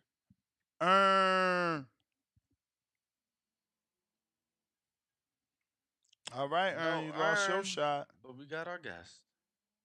All right. Rico. All right, hopefully that's better. Yes, that's better. Is it Antonio Ewing? Yes, sir, it is. Okay, because you put Rico there. I'm like, uh-oh. Did they switch it up? Yes, Because sir. I know they want us to interview. I'm going to get some of the fighters on as well. But Antonio, man, how are you? Thank you for coming on the show. Salute, man. I want to know the story, brother. How'd you get your start? What brings you into boxing? How'd you become a promoter? You look awfully young. Well, thank you guys so much for having me. I definitely appreciate it. I definitely appreciate the opportunity as well. I don't think I'm that young. Maybe a little bit. I sit at 36 years old right now, Oh, but that's young. That's younger than me. So I'm already impressed. man, no, but you look great, brother. No, but for me, man, it's try to keep a long story short, man. I'm still active duty military, to be honest with you. Oh wow. Yes, sir. And some years back, I was just going through one of those, things in life that we all go through sometime, and I needed an outlet. And I started off in the MMA world. I joined the UFC gym up in Norfolk, Virginia. I started off by just going with fitness. You say what, sir? Are you Navy? No, I'm Marine Corps. Okay, Marine Corps. My apologies. Yes, sir. No, it's okay. It's okay. One team, one fight. But I was there. I was doing it for fitness originally. The guy said, "Hey, you're looking pretty good. Why don't you try to compete a little bit?" So I got into competing a little bit, and then I moved down to Georgia. Walked into a boxing gym one day because I just wanted to switch it up. I walked into a boxing gym. I met my coach, and man, I fell in love with boxing, and the rest is history. So I tried competing a couple of times in amateur boxing. I'm a little older to be starting off in the boxing, right? Usually the guys at my age have already been well experienced in the game for quite some time. So I figured it was best to get onto the business side of it and help some of these younger guys coming up. How long you been in? Hold on, I'm curious. How long you been in? 19 years. Okay, so you right there. You got a year to go. Yes, sir. Yes, sir. Yeah, I got out at 7. Man, thank you. Thank you so much for what you've done. Thank you, man. You right there. I was like, man, 13 more years is too long, man. I'm like, I was already in this world. So how long ago did you say you started the promotional company? So we started the promotional company actually in 2021. Okay. Yes, sir. We started back in 2021. Yes, sir. So Antonio, to be clear, there's a big show happening in Atlanta. You're not part of the OTX, right? You're doing your own thing. No, sir. I'm not part of the OTX. I will be in attendance at the show. As a matter of fact, really good friends with the father of one of the fighters. I used to train when I was down in Georgia. I actually trained at Haven Brady's Jr., his father's gym. Okay. And Haven Brady Jr. is on the card, man. So shout out to him. Yeah. I spoke to Bozienas yesterday. He told me he got 2 fighters on that card, right? Yes, sir. I think I can't quite remember who's the other one that Boise has on there, but I know Haven is one of them as well. I actually got a chance to see those guys yesterday, the whole team. So that's what's up. So did you know their show was taking place? Because yeah, I mean that makes it a little difficult for you, no? It does. So I tell you what, I'm an ambitious guy, man. I like to get to it. I reached out to the commission. I was very antsy. I wanted to lock in a date. And after I locked in the date, I learned a day or two after that those guys were throwing a show here in Atlanta. And then I learned that they were going to be throwing a show every week here in Atlanta for the month of August. And the team, they were going back and forth and was thinking about maybe putting off the show. But nah, man, just why not get into the mix? Why not now? So how are ticket sales? Because you're 2 days out. Tell me it was worth it, worth the gamble. Because I hate to hear that it isn't a success. Yes, sir. I will say that right now, it's definitely been worth the gamble. Ticket sales are still going really good. They're going really great. Because everyone may not be able to make it out to the Friday show. If anything, it actually helps because more and more people are tuning in to the sport of boxing. I'm starting to learn that more and more people really love the sport of boxing. So when those guys come in and throw those shows, a lot of people think that it kind of crushes down on the smaller promoters like myself, but sometimes it actually helps because it just brings more. You get that residual effect from them. Anybody's doing a weekend thing, now they got a second event to go to. Yes, sir. They go to that show. They go to that show on Friday night and they go, wow, okay, so this is what it's like to actually be at boxing fights, and then they get a more of a love for it, and now they want to start going to more boxing shows. And it's like, hey, we're gonna have one the very next day too. I was gonna say, and if anything, the people who came from out of town, well, they're boxing fans already, so now it gives them something else to do while they're in town for the weekend. Absolutely, absolutely, and then it gives you the chance to actually see a lot of the local talent that's here in the city of Atlanta as well. So, are you solely focused on the city of Atlanta when it comes to your promotion? No, sir. No, sir. Definitely want to venture out and get outside of this area.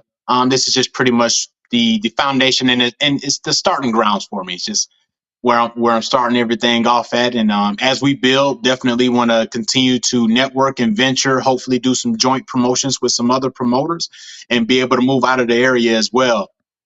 But Atlanta definitely is a big stomping ground, right? For sure. It's a big market as well that I would still consider to be somewhat untapped, right? Um, I don't think at this point. I think right now, we I think it's a wrap. Like Tank came out there, Shakur went out there with Top Rank. It's over now. Like, you guys had amazing club shows. I even called some. It needs to continue though. I think that they got the club show consistency. They don't have the big show Right. consistency. But right. what's the girl's name from Atlanta? She has the underground. She does 2-day shows sometimes. It's like Atlanta Fight Club or something like that. Am I I know right? exactly what you're talking about. Yes, sir. Yes, sir. And then you Yes, got sir. the spot in Decatur. They put on events over there. I At love the that. strip club, I right? love Yeah, that I like venue. I know some Over, people. it's over at KOD. I'm not sure. I know You it looked said- like a big ass swap meet, but at night, I mean, I like it. People say it's not the best part of town. I like it. That's my vibe. I had a great time. So I believe Atlanta has a great club show market. They just need It more does. big time promoters to keep coming to that State Farm or whatever other arenas you guys can use. Yeah, I But wanted to ask. Absolutely. I wanted to ask, given that Atlanta is like the main uh area that you're in right now, do you guys feel that you got to bring like the Atlanta vibe to the fights? Because I've been to some Atlanta fights and I get the Atlanta vibe. I feel what's like, the Atlanta vibe? bro, the Atlanta vibe is like everybody dressed Okay. up, the flyers, cars, they offering, VIP packages at the fight, bottle service, shit like that. So I'm just curious. Absolutely. I'm just curious how RNC does it in the ATL. Yes, sir. You definitely have to bring the Atlanta vibe to all of the shows. It's just like that, right? A So lot of it's a boxing BBLs, fight. right? A lot of BBLs in the building. no, no, we got a lot of beautiful women here, man. Absolutely, A man. lot of beautiful women. But we definitely love to bring the Atlanta vibe out. You want the bottle service, you want the VIP packages, you want these guys to be able to, kind of show. Remember, everybody in Atlanta is a celebrity, right? There's no such thing as being a celebrity here. Everyone's one. So you want to bring the vibe out and to allow everyone to actually showcase their celebrity stature, if that makes sense. Absolutely, man. I take my hat off to Atlanta because the very first time I went out there was for a club show during the pandemic. And I'm like, this what the fuck I'm talking about. Bottle service, beautiful women in the building, food truck outside selling plates. Like, it was amazing. And I only see Atlanta doing that on a consistent basis. And I think that's something that this sport lacks badly. So Antonio, I'm sorry. Go ahead. No, I was gonna add on. I don't know if the sport lacks it badly. I want to say that of the few shows that I've thrown, I have so many people come up to me at the end of the show with a misunderstanding of of what it's like to actually come to a structured, sanctioned boxing fight, right? So some of these guys, they may when they think of boxing and they think of combat sports, they just think of like this huge, like uncontrollable, savage environment, and it's not that. It's not that involved, right? So I have a lot of guys when they come out to the events, they go, "Oh man, I had no idea. This is so nice. I can bring my old lady and my kids," and it's just like, yeah, this is definitely like what it is here, But that's why I feel like it lacks it. Like, yo, any other my co-host here, he doesn't watch other sports. I watch it all, right? Every other sport is adding more and more like premium hospitality options. Like, I was just in Detroit. The Little Caesars Arena literally has booths courtside. You could get a booth like you at a club with bottle service courtside, and it's like all these stadiums are undergoing renovations to add more suites. Like Cowboys Stadium, they're literally removing like I think they said 8,000 seats to add 50 suites to the stadium.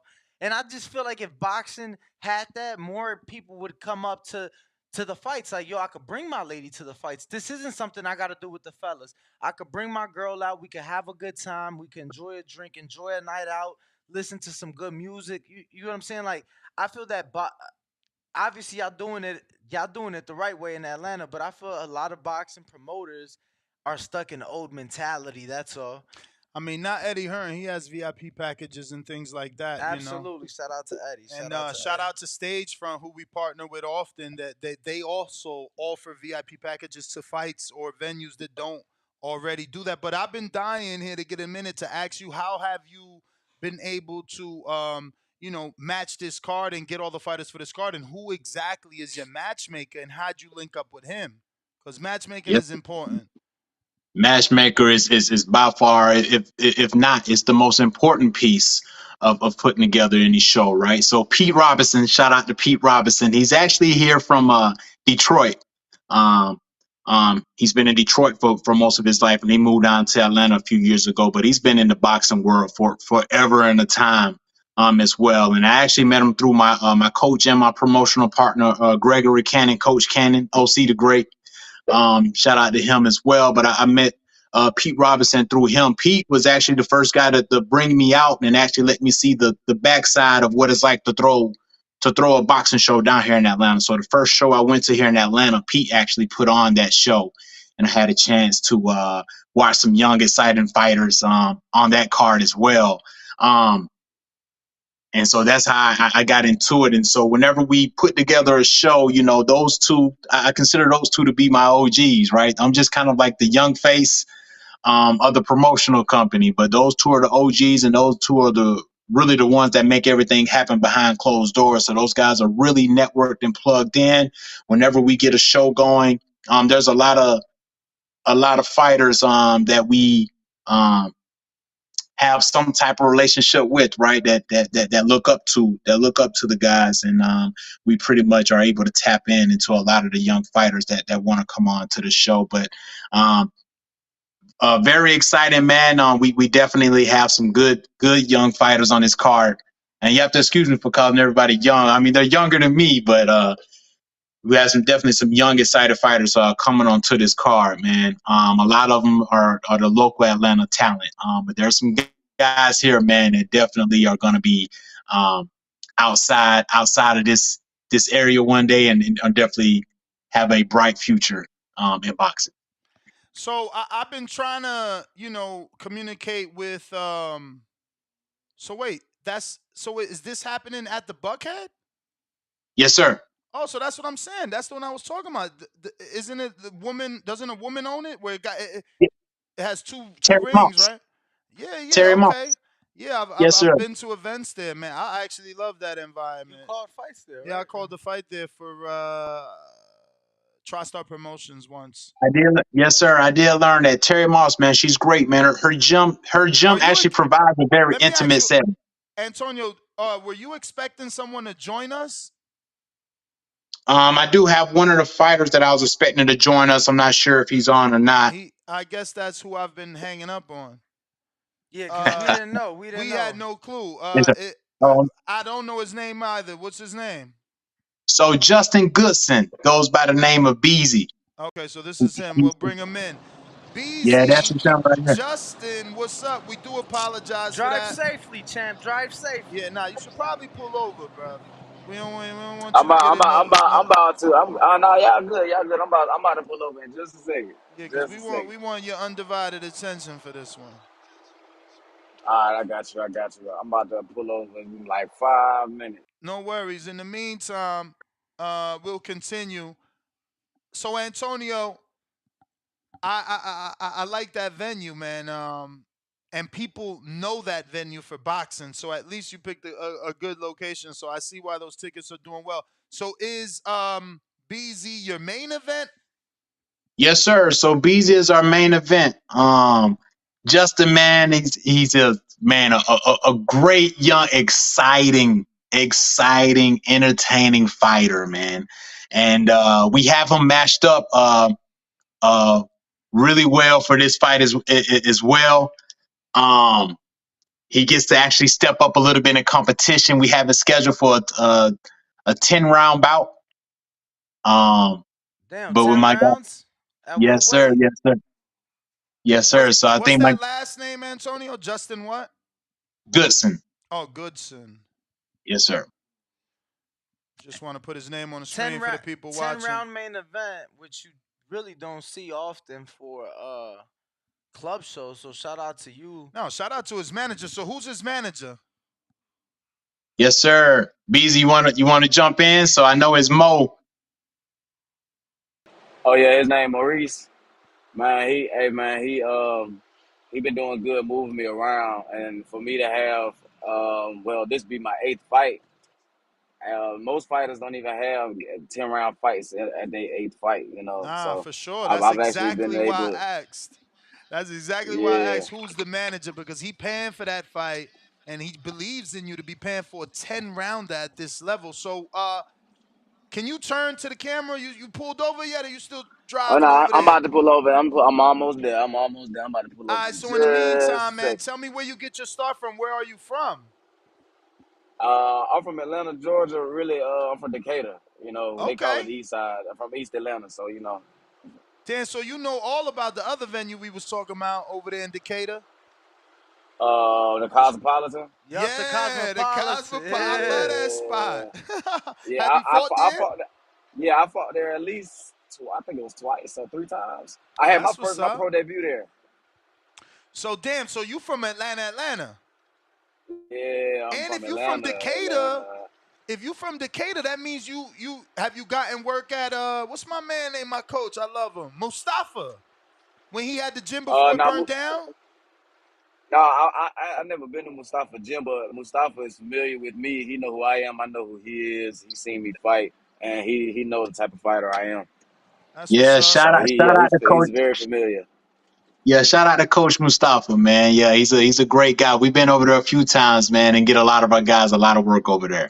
For sure. Nah, he's a great teacher. I love him. Yeah. Now, Justin, what type of work are you able to get in Atlanta, or do you travel to get work? I travel to get work, but majority of the time, in Atlanta, the work come to me, you know, and I appreciate it. It'd be great work. I get some good work, you know. Now I'm looking to see, since I'm leveling up and going up and you know, just boxing alone. I'm starting to travel. I'm meeting people and just connecting with a lot of people, networking. People want me to come out to Vegas. I just connected with Boots yesterday. We had a conversation. He was talking about coming to Philly and coming to get some work up there with some of them guys. So it's gonna. Hey, I'm just leveling up, man. Champ, Justin, your what box weight rack, what weight you at? you at 26? Yeah, 126. Damn, champ, that manager good, but tell him get that picture updated. I'm like, yo, Word. I'm muting Yeah, myself. man. I'm like, yo, nigga Yeah. ain't got no dreads or shit, man. Bruh, I'm muting myself on this side. Like, bruh, send me the box record, Bro, because you had I'm to been an pulling up a whole amateur. nother dude.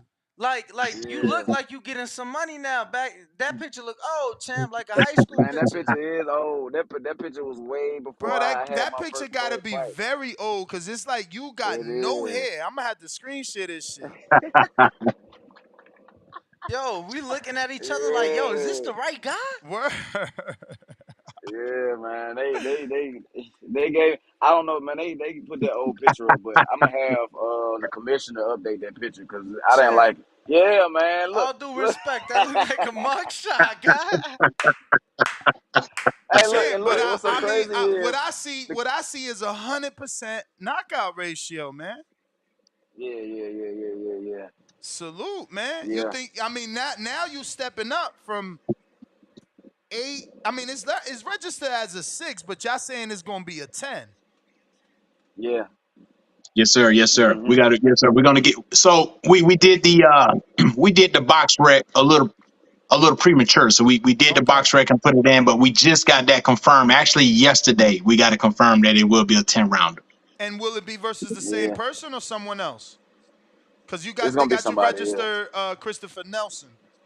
No, it Nah, it's definitely gonna be won't be. somebody else. It's somebody Yeah. it's somebody with over 30+ win. Well, I 30. mean, Yeah, I think he has can we 30 go wins. ahead and leak it on the biggest boxing podcast? I mean, what we wait? We got promoter and fighter, and we can't tell the world who y'all you already Yeah. have fighting. the approval. Like, I forgot the Promoter nigga done name. froze up with the tough question. Antonio done froze up when he get the tough question. I mean, Yeah, you the fighter. he You see the yeah promoter here, man. he What's this guy's name? Who you facing? he's from Mexico. I forgot his name. It's Yeah, he it's Rodolfo Montoya. Rodolfo Montoya. Hey, Antonio, I think you froze up because you went to go find that name. Jump out, jump back in for us. okay, Rodolfo Montoya, Yes, 30 yes, sir. Yes, wins. sir. Sorry about that. Oh, you good. You good now. You good. You good now. 30 wins. 28 of them coming by way of KO. Okay, send me that. Send me that. Fighting out of Mexico, sent to you already, You the champ. champ. Mexico City.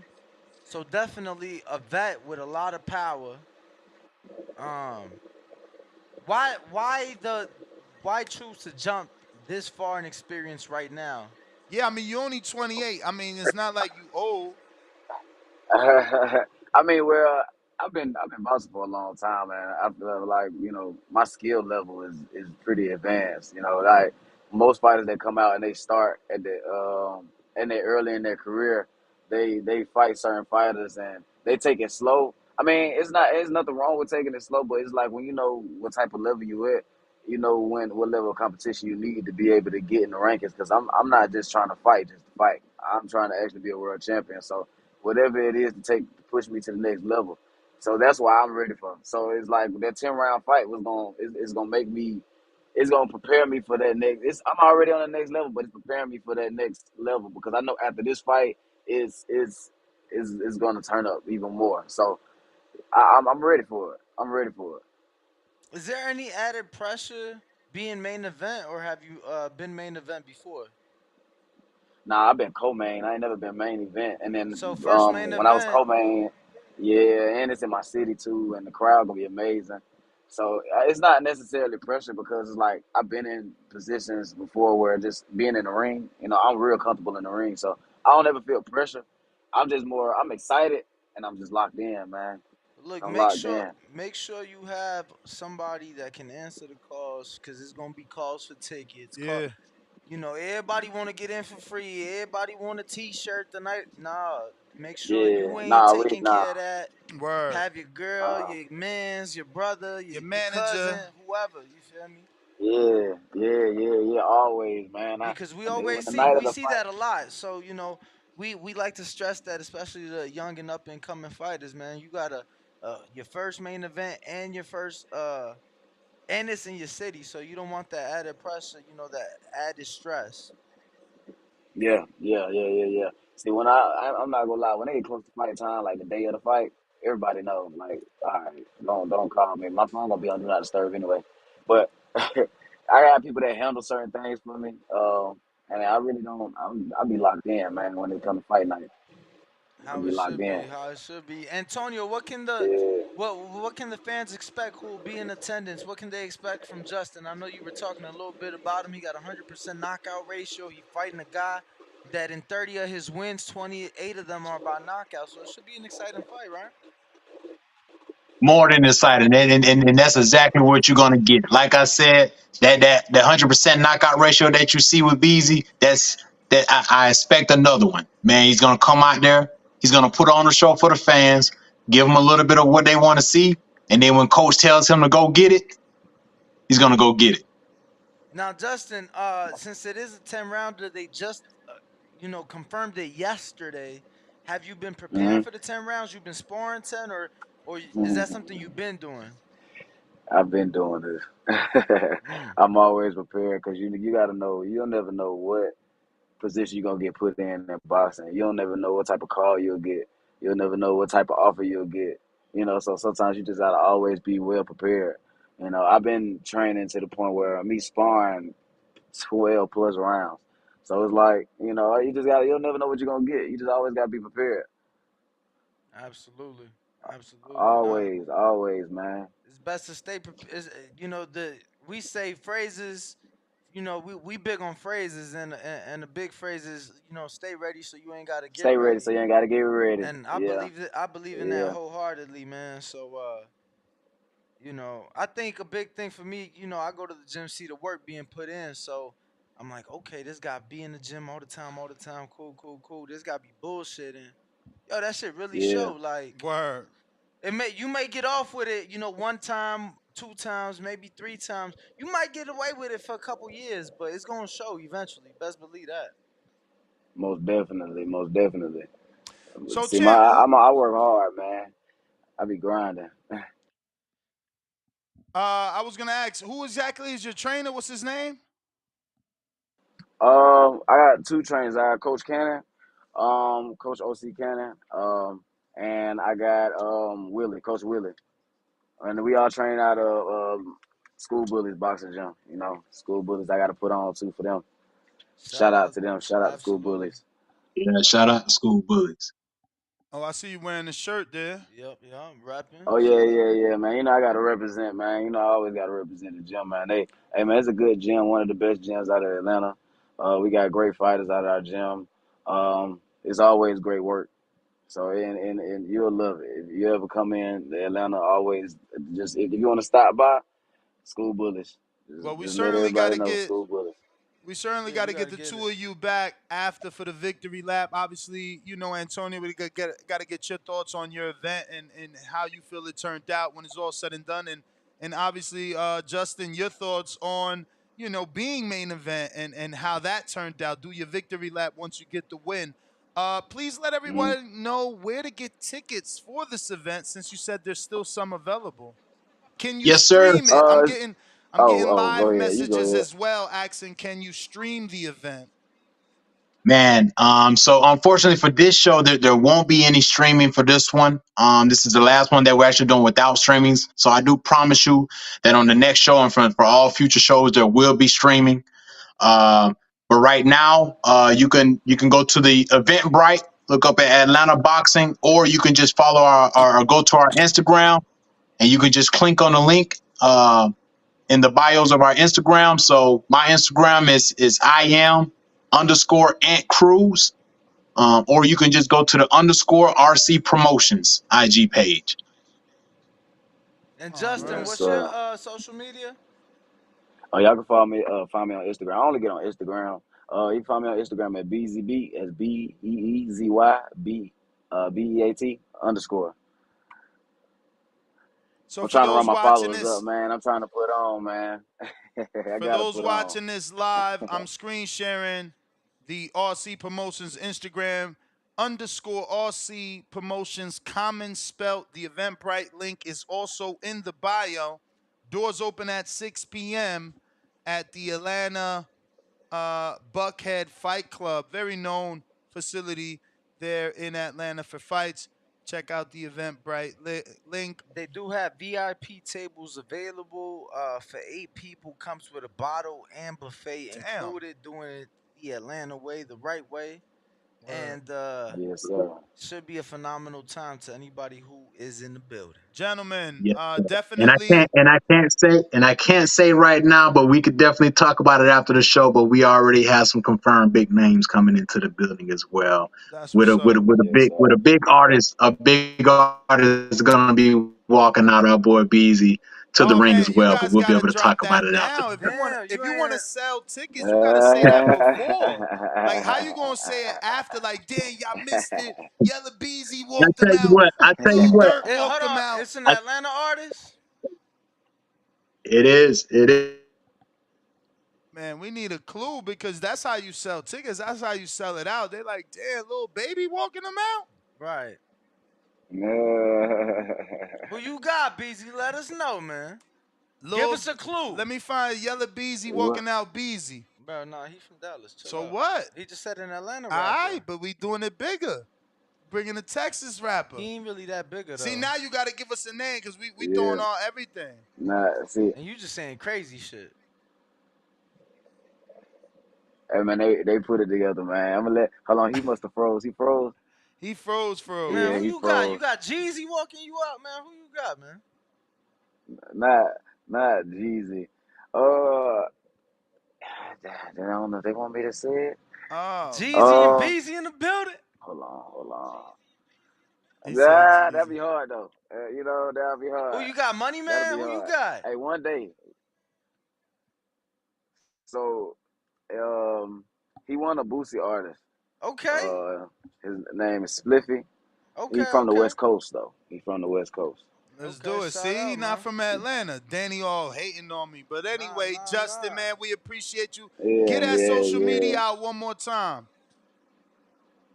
Hey man, y'all can follow me on Instagram at BeezyB_. That's BeezyBeat_. All right, bet.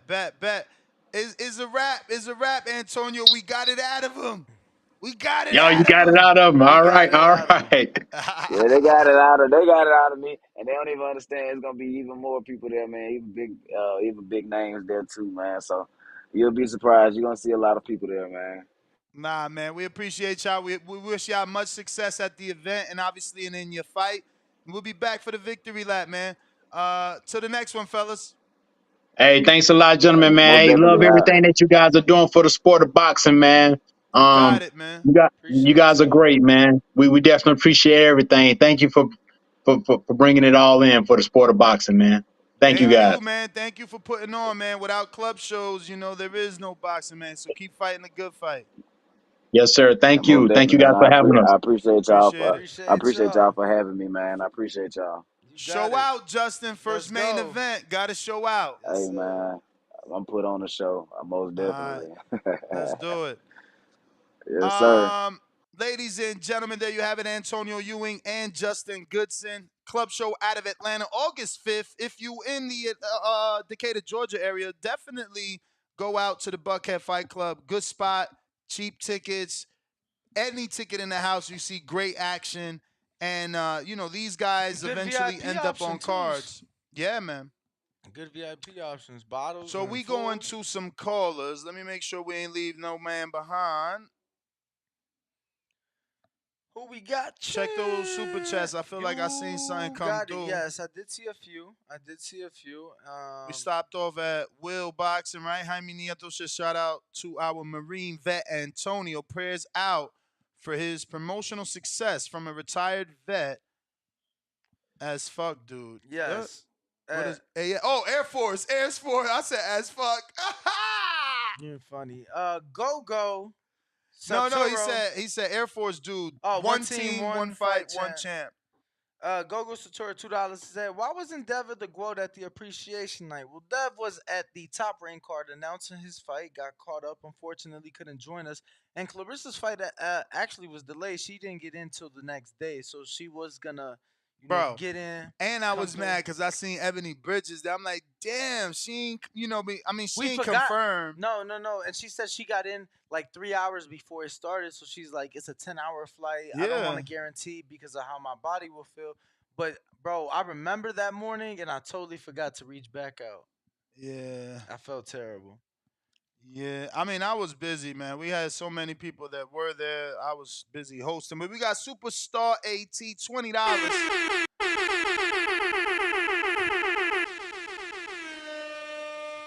He says, yeah, they are trying to force the Mel versus Bud fight. I just heard that as soon as Mel fight Canelo, they will strip him of Undisputed. True. Only fight that makes sense right now is Mel versus Bud. In my eyes, is a bigger fight. Word. $2, keeping it moving. Said, so WBC is set to order Loma versus Shakur. I'll see that. Yeah, we got to see if Loma's going to actually take it, though. He been, like, trying to not fight Shakur for whatever reason. New caller, 570. What up? Yerp. 570. What it do? Yerp.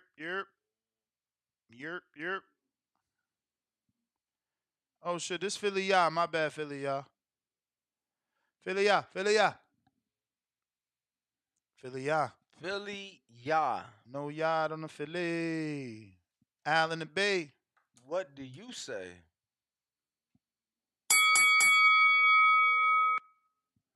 Oh shit. My bad, yo. My bad. Oh, you had him turned down. Yeah, hold up.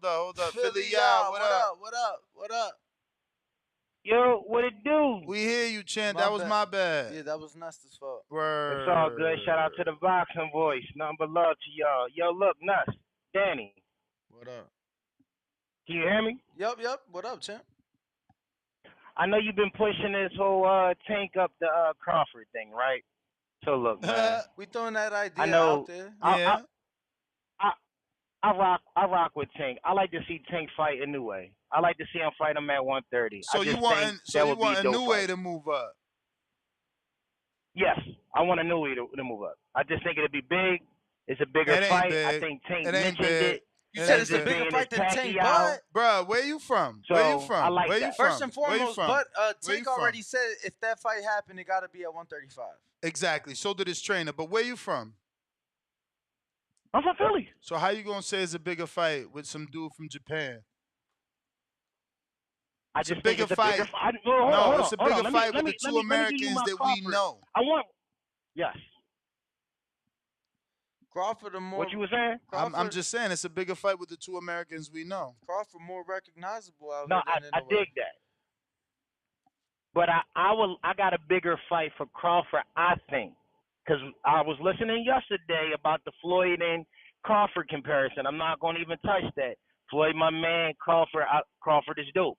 I would like to see Crawford fight Canelo. And He already said he's not going up. And nobody. He already said he's not going up. They already asked him. You want to fight him at 140? You want to fight him at 154? Brother, when the last time Canelo made 154? Is you crazy? Because the last time he made 160 was 2019. I can't even imagine 154. Nah, it was probably 2017, I think. 2016. September 2016 against Liam Smith. Chill, and let's not forget. It ain't happening. Hold on, no, I just want to remind everybody that fight week, Canelo had a nice beard and everything. Weigh in, he had to shave his beard and drop draws to hit 154 on the button. Not happening. 7 years ago. No va a pasar. Could he fight him at a catch weight? I don't think he could fight him. 164. That's what they offered him. I was gonna say, he never took it. They offered him $50 million for 164 versus Earl. He said no. So I doubt he'd even doing that. I was just interested to see if he would fight Crawford. I mean, hey. He gonna have to come down, or Crawford gonna have to. And Crawford, he gonna have to change his mind and move up. Crawford even said that he don't even know that he would move up to 160. Stop the fight, and thankfully it is over. Word. And the way Crawford talking, he only won 2 more. Al in the Bay, what it do? What up, champ? What it do? Al in the Bay. What do you say? What is up? How you feeling? We kept it moving. Yo, shout out to Bomac. He was like, I told him, I'm like, yo, that's pretty cool. Yes, I'm sorry. I think I missed my call already. Nah, you straight. You straight. The first time. Okay. I just want to say shout out to y'all. First thing I gotta say, Ness, I love the new time of the second show. Even though I ain't catch it every day because I've been working like 3:34 in the morning. But when I get up at 4, that show ready for me so I can watch that until the 9 show come in the morning. So I love the new time, man. I was watching the yesterday show this morning, and it's crazy that now we saying that Charlo done been stripped today. So that he's gonna get stripped. So I heard that in the morning show, and I was thinking, I'm like, damn, that'll be crazy if they really do take his belts, because I want to say either you said it or a caller said it, and that's that he's not acting like a real WBC champion with him pushing the old lady and getting smacked up. No, that's the wrong Charlo you thinking about. I said that, but that's the wrong Charlo. They stripping Mel, bro. No.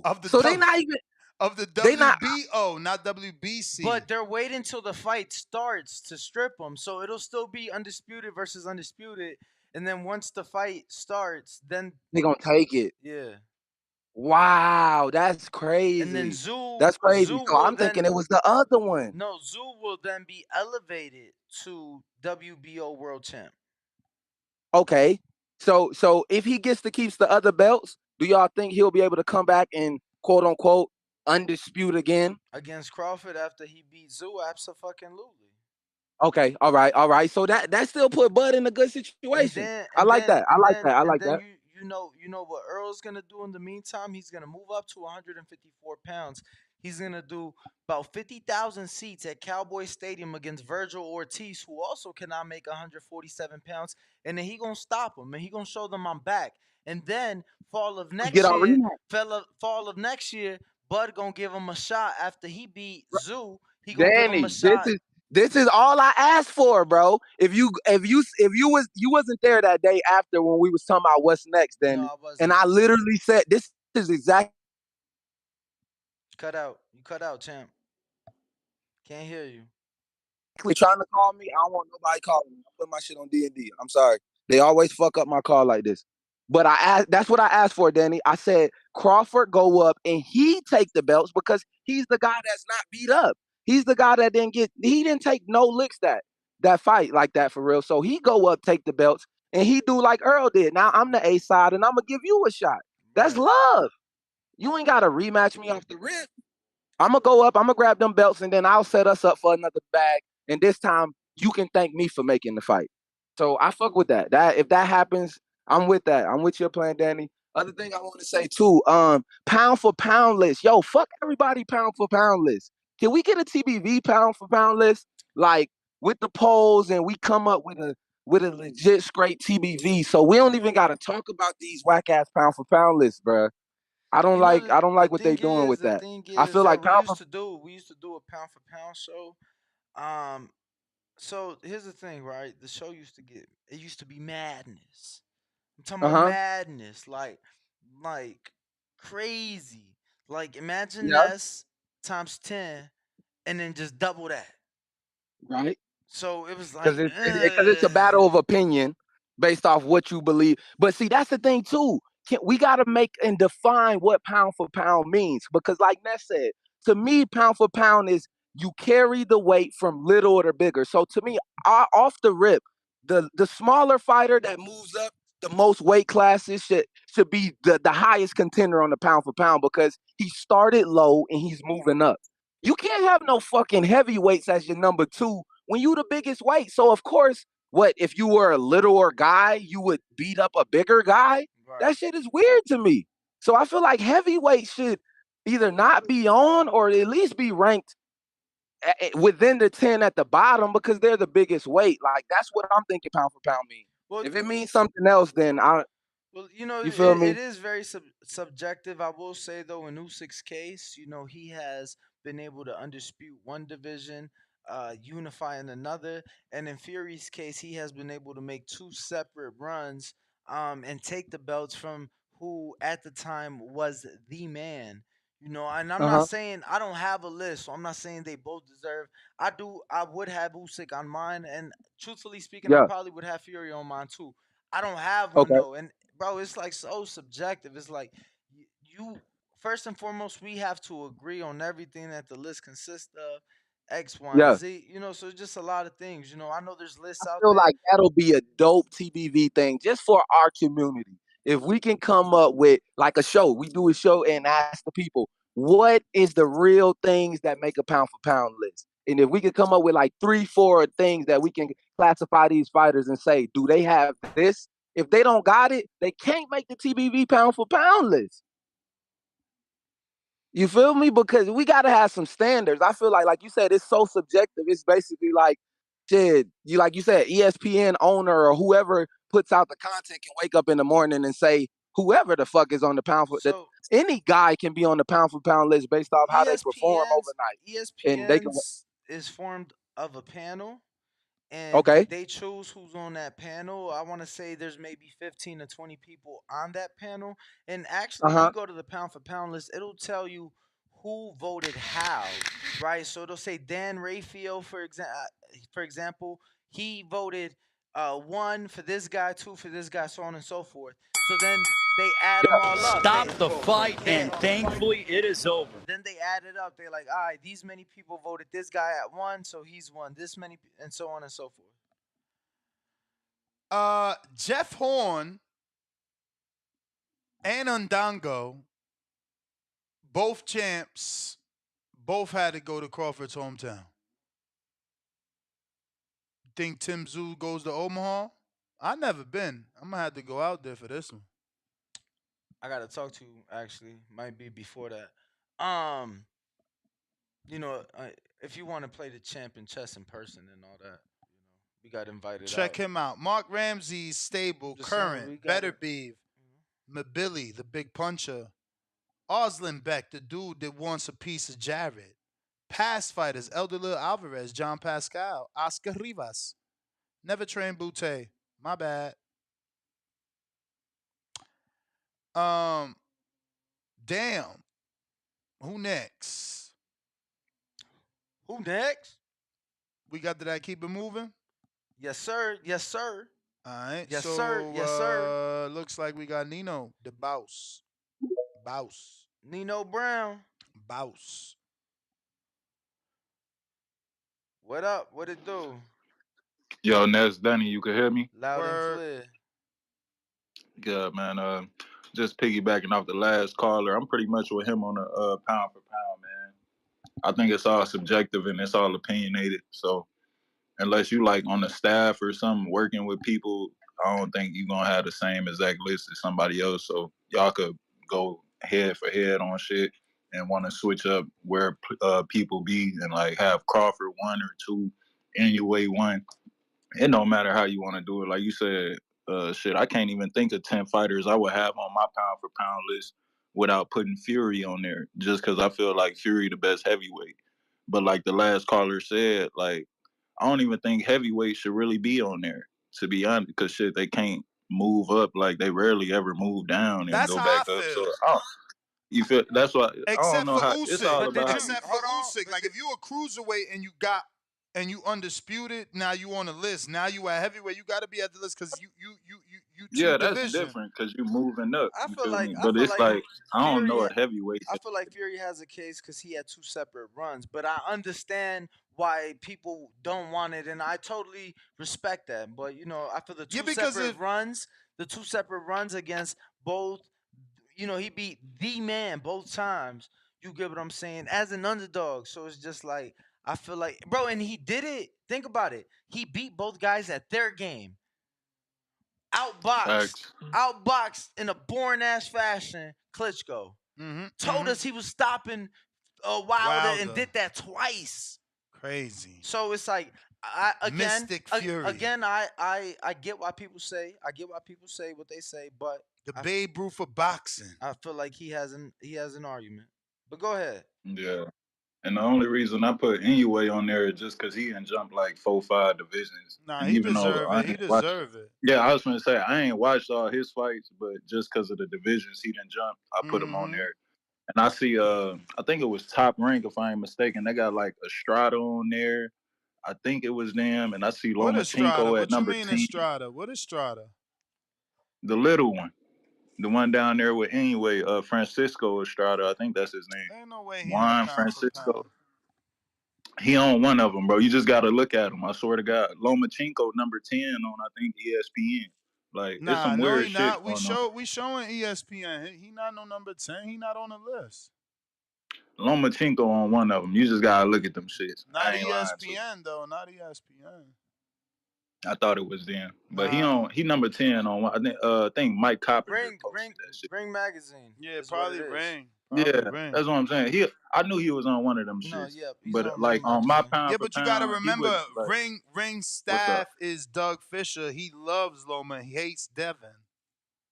Yeah, I feel that. And that's what I was saying. On top of that, before the Devin loss, and even now, if you go to the website, nobody's been on the rankings longer than Lomachenko. Like if you look at the current rankings, nobody's been on there longer than Lomachenko. Nobody. Yeah, that's crazy, dog. That's why I said when it comes to pound for pound, I don't even get riled up about that shit. Like when I was younger, I used to argue about it, but now that I'm older, it's just all about opinions, man. So if a motherfucker got a list you don't like, just scroll right past that shit.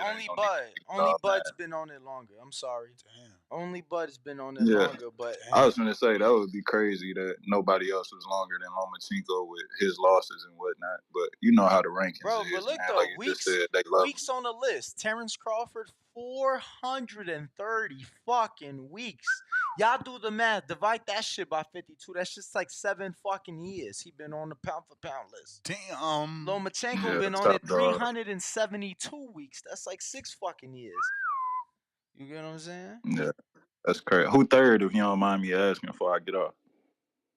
Well, second is Inoue, who's been on it third longest at 310 weeks. And then For sure. third on the list is Usyk, who's been on the list 268 weeks, which is fourth Yeah, I mean that's longest. pretty much everybody top 3 pound for pound. It's Crawford anyway and Usyk. Stop But the fight, that's and all I got, man. thankfully I'm it out of is here. over. Y'all hit that like and subscribe button, man. You got Appreciate you. it. Counterpunch fast. Yo. Yo. What up? What up? Which rankings y'all talking about? The ESPN shit? Yes, sir. Yes, sir. Yeah, they did fucking wrong, man. They did wrong, bro. Like how the fuck they dropped Earl out the top 10 for one loss? Like, I don't see it. But then they got Canelo up in there. He got plenty of losses. Or you got it's certain people in there who I don't really like who they got on there. First of all, Canelo hold on. Before you do Canelo, hold on. Before you do him, no. But I mean, I don't mind him being on there. I don't mind Canelo being on there. It ain't that. I just think that how you drop him out completely for one loss, but. Some of them dudes on there to me, I don't they should be on there. Bivol ain't he a career 75 pounder? Yeah, but he got to win over a pound for pound fighter. You can't take that. Like, I feel like if you beat a pound for pound, you deserve to be on a list. You should take his spot. If you think Bud number 1 and Tank beat him, how the fuck ain't Tank number 1? Yeah, I don't agree with That's that different. necessarily. That's different. I don't But agree with that necessarily, but yeah, if you beat somebody on the list. But Canelo moved up to fight Bivol. You get what I mean? It's not like he was it's not already like a champ. Already a champion at that weight prior to though. In defeating Sergey Kovalev. It wasn't his first time there, so ain't nothing new. He was trying to become a 2-time champion of the division. You know, see, but go ahead. But me, I just don't. Okay, like I get what y'all saying. Like I get with that point. He beat Canelo, which is a pound for pound fighter. I get that, but him specifically, he hasn't moved down or moved up. So it's like, how can y'all put him on there or Beterbiev? Ain't he a career, another career 75 pounder? Earl a career welterweight, and Earl got 3 belts, and Beterbiev got 3 belts. Except Beterbiev knocked everyone out on his resume. He belonged there if Earl belonged there. Well, you got a good point. You got a good point there. I ain't think about that neither. You got a good point there. I ain't even think about that. Damn. He like, well, God he ain't damn on it. my shit. He's like, shucks. Right, damn. Well, he ain't on my shit. You know what I'm saying? Brother B, them dudes bigger though. You know what I mean? Like at least Earl moving up now to 54. Like them dudes been staying where they at, man. Like, and then they got Fury on there. He a career heavyweight. Like, come on, man. Like, it's just shit like that. Like Usyk, I don't mind Usyk being on there. Usyk moved up. I get that. But some of these dudes that's on there, bro, like Beterbiev and Bivol, I just don't. They haven't moved up. I mean, I get it. Earl been on there too, ain't moved up, but at least Earl moved up now. Like them dudes ain't moved up yet, and they still on there. Like I think that's kind of crazy for them to take Earl completely out the rankings, man. I think that's fucked up. Yo, but you also got to look at who's in front of him. I'm not saying he don't deserve to be on it, but you know, there's arguments for guys like you. Who in front of him? Name the name. Let me pull it up. Let me pull it back up. Hold up. In the meantime, in between time, go ahead, smash that like button. I'm pulling it back up right now. So number 1, Terrence Crawford. Number 2, Inoue. Number 3, Usyk. 4, Canelo. 5, Bivol. 6, Fury. 7, Beterbiev. 8, Haney. 9, Shakur Stevenson. And Tank Gervonta Davis, who was previously not on the list. I mean, he beat Ryan. I'm taking Beterbiev and Bivol out and putting Spence and Tiafimo in there. I'm not. I just don't. And Fury might be out too. You know, either two of them three. Like again, I just think that's crazy, man. Like them dudes ain't moved up yet. They ain't moved down. Like at least Earl, he lost and now he moving up to 154. But I mean, there's them arguments dudes for is plenty of career. guys that should have been on it. I mean, there's argument. So to be clear, Errol Spence Jr. Because I just explained the breakdown of how the pound for pound list works for ESPN. Errol Spence Jr. received the most votes of the people left out. So if there was an 11th place, he would have been number 11. T.O. received Right. second most votes of people left out, so he would have been 12th. Vasil would have been 13th, Jermell 14th, and Jerron Boots Ennis 15th. So he was just barely left off. But yeah, I get you. Yeah, that's all I'm saying, man. Appreciate it. That's my call. Fats, appreciate you. Damn, Fats changed his picture. He changed his picture to the Earl picture. Y'all terrible. Kick a man while he down, y'all. SDX Renzi counterpunch.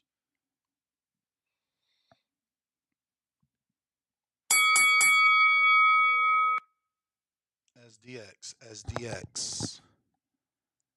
Yer. Yer-do-do-do. SDX Renzi. If you're watching this on YouTube, don't forget to smash that thumbs up button. It's going to help with the visibility. Oregon, what up?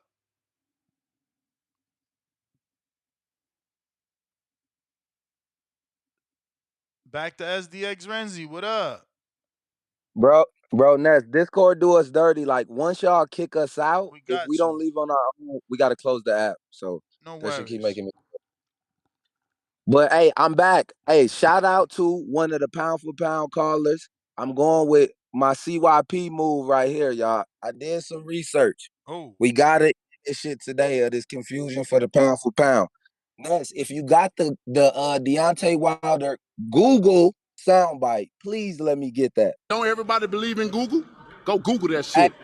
According to Google, pound for pound, not comparable to any other sports but boxing, a comparison of fighters, usually the skill level, regardless of what weight class they're in. So if by Google definition, a comparison of fighters, skill level, regardless of weight class, Sugar Ray Robinson is the pound for pound best fighter ever, pertaining to how two things compare in the mind to reality. So are not what we think in our mind, the reality of that fighter's pure skill. If what we seen them do in the ring, we have seen like no other. Terrence Crawford, number one pound for pound. No, like we have never seen a fighter just go God mode like he went. You feel me? Or me. That's the first time I ever witnessed that in my life. So he has to be my number one pound for pound. And then from there, we got to go skill levels of what they can do in the ring, no matter what's in front of them, no matter the style, just their pure skill, no matter the weight class. And see, really place these fighters, because that's what I was confused about. I'm thinking like, well, like if I had to do it, I'm thinking like how many weight classes. But if we talking about skill, it ain't even about how many weight classes. You can't take him off because he put them on, or take him off because of weight classes, because somebody can go through many weight classes and still not be that. You feel me? They could just I can go sign up now and start boxing with no skill and get a professional fight at every weight class. That doesn't make me pound for pound. Let alone if I go and get But me if you're some beating the belts. best people in that division, doesn't that show that you have the skill? Not really. Because we know They're waving it off. Okay, I gotta do another one. I'm gonna do another one. Can I send that to you, Ness, and keep cooking? Yeah. I bet. So I'm just saying like this, Danny. We see this, right? Say a fighter that we says have said skill like Errol Spence, right? And then Spence has a night like he had. And now we saying because that never took away from his skill what happened to him that night. He was just in there with a fighter that was more skilled than him. So that doesn't mean that another fighter gets to take his place when that fighter isn't skilled as compared to him still, even though he lost. He still has his skill no matter if he lost or not to another fighter that's pound for pound. So we can't do it based off that, like, because then people will get to move up based off quote unquote what they done compared to.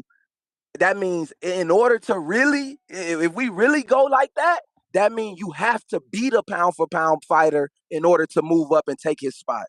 If we gonna do it like that, it gotta be straight pound. Well, no matter what weight class you in, that's where it'll come down to really move up or down on the list. You gotta beat a pound for pound fighter. If you're not fighting a pound for pound fighter, you shouldn't even be getting on the list. That opportunity doesn't always happen to get to fight. But that doesn't even matter. That shouldn't matter because we talking about the skill level, the real skill level. But that's how you show it. But what you forgetting is you're showing your skill by becoming a champion. Then you're further showing your skill by becoming a unified champion. Then you're further showing your skill by becoming a multi-weight champion and an undisputed champion. That's how you get on the list. So somewhere on that list, though, you're gonna cross somewhere with another guy on that level to have to fight. Be it if you moving up or down, one of those guys are gonna cross you. Possibly, not all the time. Like Inoue may never cross no one. Okay, but so no, I'm saying, but other fighters on said list that's not top 10. Think about like how Danny said. Danny said some of these guys, like Inoue been on the list for how many times, how many days and years you said, Danny? But he wasn't even on guys' radar to be top 10 or 15. He was still world champion though, and running through. He was winning belts the same years that Crawford was winning belts. Yeah. So I'm saying, but he took his biggest jump, right? When basically this fight that he just had when he moved up or whatever, right? Yeah. So all I'm saying is like guys can be on the list, but that's still like those top spots up there where those guys get those top spots. You get the top spots to move when that anomaly happens. When the anomaly happens where 2 pound for pound fighters actually fight each other, that's when those numbers should shift. I could see that, but like you got to see that what Fury did in the eyes of some of these pundits might be great. That is it. I'm saying that. Appreciate that. That's my call, but that's I just want to leave with that, Ness. The Google, if we the Deontay Wilder Google, we talking about the pure skill. So I'm a casual still, so I can't even really judge that 100%. I'm just going off what I witnessed. But what y'all think? The pure skill of any of the, if y'all even go through the list again, just looking at pure skill, let's see what that do. All right, appreciate y'all. I'm gonna send 10, Ness. I appreciate you. I mean, again, this list is subjective, fellas, man. That's why these shows go for this long, because it's subjective. Big C, what up?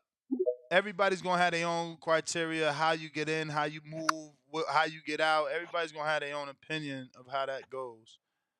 What up, champ? What's up with it? What's happening? It's good with you. Man, hey, I can't call. What y'all think, man? Them PBC fanboy, they be mighty hot, man. They be in their feelings about this Spence, man. What he got knocked out the pound for pound, right? Yeah, he out that pound for pound list right now. Hey, just be like this sometime, man. Why they be hating on the top ranked fighter? Like they was hating on Bud, but they got a little crow in their mouth right now. But Eden, however you say his name, why they hating on him, man? Who they hating on? You said the top ranked fighters. I mean, I don't know what you're talking about. Keyshawn get hella love. I'm saying the callers though, they don't give no love to the like. All of them be like PBC fanboys. I mean, because boxing is a popularity sport, right? So like the PBC got the stars right now. Yes, man. You being subliminal, man. I mean, champ, you trying to dance with the devil right now? Because you know I does this for a living. I mean, what stars Top Rank got, champ? What you mean? What star? They got the guys that got skills, man. I'm preaching to the dead man. I'm saying you say they got the stars, but they got the hip hop stars. They got the guy with the big chains on and all that shit. Don't they got the face of boxing and Canelo Alvarez? And then they got hey, come on, wait. Canelo, and Crawford is not PBC. Don't do that. Don't do How that. the fuck not? They You're just going wrong. over there. You're wrong. They get their They biggest going over there checks, to fight. not just contractually. Contractually, they're both still with PBC. Financially, they getting their and- biggest checks with PBC. And on record, Crawford's biggest fight is with PBC, and Canelo's biggest fight was with PBC. I understand that, but they not part of the stable. They not no. So a contract don't matter to you. So contract don't matter. Is PBC getting a cut of their check? Yes or no? Yes. All right, But they then. going So over stop there, the they going bullshit, over there to man. beat up their fighters. Stop They the going over there to bullshit. beat up their fighters. But ain't no BS on that part. Are they or are they not going over there to Champ, beat the you shit out can't their answer. fighters? You cannot answer a question with a question. Didn't I ask you from the I answered beginning? your question. No, you didn't. No, you didn't. You I answered your laughed. question. No, I you said, didn't. yeah, I No, you agree. didn't. You laughed. You laughed. I asked you who are the stars on Top Rank. Oh, who's the star? We know who the star is. Who? The star was Bud. He done knew. He the star. Bud ain't been with Top Rank. Bud ain't been with Top Rank in 2 years. You gonna let your call drop and show that you got no knowledge? Oh man. That is it. They are waving it off. Oh, They ain't got. They barely got stars over there, man. Fury, he a star. Who else can move the needle for them? Loma can move the needle for them. Devin not even on contract with them no more. Shakur didn't do great in Atlanta, but he could move the needle in North. Keyshawn ain't been a headline. What your man got in Toledo? How many he got? 7? Jared? Yeah. Yeah, I think it's 7 or 8,000. He might be a star for them. That's only 8.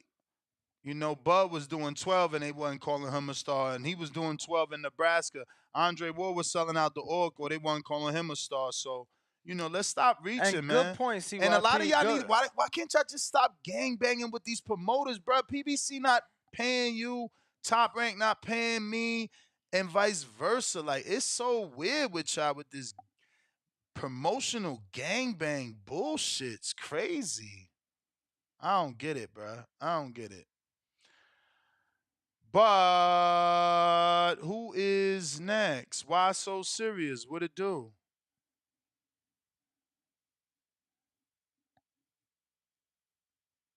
I just care about the great fights. Like, look, Gerald Washington fighting Chisora. That's a great heavyweight fight. I don't know if Chisora gonna make it out that fight. I mean, Washington gonna get clipped and make it out that fight or not? Or is he gonna be good with the new shit he learning with Malik Scott? Like, I don't give a fuck about no promoters. That's y'all gangbanging on promoters on some weirdo shit. Who we got Bruh, next, Bill keep playing me, man. Bill, I know you What up? listening, playing me. Yo. I'm Bill Haney's representative. Can you guys hear me? Yeah. I'm here on behalf of the Haney family. No, you're not. You don't know. What up, champ? Talk to us. All right. If I run over, you know what to do. All right. You got to excuse me. I'm still trying to find myself. But the verse of the day comes out of Psalms 59:16. But I will sing of your strength. In the morning, I will sing of your love. For you are my fortress, my refugees in time of trouble. And I'm still discombobulated. I'm not even gonna lie to y'all. Food has no taste. Color has no color. Boxing is hard for me to enjoy right now. But here we go to the topic of the show. You know, Loma never took a loss like EJ did. Canelo never took a loss like EJ did. And I think we all can agree EJ didn't do a better job than David Benavidez, Sean Porter. And for him to be on a top 5 pound for pound guy. You mean Jose Benavidez? Yeah, Jose Benavidez. For him to be a top pound for pound guy, we expected, we were told he would give us a better showing. We were told this was 50-50. So the problem isn't that he lost, guys. If he would have lost in a split decision, mutual decision, whatever, then fine. Yeah, we have an argument. But people are talking about this man need to retire after that ass whoop. But they He said that didn't just about get. Wilder, AJ, Cotto, and you happen not to mention Cotto got his ass whooped like this twice versus Yeah, Pacquiao but and Margarito, was and he did he stay came on the back. pound for? Bro, he came back. Of course, he on a pound for pound. He came back. He was a 160-pound champion. The dude that started his career at 140. It's impossible for him not to be on a pound for pound list. So after those losses like that, so you're saying he After got beat my like Earl, brother, where he didn't win a round, he didn't win a moment, he didn't even win a clinch. My brother, after he got his ass kicked, where he had to go out on a knee versus a Mexican who is his Who rival was enemy. cheating? My Who was brother, cheating? I don't give a fuck. But what I'm trying to tell you is he lost to Weiss, came back and won a middleweight title. Middleweight Okay. title. And did he And win he a did. 54? He won a 54 too. Mayweather beat him for it. Who? Okay, but Cotto. you said he came back and won the title. So all I'm simply saying is 54-pound belt and 60-pound belt, champ. He had the WBC. He beat Martinez. okay, so I can understand if he either got back on the list or stayed on it. But the way Crawford did Spence, that's not a top 10 fighter. Homie, That's I not. just proved. But so what you saying that when Cotto lost at welterweight to Pacquiao and Margarito, he wasn't a top 10 fighter? Like what 30 seconds. I'm actually giving you facts to show you that what you believe is true is not true, because we also thought Wilder should retire. We also thought AJ should retire when he lost to Andy. Like, that's us as fans. These fighters lick their wounds, they come back, and history shows us they keep fighting. And I'm not saying that's the 10-second that he clapper. should. Yeah, I know. We running it though. Counterpunch. What I'm saying I'm not saying he can't come back. I'm saying people are saying his career is done. I'm not saying that. All I'm simply saying to the topic of the show, based on all those factors, he's not on the top 10 pound for pound. Can he get back? Sure. But he's not on the top 10 pound for pound today. But champ, Not after Saturday. But that's the wrong argument. The argument is, damn, after one loss, you dropped them. And he should have been dropped. You ain't looking at it like that. How you gonna say he should have been dropped? Why? And because of the way he performed. He did not perform like a top 10 pound for pound fighter. You tripping, bro? He just That's why, homie. Listen. How did Pacquiao react when Cotto react when he fought Pacquiao? He got his ass bodied. But he came back and showed you he's pound for pound by beating other champions and becoming champion again. I'm saying what you saying makes no sense. You can't say a dude didn't react like a pound for pound fighter because he got his ass kicked by another pound for pound fighter. Pacquiao just showed he was number one. Terrence showed he's number one. That's it. if Earl can come back and win a title, win a big fight, then fine. He can possibly get back on the pound for pound. But as of today, there are guys who've accomplished more, who haven't lost, that deserve the spot that he was on, that he held. He got thrashed in an embarrassing fashion. I understand that happened to Cotto, but Cotto came back and won. At this point, Earl hasn't even fought yet, so we can only go off what we know today. He got thrashed. So as of today, he's not top 10 pound for pound. He may be a top I thought you was an Earl fighter. Huh?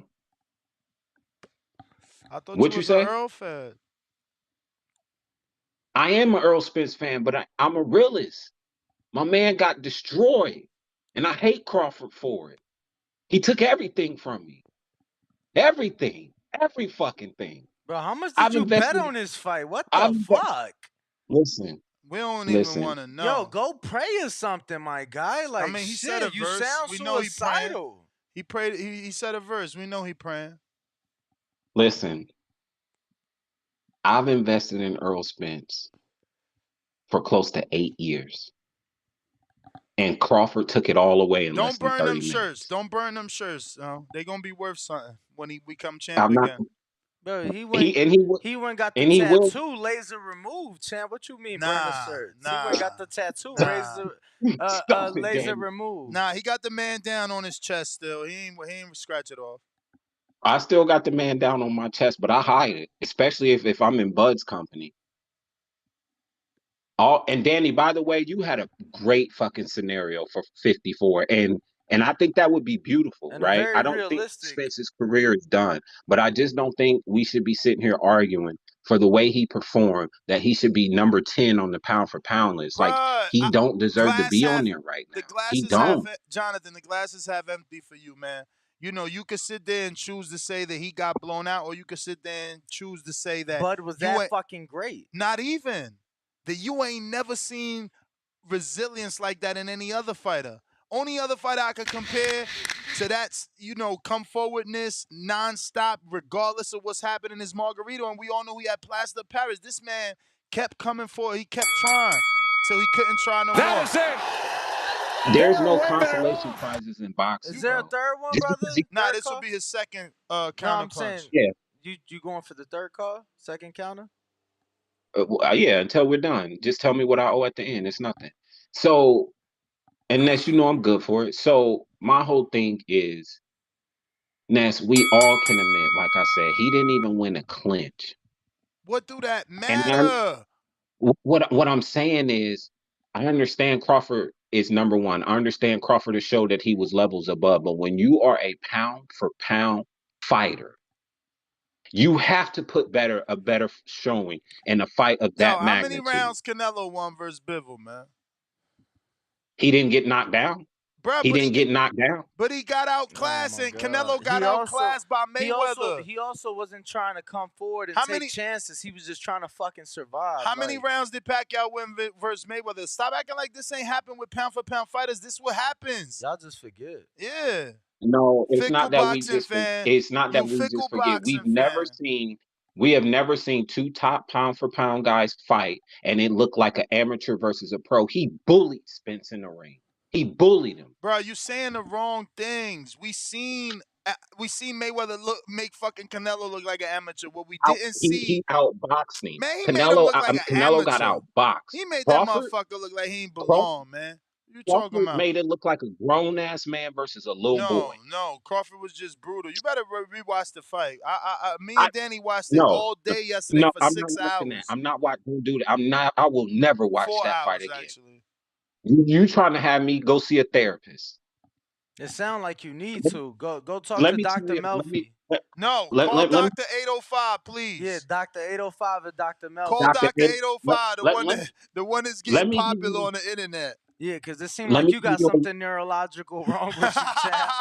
Let me give you a little insight, and then I'll be done. Can he analyze and assess you from TV? Stop, Ness. Stop it. Can I tell my story? That's all you've been doing, champ. It's been 8 minutes of a bedtime book. So, listen, I found TBV in 2012 after I graduated, moved to Charlotte, right? A year later, I find out who Errol Spence is. In that same year, I find out who Crawford is. 3 years later, I get very close to a state of depression. And through Errol Spence training videos, motivated me to become the person I am today. Damn. Shout out Earl. See, he pound for pound just for that. He inspired you from miles away, bruh. Crawford took all that shit away in less than 30 minutes. No, you can't Crawford say that. took it all away in 30 minutes. You terrible. All of it. I mean, it could be worse. Did you see what happened to Jermell Charlo this weekend? Like, bro. I mean, word, man. Like, you bro, think like, you had what a world bad you day? living in, champ? Just look up. Smell the roses. Listen. Go pay for some pussy or something. Like, champ, you will be okay. You will be okay. The only consolation is the man is still alive. We cooking? Okay. We cooking? Huh? Still cooking? Yeah. What am I on? Counterpunch 3? All right, and then I'll be done after this. I'll just say this. I just don't think it's fair that we're trying to argue for Spence to stay on the pound for pound when it's a sport about what have you done for me lately.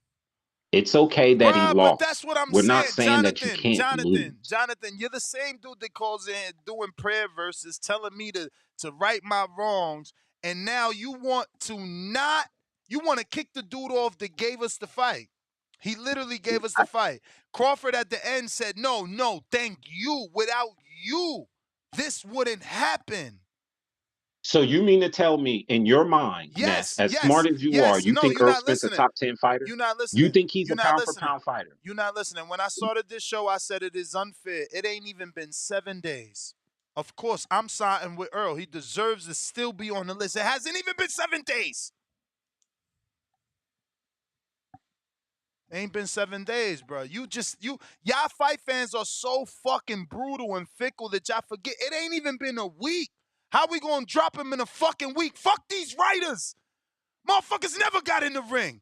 Never been punched in the face. And I ain't claiming to be a fighter, but at least I fought in the street. Half these motherfuckers is pencil pushing, degree holding punks. Punks. You You got feel a me? point there. So now you taking a motherfucker off the list that had the balls that's bigger than the pen you pick up to take him off the list. He had the balls to get in there with Crawford, who everybody knew was a bad man, man. You gonna take him off? It ain't even been fucking 7 days. Yes, But we're going to take but him we off. got fans like We're you going to talking take about him off yes. because he didn't show that he was a pound-for-pound fighter during that fight. All right, man. It ain't been a week, but I'm good. He didn't. He didn't. Period. And my thing is this.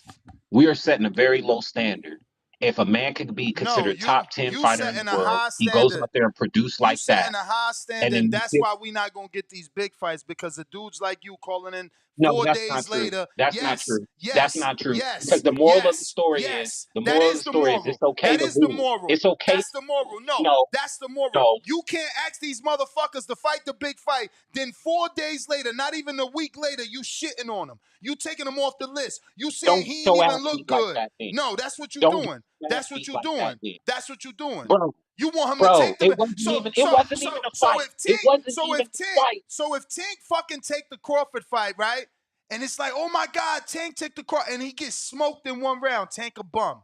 I told you Tank a No, that's bum. I different. told you That's that's why he different. never fought That's Haney. different. That's why he never That's fought different. Shakur. That's That's why he different. never fought That's different. Loma. Tank a bum. First of That's all, what Tank y'all ain't number do. 3 or That's what 4 y'all on the do, pound for man. pound list, and Tank is moving up. That's what y'all do, bruv. It's all good. No, Appreciate I'm the not saying. call. That is it. Listen, you dare to be great. You dare to be You great, going again? absolutely, You and we going will pay again? for that. But Oh when my you take on that goodness. responsibility, all right, that's my call. Oh, all right. I mean, you might as well have stood on and sent that whole 20 spot. You can't break it. You know, you're gonna have to break a 20 to make 15. You feel me? And in the words of my boy V's, I ain't got change for 20. 20 ain't nothing but change. Word. So No, and he the type. He'll send a 20. That's how he do. So that's what I'm saying. Might as well would have stood on. But CYP on the counter. What up? Yo. When I'm done, Danny, check your DM because you know motherfuckers love to try to investigate the investigator. But I'm on your ass. So check it because I got some discrepancy on how great Roberto Duran was at 135. At 135. Where's David Maldonado? I'm just keeping it real. Let's go down a little list. At 135, he won the vacant title versus a dude who was 1-3 coming into the fight and just lost. The dude just lost, and he fought him. After that, that dude went 1-3 again and then retired. So between the time he fought Duran, he had 2 wins and 6 losses. Then he retired. That was the dude he beat for the first belt, which was Jimmy Robertson. 13 defenses, didn't fight not one champion, not one Hall of Famer in that 13 defenses. Then the last fight he had, he fought a dude who beat him when he wasn't champion. That's the only champion he ever fought was a dude, De Jesus, who actually beat him early in his career. That's the first time he fought another champion. Was never unified until he fought dude 2 years later. Danny saw the list of all the dudes he fought. I sent him a list of all the dudes Devin Haney has fought at 135. You tell me who has a better resume at 135. Is it Duran or is it Haney? It's not Duran at all. Duran has no Hall of Famers there. He ain't lying. I'm looking at it now. I ain't gonna lie. There's some of them, 3 Hall of Famers on Haney's resume at 35 right now. Thank you very much. Yeah, but that's the thing. We lived through Haney's era, so how many of them Hall of Famers was in their prime? 1. Exactly. 1. It doesn't matter. The other dudes have already fought Ness, so that means they could already be in the Hall of Fame. It doesn't matter if we saw them. That's the good thing about being in the past. You can be great as hell and be told that you're great, and we don't even know because we didn't see. If them dudes ain't in the Hall of Fame, that's their fault. They've had years to get there, right? Devin Haney's opponents just fought. So we know how good they are, but shit, they don't have time. The other dudes have time on their side. It's very simple. Those dudes barely have boxing bios. They were never champions, so they definitely not getting to the Hall of Fame. They were never champions. Some dudes have losing records, lost. It was what it was. Because I wasn't alive when Archie Moore fought. He in the Hall of Fame. I wasn't around when Floyd Patterson fought. He in the Hall of Fame. There's a whole bunch of fighters I've never seen fight. They're in the goddamn Hall of Fame. Roberto Duran, opponents, they're not. We got to create them for what they are. Let me keep cooking. If I go over, bill me. Go ahead and bill me. Go ahead and bill me like Mr. Sims, because y'all need to hear this shit. I'm tired of this shit.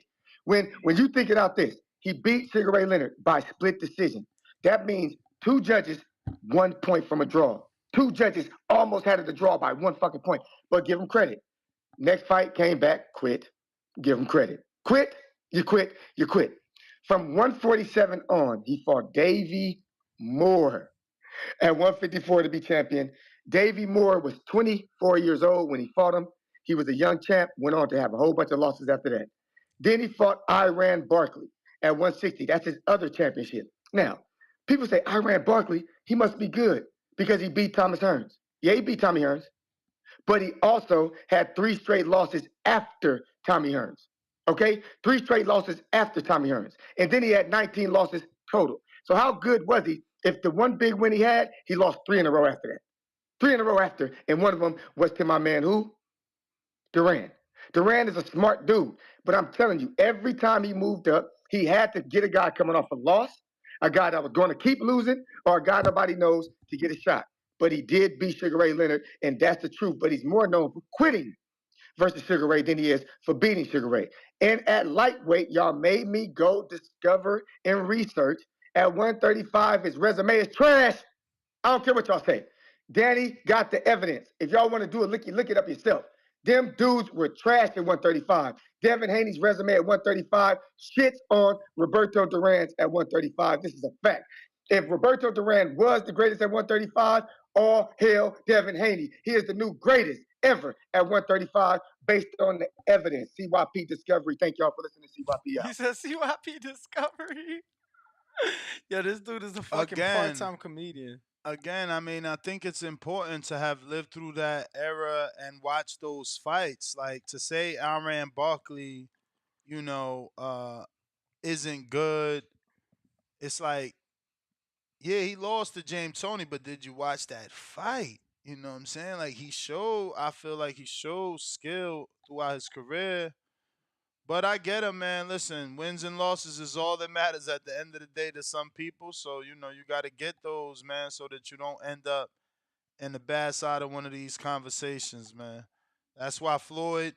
But this is what I'm saying. We are our own poison, right? Like that's why Floyd pick and choose because he knew someone was going to try to dissect and create a narrative. I don't want to be the guy like Jonathan Sims that's saying Earl doesn't belong there. My man just fought 4 days ago. It's not even been a week. Like, you know what I'm saying? Like he definitely belongs to stay in the position he was in. But yeah, man. Let me see who else is next. Did you get to these super chats, champ? We are caught up on the super chats. Did you get to the member for 2 months? It's called DTXXT. So hold on. So we need to get to him, and then we need to get. What about those keep it movings? Yeah, got to those. Both? Yes. You the man. So DTXDM214 member for 2 months at the champ level says if y'all don't host the Canelo versus Charlo fight party, would y'all at least host another one this year? Maybe a tank fight? How can I get a glove? TBV keychain, great show. We may host the Canelo Charlo fight party. Yeah, we're working someone on that. inquired about us doing something with them, so we have in our seeking our options. We're seeking our options because we may have. I mean, we're having the representative of TBV, hear what they got to offer. Yeah, if not, we're trying to do our own thing as well. But we haven't even finalized the last one, man. So we don't want to move too quickly. But Danny's younger than me, so he's very ambitious. Shout out to him. I would have never done a Friday and a Saturday. That's some Buckhead Fight Club shit. Or truth be told, the second theater. Yeah, I was good with 60 people. You know what I'm saying?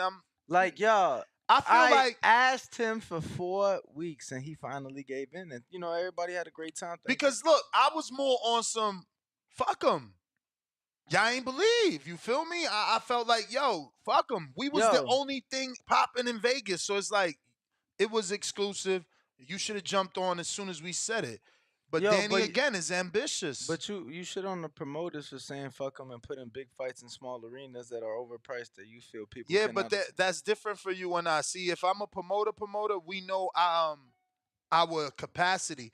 We haven't done a show of this nature, the appreciation night in 7 years, and then we have been dabbling with fight parties, and based off the Ryan Tank, we were cool for 60, not 120, not 150. You know what I'm saying? So like, yeah, I don't like to fail. I'm a winner. We almost 4x'd our last fight party in terms of attendance, and and location though. I felt like that was a great studio, phenomenal venue.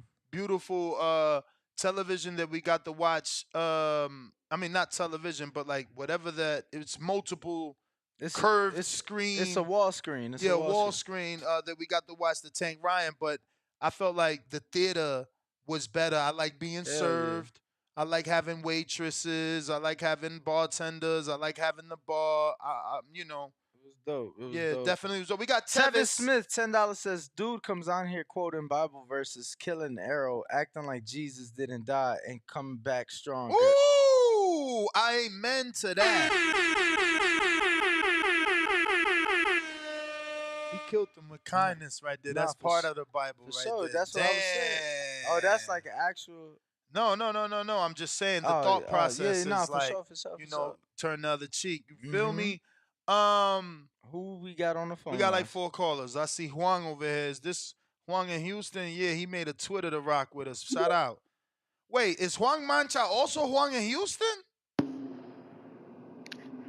Yo, you hear me? Huang, so you also Huang Mancha? Yes. Oh shit, I'm putting it together. Champ. I changed the one out of Houston. All right. Call me that.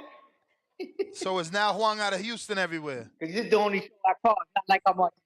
Yeah, it's not like I'm on YouTube on a bunch. This is the only thing I pay attention to. You the man. We appreciate you. But anyway, for sure. But look, let me tell you about the Errol Spence pound for pound thing.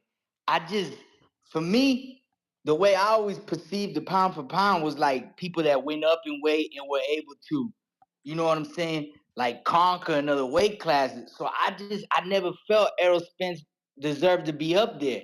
You see what I'm saying? Like I can understand why Loma, people be like Loma lost and he was still on there. Yeah, because Loma came up and beat champs at higher weight classes than where he started, right? So for me, it's like Canelo, same situation. He went up to fight Bivol, right? Bivol beat him. Is he still on the pound for pound? He's still on mine. Only because you've been going up constantly, taking time and beating champions. So that's why it's like I'm not knocking us. I'm not saying he don't deserve to be on the pound for pound because he's not a great boxer as far as Errol Spence. I don't think he was supposed to be on there to begin with because you ain't according to that criteria, you ain't show nothing. But another thing is this: he got beat up. Like it's not like someone just lost the fight. Like you just got like terribly beat up for whatever reason it was, weight drain, whatever. It don't like how can a person be on a pound for pound after that? Bro, but it's it ain't even been 7 days, bro. I know, but it's like that's not a regular law. It ain't even about like as far as when they did it. Both Ring Magazine, they ain't take them off, but they did it right after the fight anyway. So it's like I don't fault them. I don't fault them for when they did it. And again, there's been so many great fights that there's been a lot of movement to the pound for pound. But guys, don't you feel that that's sending a message to these fighters? They're gonna scare these fighters not to take these risks.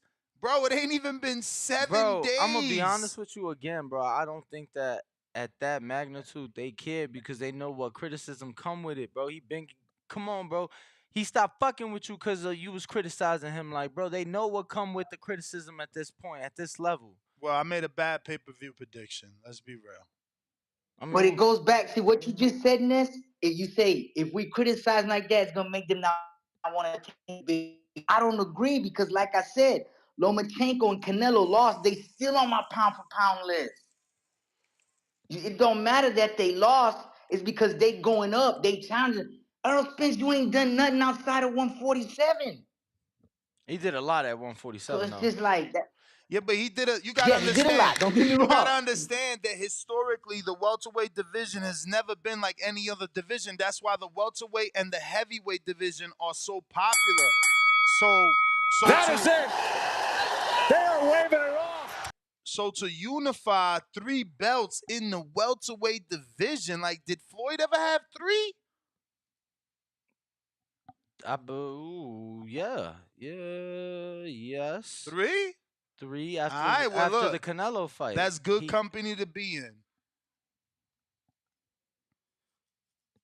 After the Canelo fight. That's great company to be in. You feel me? But Juan, appreciate you as always. We got JT. What up?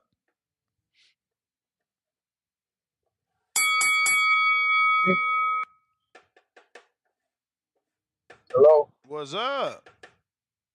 Yeah, can y'all hear me? Yup. All right. Thing about a pound for pound list, I think we did the definition of pound for pound already. Pound for pound list made due to the heavyweights. You don't put heavyweights in a pound for pound list because the thing about the pound for pound list with Errol Spence, Bob You don't Crawford. sound the best. I hear you, but I got on headphones and these are studio, these are Shures. So I hear you. You don't sound the best. It's obvious you're on a Bluetooth or on speaker. So I don't know. Hold on, let me take it off. Let me take it off. Hold on. Danny made a mess. No, I didn't. You totally threw Matt Hardine on the floor. Hear me Why now? you lying, bro? What up? We hear you. All right. The thing about a pound for pound list, I just heard the last caller say that he never had him on this list. Yeah. But what he got to realize, the pound for pound list was made for dudes that fall underneath the heavyweight division. And if you compare their skill level to the heavyweights, pound for pound, would they be able to beat the heavyweights? So that's what the pound for pound list was really made for. So like, I don't see why Errol Spence would not have been on his pound for pound list. A lot of people get the pound for pound list confused because they think just because you move up in weight and you win in different weight classes, that makes you pound for pound. No, it's based on the skill. We take a Tank Davis and we could compare him to a Tyson Fury. Size for size, if he was the same size as Tyson Fury, would he be able to beat him? So I think that's where a lot of people get the pound for pound list confused. My question to you, Ness, so you have Errol Spence. Let's say, can you still hear me? Perfect. All right, you have Errol Spence without no chance at 154. He makes some more adjustments. He's moving up in weight. Possibility that he was dehydrated. That's why he lost the way he lost. That's why he looked the way he looked. He moved up in weight, 154. He had I think he adds some more coaching addition to his camp with Derek James still being the head coach. You don't give him no chance at all. Why you even ask? I never said that. I'm the one campaigning that I'm saying Miguel Cotto was able to come back from a beating that bad twice. He got beat up bad in 16 months to Pacquiao and Margarito and still was able to come back and be a legend. I never said. Maybe I'm getting confused because based up between the callers and a couple of people like yesterday, y'all didn't give him no chance whatsoever to redeem himself at 54. I think if he fights at 54, go ahead, Ness. What you said? I mean, at the end of the day, bro, the thing is that I'm saying he better not fight Bud next. I'm saying it's better for him to take the rest of the year off. But in no way, shape, or form am I saying that Earl can't go to 54 and win a belt. Like, I know who he with. This is the sport I love. I know he with Al. He gonna get a shot. they're gonna give him a vacant shot. He'll find a way to be a champ again. It is all about, can he come back from that? And if so, then yeah, he's got every, chance to be a legend like Cotto. Like Cotto lost at welterweight. Cotto lost to Manny Pacquiao. So, if you think Terrence is good, well, Pacquiao was good back then too. That's who Cotto lost to. Then he got beat down by Margarito. That dude was on a pound for pound list till he got popped. You feel me? If not pound for pound, motherfuckers knew he was like the Triple G back then. Again, until he got caught. So like Cotto took those two beatings and he came back. He won titles at 54. He beat former champ Daniel Gill. He beat Sergio Martinez. He jumped in the ring with Canelo and lost in a tight fight. I think Canelo might have won by split decision or some shit. Like Cotto walked out the arena and out That the wasn't ring. no tight fight. I mean, Cotto's eyes. Yeah, And what was it? Wasn't it split though? Nah, I'm pretty sure that was a UD, bro. Oh no, you should have took your laptop with you. I can't make a case for him. Is this Bill? It sure is. Bill, man, what up? Hey. What's good, What's man? happening? I thought you weren't coming through. Man, shout out to the boxing voice, man, the voice of the streets. If I'm out here and I'm getting in it, it's going to be on the boxing voice, man. What's happening? What up, BH? What up? Is What that up? Danny? Is that the ring walk himself? Yes, You sir. Yes, dig? Man, sir. shout out. Shout Blessings, out to man. you. Yes, sir. Yes, sir. I'm just, I'm just sitting cooling by the pool. You see I got on that what WBC? Jay-Z? Yeah, but what's the color? What we say it is? Mauve. Mauve. Yeah, you know what You I mean? bet. As Yeah. soon as you Yeah. said Jay-Z, I knew where you was headed Yeah. with it, You know BH. what I It's mean? Yeah. mauve. Yeah, Yeah, I I'm know on about that. Mauve. Yeah, WBC. Yeah. Well, You since dig? you So bring up the shirt, we're gonna jump right into the business. I feel like I don't like the way that they handled the situation. So I want to just hear it from you as the manager and trainer of Devin Haney. Do you agree with your son being placed in champion in recess? And then, if he wants to fight for that 135-pound title, again, he's going to have to do a 50-50 split. I well, feel like you guys have fought for the WBC every title they have. You started From the in youth? Mexico from youth titles to regional titles to interim titles to full titles to unifying their titles to undisputing their titles. And It's a little weird. now fighting for a title in another division as well. Yeah, so it makes it a little and, weird that they wouldn't give you the Canelo treatment. Canelo's being allowed to fight. They created an interim title for Benavidez. So these are things I want you to bring up with Mauricio because I don't understand why this took place. well, one thing is I said not only am I, wearing the mauve WBC shirt, shout out to Mauricio and the WBC family. And no shade to the WBA, the IBF, and the WBO, as well as Ring. And if I could wear a shirt right now and it had every one of them on it, I would. But in particularly today, being that, you know what I mean, we didn't just I think it was the 60th commemoration of the WBC.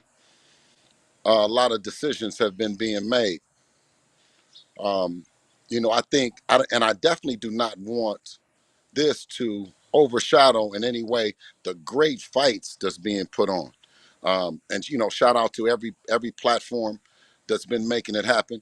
The champions that are getting in the ring and doing it. So to answer your question, business is business, and that's what I tend to hear a lot lately. Um, I'm a firm believer in Allah. Allah knows best. Alhamdulillah. It gives us the opportunity to show what a real champion does, a real businessman. And I always say I'm so happy and pleased to be in the Devin Haney business. And going back to business being business, when something happens and it's negative, and the people see it, because I always say Devin is the people's champ, and I always tell everyone, be very careful when going into business with Devin and how you doing, because the people will perceive it in a negative way. One thing about us, we done honored every bet. We done honored everything. We've been every champion in the WBC.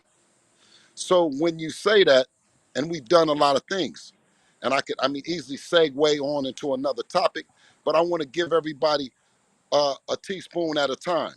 That's why I'm very careful, because I don't want to skip over and you miss something. So by it being business is business, I'm not complaining. I'm rolling with it, and I'm saying is, if it's equal to everybody else, then we're going to get down and we're going to outperform them. We've never not honored a contract or agreement or none of that. You know, Devin is now taking advantage of what it means to be an undisputed champion and to go up and be a two-division undisputed champion. The WBC and Devin pushed up on Regis Prograis. In life, you can't have it both ways. It came down to, what do you want to do? What's on the table? What's on the board for us? Who's raised their hand? Regis Prograis consistently said that if Devin Haney chooses to pick him, it's the hardest route. It's the place where you got to go up and wait, which historically the champions that are now champions didn't go straight up and then fight a champion. Through the WBC, we applied pressure on Lomachenko. Historically, this was a weekend that Nesnim was there, and through that pressure, right? Lomachenko, I put the warrant out for him. He was caught. It took some time, but everybody knew, right? Going into that fight with the WBC and Lomachenko having an opportunity to have his dream and undisputed, he fell short to me, not only on effort, but skills. I know that the fight was not as close as what the media tried to depict it as. I know it. I know through doing business with them, and I know the narrative. I know he hasn't lost. Lomachenko has never lost. He's never came out and said him or his team. So that's more on the negative side of things. Let's get back to the positive in the WBC, because we like to talk about all the negative. And when you have a firm belief in God, you know that things happen for a reason. All these things and all these scenarios that I'm sure Danny and you, Ness, can speak of. But why not say they were places of injustice, and not say that these now were places for us that we stood up, Ness, and we showed that Devin is not only the best young fighter in the world inside the ring, but both outside the ring, by having all the belts, by having the responsibility of the belts, but also having the opportunity to go up and pick Regis Prograis, right? Each time, Ryan Garcia, he was a WBC interim champion where he had an opportunity. You had Shakur Stevenson, he had an opportunity. So I don't want to come and at all be negative. I want to come in and highlight all of this phenomenal things that's going on in boxing. So you not upset? Do I look like I'm upset, Ness? Nah, Why you would you got a lot ask a of palm question? trees back there. You can't be Yeah, upset why with all would them you? palm trees. That's what I'm saying is, how could, I mean, Ness, come to with another harder question, because I only come to the boxing voice to the streets or let somebody on to say something. You dig what I'm saying? All right. Because Well, you know, the harder question you pick on up the slow harder right now. question, the harder question is, do you want to talk about Shakur? I know you guys are taking the Devin, the Ness, I Regis. don't listen.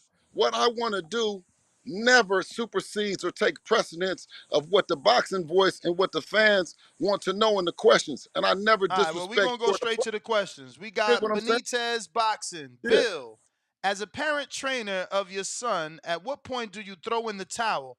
If hypothetically your son was Earl in that fight against Crawford, sooner than later? Thank you. Oh, absolutely. Great question. And that's a question that lies within the trainer and the fighter, and hopefully the parent and the fighter. And in Mr. Spence's case, with them, it lies within them. And what's He got a call. He'll be back.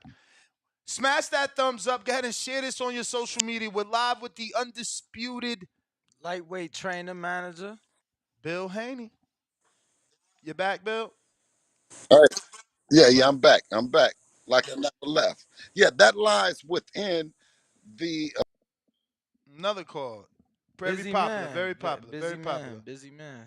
Very Shout out to popular. Bill for taking time out of his day to join us Word. on the morning show. Appreciate it. Appreciate it. Hopefully we get him back here Ooh, momentarily. totally gone. That must be an important call. In the meantime, in between We do time, have a few super chats. Karma Serene, $5. Whether or not Loma admits to the loss, the L is still on his record.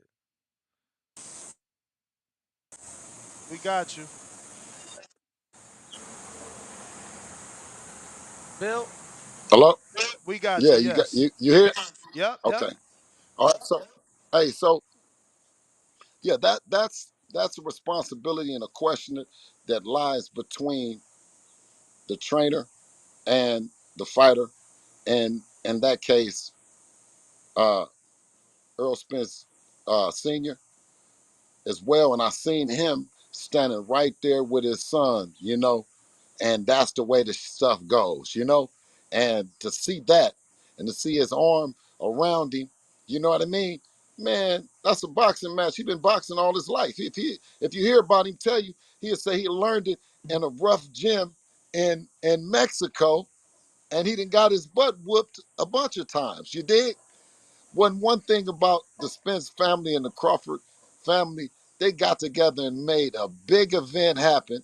They put their lives on the line, and they did a great job doing it, man. You know what I mean? Shout out to both teams. And, we were talking about the father and son of Earl Spence and him. Not no trainer in the world can, shout out to Derek James, who might have been taking a hit for not being there. But at that particular time, that was his daddy's job.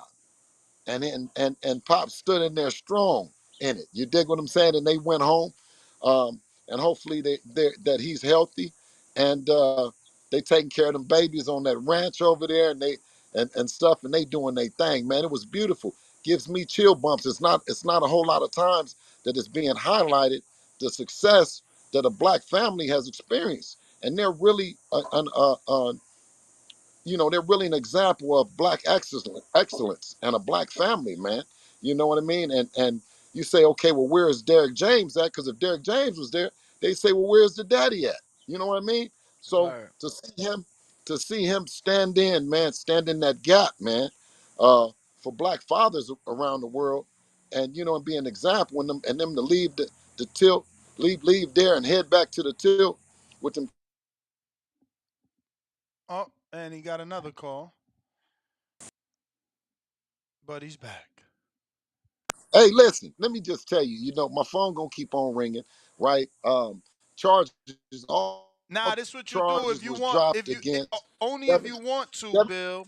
Only if you want to. If you swipe up, what? put do not disturb, then swipe back up, and the calls won't interrupt. It shouldn't interrupt anyway, but you don't have to. Okay, well, it's in particularly a very a nice day, alhamdulillah, you know what I'm saying? Like any other day, but in particularly today live, I'm getting it that all charges were dropped against Devin and related to the gun case. You know what I mean? So all That praise was to a God. very unfortunate situation, man. But Right, which I'm glad that it worked God out the doesn't way make that any it mistakes. did. Absolutely, and God doesn't make any mistakes, and he's uh he's who he is. You know what I mean? He's who he is, and let's let's continue to root for champ. For sure. I have now Ryan Frazier in Canada. Do you see Devin fighting at 147 before his career is over? Yes, All right. I have, inshallah. God will. God willing, you said. I have James Valdez in San Antonio, Texas. Yes, I'm sure you've heard how Timothy Bradley says fathers should not be allowed to be in their son's main trainer. What are your thoughts on that insane statement from Mr. Bradley, and who at the end of his career had his wife as his boxing manager? Well, Oh, you, I mean, we've known that they've, huh? Yeah, I've known, um, just kind of the story on, Mr. Bradley and Timothy Bradley, and just the heights that they've risen as just once again, I say it's just being a black man with a son, and to get Timothy Bradley to where he is, it takes a whole lot of sacrifice on the family altogether, and um, to then I think put everybody into one thing as they shouldn't be together. It's some trauma along the way that the Bradley family has experienced, but I don't think that it should reflect what we as a people, blacks as families, are trying to move the direction. So I think that the statement was baseless. It was counterproductive to what really represents us as a people as a whole, because we all want better, and we all want to do better. And for him to say that, is just probably irresponsible. One thing that what he has to do um, before he can make a statement like that is to volunteer as much time and experience he has to the fathers and sons that are out there doing it. Because it takes a community, it takes a village, it takes a team to pull this shit off. So um, some teams that we're doing as much as we can, and we just might need a Timothy Bradley to come on board to take it over the top. And I don't say that to say that we need Timothy Bradley. I'm just saying, with due respect, that before you can pass judgment or down anything, you have to look at the mirror and see how you're trying to help it. so Bill, before I move on to the next question, I want to show you this tweet. Obviously, this is Regis Prograde tagging your son saying, "What's taking so long to sign your part? I hope you're not starting to get cold feet now." And he put the what is that? A pen, hourglass, and he tagged Eddie Hearn as well. This was August 2nd. Yesterday. Now So we saw Devin at the Top Rank show here in Vegas on Friday to announce the fight with Regis and announce the move up to 140 pounds. Can you give us any confirmation? Is it set for October 28th right here in Vegas? Well, the fight is even more set than it is now because, believe it or not, we were hearing certain questions about the case and where it sat and where it was. Devin being an undisputed champion, of course, when there's been other athletes, but they are not really champions. It always takes a different hit or a different statement that needs to be made, or a different approach in the conversation, whether Devin was the WBC champion or him being the undisputed champion. So I'm happy that that part of any of the conversation is now put to rest, that the charges were dropped against Devin. And, Mr. Regis Prograis knows that we have a fight that we'll be announcing. And it's not my responsibility, although that's a highlight. That's good. I would love to come and say the date and come and say the place, but I mean, that's not my job. They don't want me to do that. But they did not stop me to come and say that it's happening. For surely, Regis Prograis versus Devin Haney is happening. So was the weight, has the contract been signed, or was or was the case the hold up with the contract? No, no, not at all. It was it was language in there that meant, obviously you have to put language in there that now can be taken out of the contract. So, it's just Uh oh, Call, that's the lawyer. Yo, you saying way too much. that's John. Hopefully we get BH back. I did want to bring that up just because uh there's been a lot of questions since Regis put out that tweet yesterday evening, and BH is back.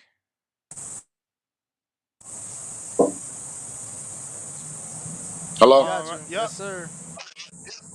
Hey, hey, listen, boxing voice, Ness, Danny, all charges are dropped on Devin Haney and his gun case. We are now serving the warrant on Mr. Regis Prograis out of that New Orleans. He's a bad motor scooter. I'm not playing about it. We've been looking for him. The fight is happening. It's going down. Um, Regis asked for it. Devin went looking for him. Uh, and that's all that I can say. How good of a move up in weight is this for your son? There've been claims since, I guess, since you were trying to make a Javier Fortuna fight with Samson Lewikovic, he has been claiming that Devin can't make weight. Um, do you what do you foresee for Devin in terms of him being at 140, having more power, being happier all together? What do you see? All of the above. I see all of the above. That's been Devin's only weight class that he's been in his entire career.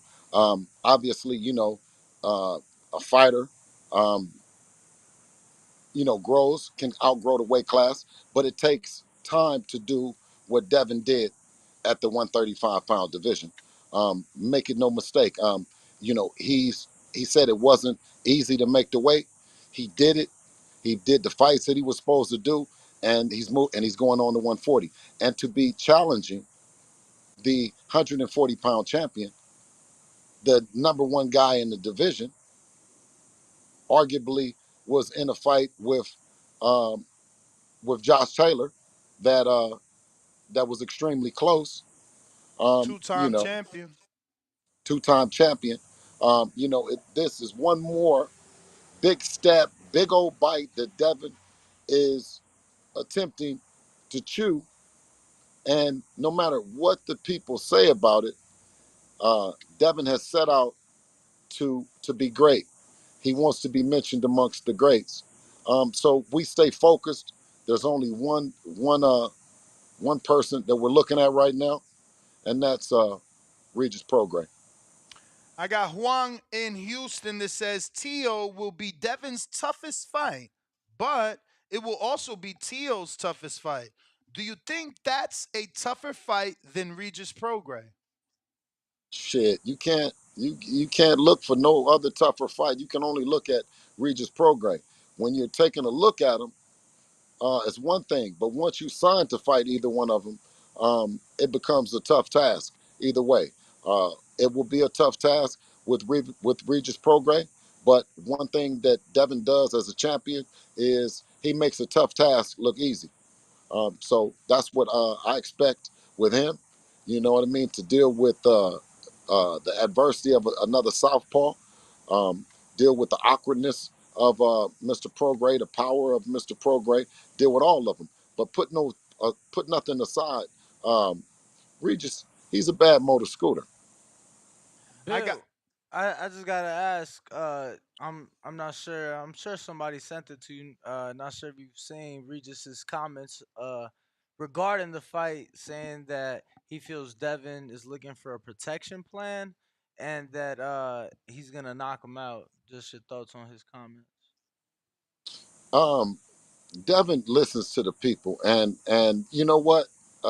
He's a people's champ, and his way of thinking is sometimes um, it's shit, man. I just got to say it. Dev do shit that other people wouldn't do. He does it over and over again, like going to Australia, not once but twice, and then fight Lomachenko to become undisputed. Right? We didn't get no percentage to fight to go overseas to fight uh, George Kambosos, and we had a belt. We didn't get a percentage the second fight. You know what I'm saying? No percentage the third fight. What I told them, I said, this will be a fight for independence. This will be a fight that we then could go dictate and pick what destiny is for Devin. That's to go to be a champion, a two-time champion, to then look to unify, to look to be undisputed. It's one more step. And being able to Devin make that decision to go up through the WBC by him being a WBC champion and give Regis Prograis no way out. You know what I mean? Um, it's both great business on Devin, but it's also a extremely big challenge, man. It's something that, once again, like with him driving this thing, that's why he's 24 years old and he's accomplished what he's accomplished. It's because it's Devin. Because sometimes even as fans, family, friends, and everyone, they say, "Oh, you don't need to do this." See, Ness Ness had this thing where when you become champion and you have tough fights, you can take a fight. You know what I'm saying? And I said, Ness, I don't know if that's going to work, Ness. He says, what? See, because I went against him when he were talking about champions to do it. And then Devin came in that position, and I knew I could always call Ness by and say, Ness, you know, we're due one. You know what I'm saying? But I never called Ness on that because Well, Devin we did is, have the Maxie Hughes conversation, and look how that yeah, we turned did. out. Shout Yeah, out yeah. to Maxie Hughes, man. He's a real one. He did his thing. Yeah, you did. Right, you did. We talk about that. But for Devin, I just said, man, the people, that's not what they want. We started working on Regis program. Regis program know that we started working on him. That's why I went to the fight. He came back and said it was either he looked good or he looked bad. Either way it go, he was where I came to the fight for him. I came to the fight for Tiafimo, and his dad came and his dad said 20 20 million. million.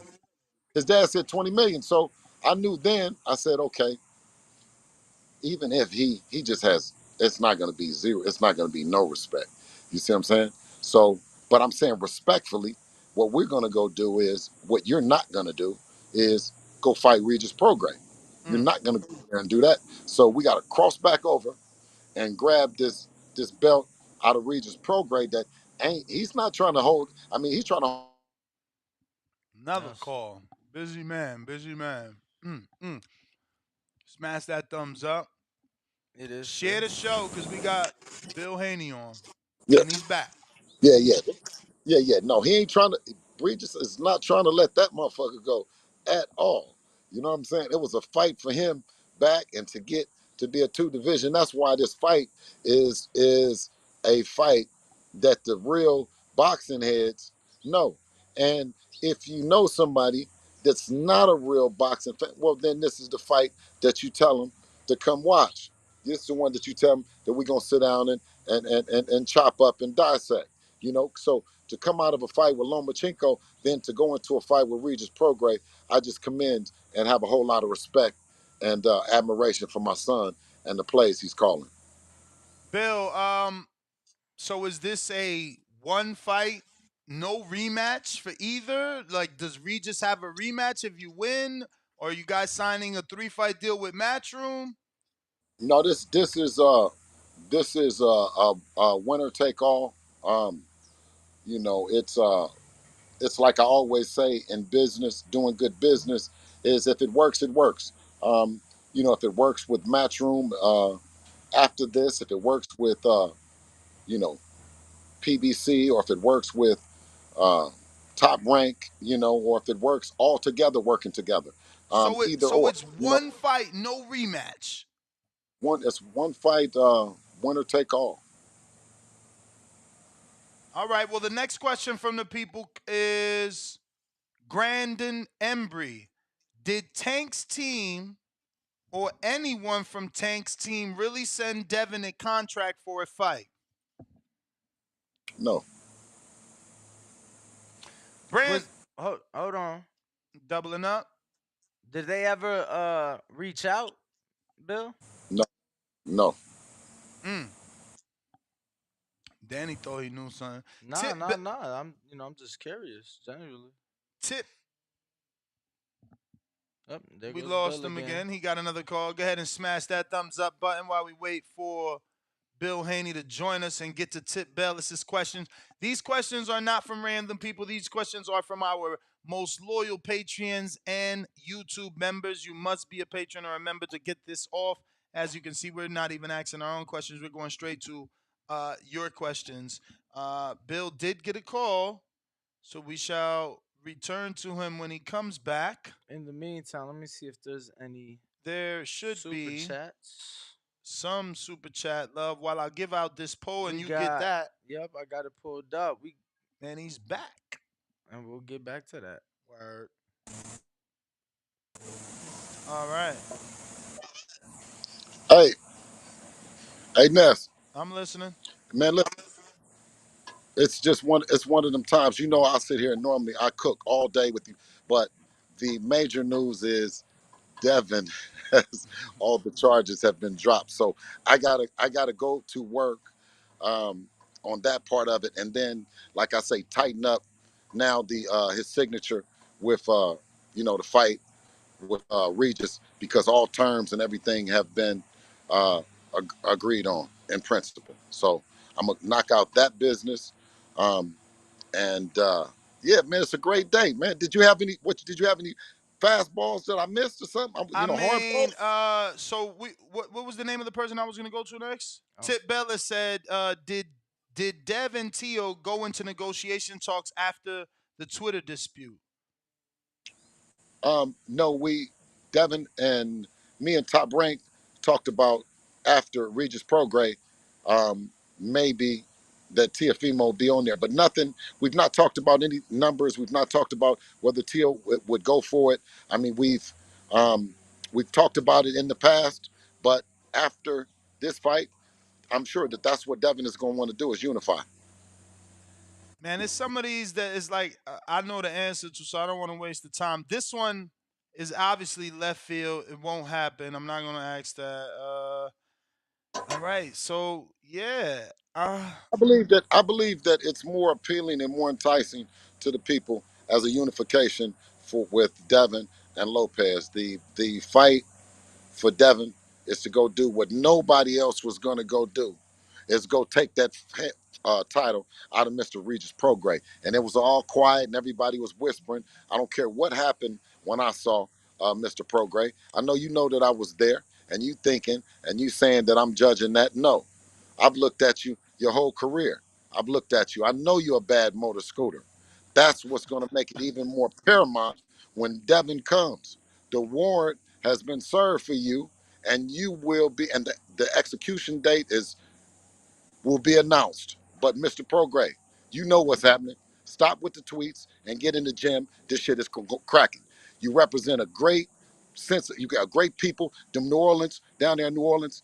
Shout out Mac Main, them. You know what I mean, with Young Money. Who I was sitting next to, Yellow Beezy and all them. They really behind you. Mac Main said he got $1 million on you. You know what I mean? So you better deliver. Yeah.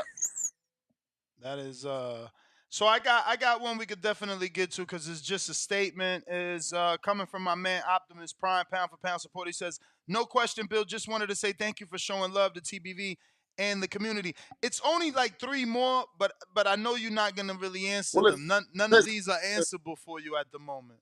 no. Since he dropped it on 11/11, thank you, brother. And I'm gonna stick around. Come on, though, Ness. All Pitch right. him fast, man. Come on. We got Brandon in Houston says, I understand the WBC claims to operate on a case-by-case basis, but do you think that the optics would be better in public eye for them if they just abided by their own rules and stopped making special concessions in favor of some fighters, and rather than showing a refusal to do so for others. Hey, don't you love all your kids? But everybody say that you're showing favoritism. Shout out to the WBC. Keep making those tough decisions. I know that was one of the tough decisions to make. You know what I mean? But in fairness, when you get all of the belts and then you give somebody action at all of the belts, it's no longer 50-50. Not only did we travel, 2 fights and fought Lomachenko to become undisputed, but when you talk about one sanctioning body and you say that they're, they can order a fight for 50-50, no, you can't, because you're not ordering an undisputed fight. You're ordering a fight for a WBC title. And Right. that has always been something that Mr. Stevenson and his team have not publicly acknowledged when it comes to making a fight, Negotiations. to negotiating it. You know what I mean? And I don't never want to come out publicly and they say, oh, BH, he did something to blow it. You dig what I'm saying? So I'm Mm-hmm. just saying it and letting you know out the door that never in the world in the years can 50-50, can you be undisputed and then for a challenger you have a 50-50 fight. You know what I'm saying? So Mm-hmm. when we talked about being undisputed, we had to travel across the street and sign to Lou DiBella. We didn't ask him that he signed to us, that he signs to anybody. We had to sign to Lou for 2 fights, 3 fights, whatever. That's Cambosos's promoter. So I mean, we hadn't been in the business with Lou in any way up until then. We did it to become undisputed, and even though business people said it's dead, don't do it. It's not.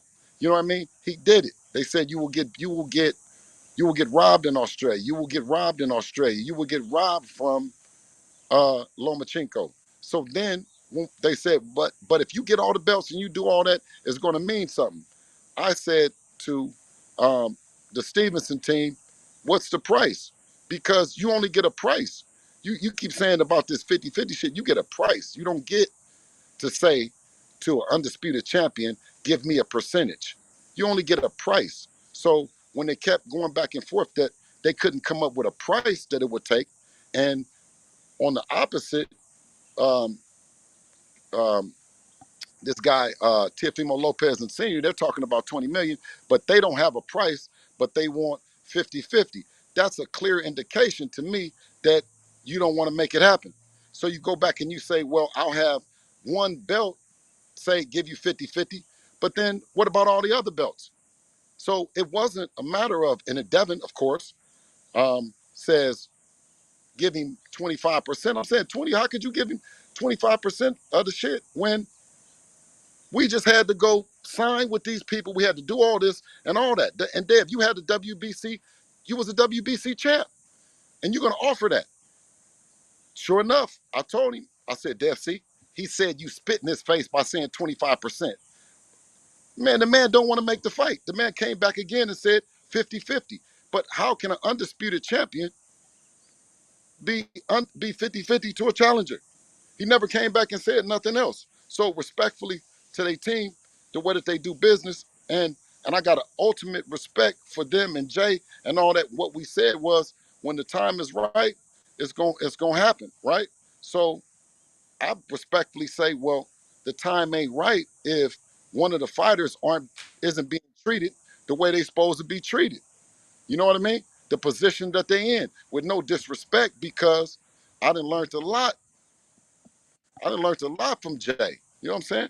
I got him on speed dial. You know, bro. He answered the phone. He hit me with all this shit. So we didn't got to the top. I ain't gonna disrespect and say it's not no other kind of business other than what they want to do and how they doing it.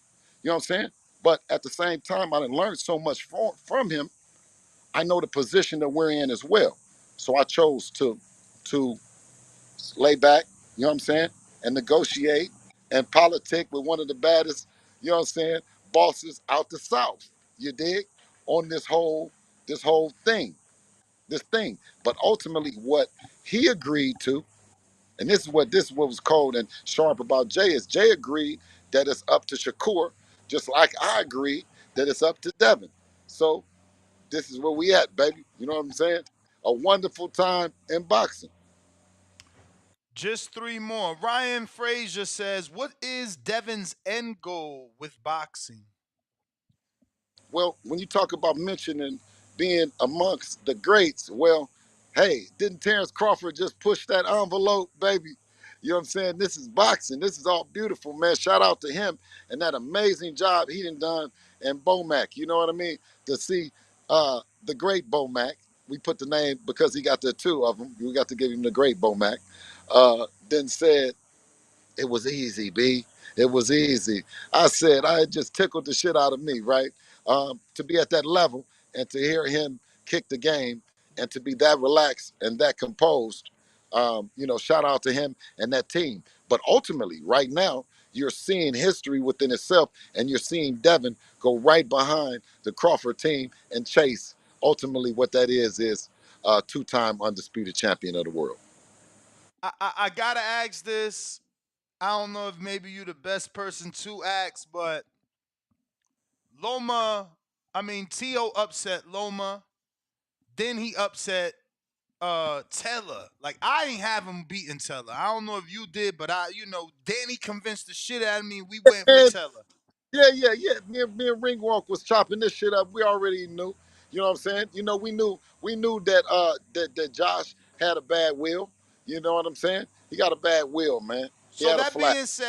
being said, Yeah, though, do you think T.O. could move up to 47 and challenge Terrence Crawford? You know he's the WBO champ. He's been a WBO now at 35, WBO at 40. He could activate that WBO status and ask to fight Terrence. Not to say Terrence hey, will say yes, but hypothetically, he says yes. Is that a good fight or a bad fight? listen, leave Terrence Bud Crawford alone. You know what I'm talking about? Hey, he was at the top of the pound for pound list before y'all gave him the grams. Before you decided to say, is he the best fighter in the world? Danny Ness, did we not already have him as the best fighter in the world? He been on the pound for pound list for over 8 years. God damn. Listen, that's what I'm saying is. So what the hell? You, 410 weeks. yeah. So what the hell? You know, if now the best thing that what they can do is Crawford, he's 35 years old, right? Devin is 24 years old, right? He's a different era. Alhamdulillah, because Crawford,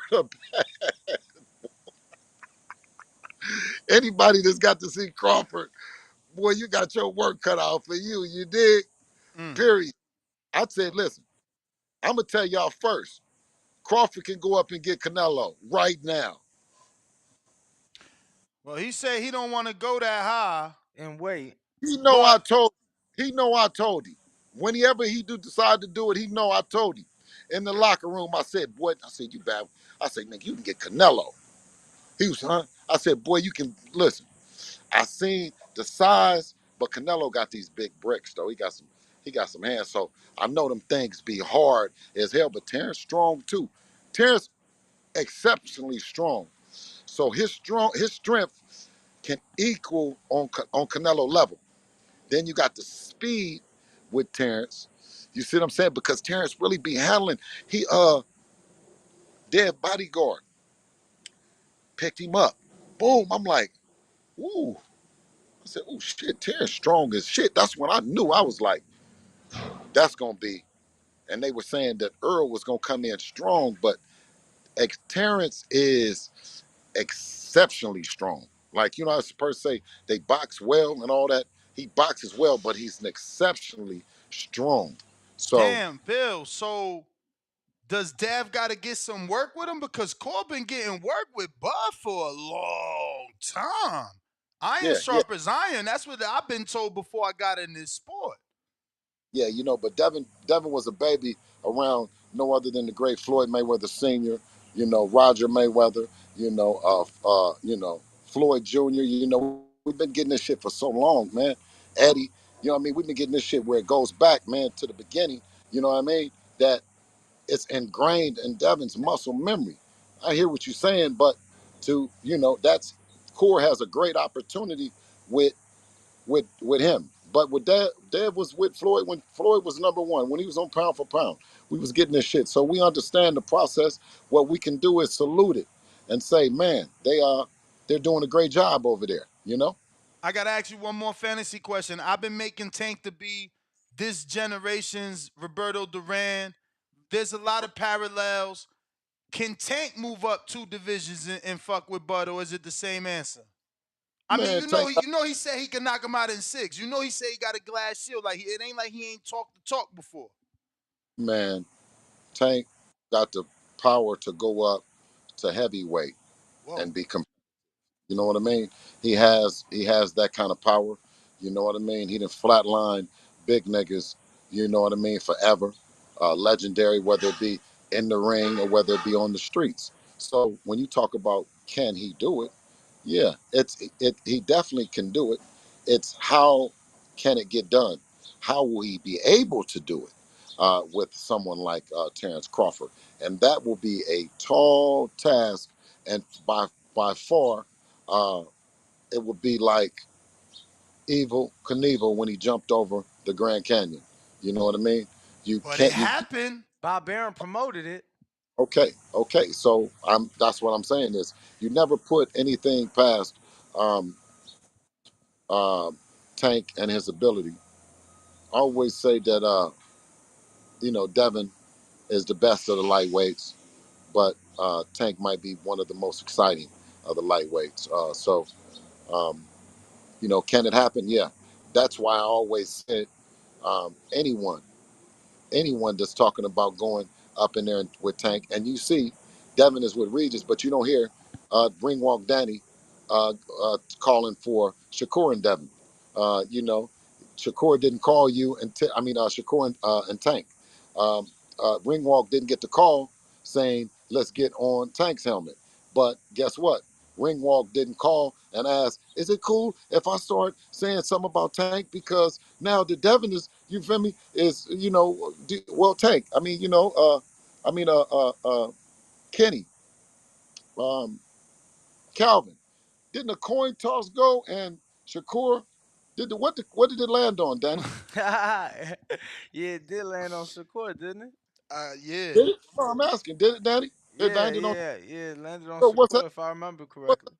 what's happening with the fight, man? Let's keep this shit rolling, man. Let's boxing keep rolling and making big fights, man. What's happening, Ringwalk? Nah, let's make them I mean, happen. I mean, they trying to make Loma versus Yeah, Shakur. it seemed like that's That's what's in house. next. That's It in seemed like house. that's what's No, next. That's no, what the that's WBC. not in-house, nothing. No, ain't no in-house. We done already knocked down all the walls and all the houses. Ain't no in-house. Ain't no street. Ain't no street. Ain't no in-house. Ain't no nothing. Let's get back to making these big fights and keep continuing giving the boxing world what they want to see. You know what I'm talking about? And let's not create these narratives now. It's a side of the street. Well, if it's a side of the street, then what was y'all doing talking anyway? Nah, What no y'all talk? been crossing all types of streets and highways and Yeah, but seas and it's not easy. You got to navigate. Like you see, Yeah, you had to yeah, get into a 3-fight deal to do it. yeah, like you big, tall, and light skinned and driving that vet. You got to navigate through shit because it's a lot of pitfalls, a lot of haters in the way. I got DMD. He says, how would a fight with the monster Inoue look against the Dream Money Haney? Hey man, listen, that's another great fight for Tank Davis that No, they're he talking. said Haney. Yeah, He no, said Haney. I know. I'm saying is Tank gonna ring walk? Is Tank because he got that one too? Is it yeah, gonna be that? he did say have him move up to 35, y'all. Have him move up to 35? Oh man, that would be after. Listen, I can't. No rehydration clause though.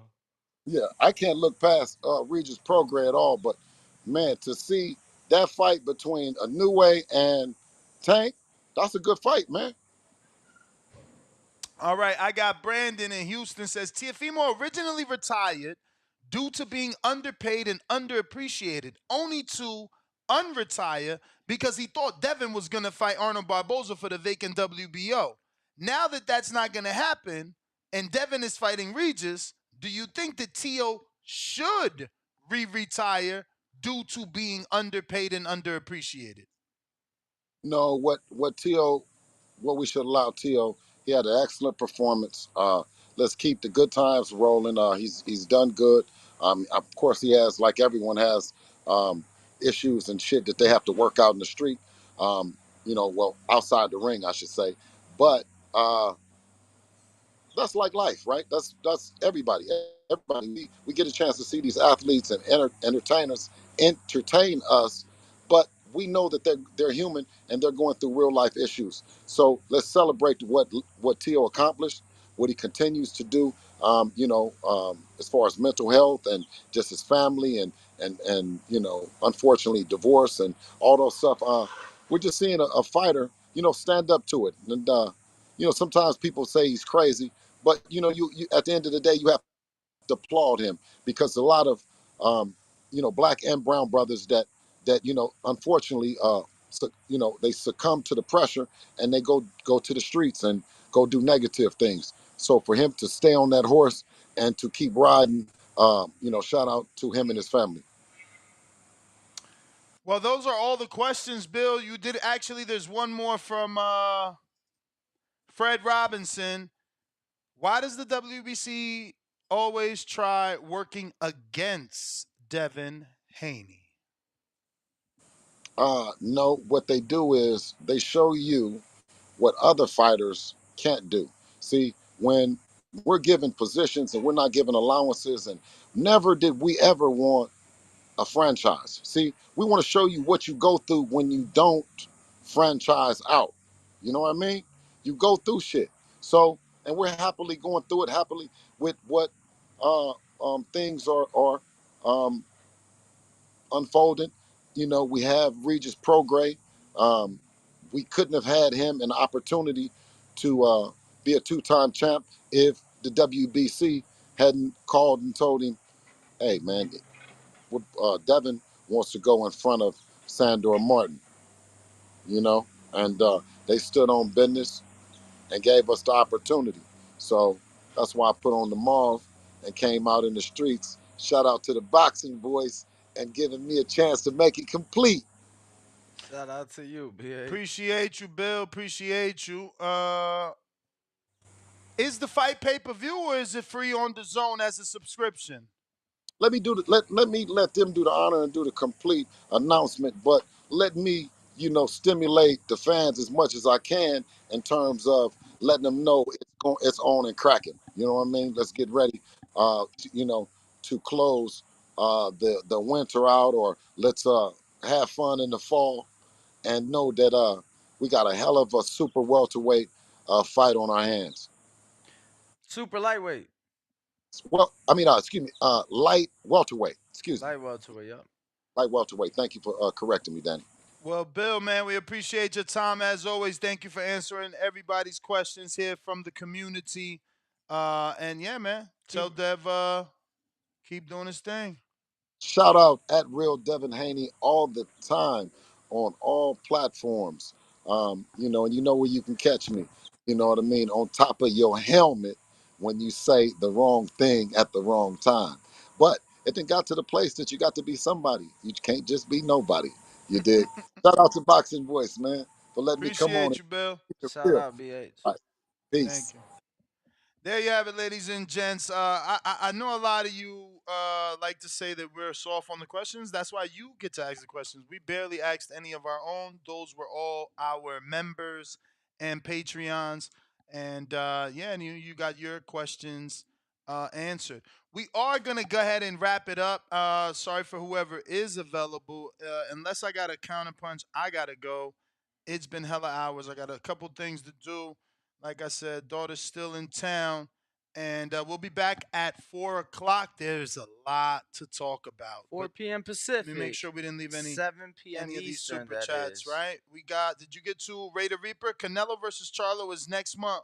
Who does Bill have? Yeah, if you want to ask Bill a question, you got to be a Patreon or a member. Shout out to all my Patreons and all my members that joined. Alan So Amazing $5 said, Happy Crawford and Monster won. It makes up for Loma Haney robbery, LDBC, and New Media crying. Bitter racist, whatever. We got Lowe's Nose Boxing. Ken Buchanan better than Tank whole resume. Ask Bill Haney. I'm sure he can give you better assessment of Duran's run at 135, or Duran is 135 run. I don't know what he meant. Real That's Boxing TV, stop the cap. You guys know that Cambosis was an easy win. Cambosis is sea level. You got lucky. even if you believe that it was still in Australia, you had to go to Australia not once but twice. And still signed to 2 promoters and a 3-fight deal to do so. And the third fight had to be Loma. So not everybody would do it just because they thought they could beat Cambosos under those circumstances. So yeah, context is very, very important. Let me double check here. Oscar Cash App. He said Haney 2-time undisputed by the end of 2024. Salute. That's quick. And we got Jonathan Sims. Like I said, he was going to send 20, not 15. Fat Cash App. Jonathan Sims. Salute. And we are out. Oh, my God. I am out. I'm sorry, Real Jose and Alan, but I got to go. Ring walk Danny no GTO Arrivederci. Peace.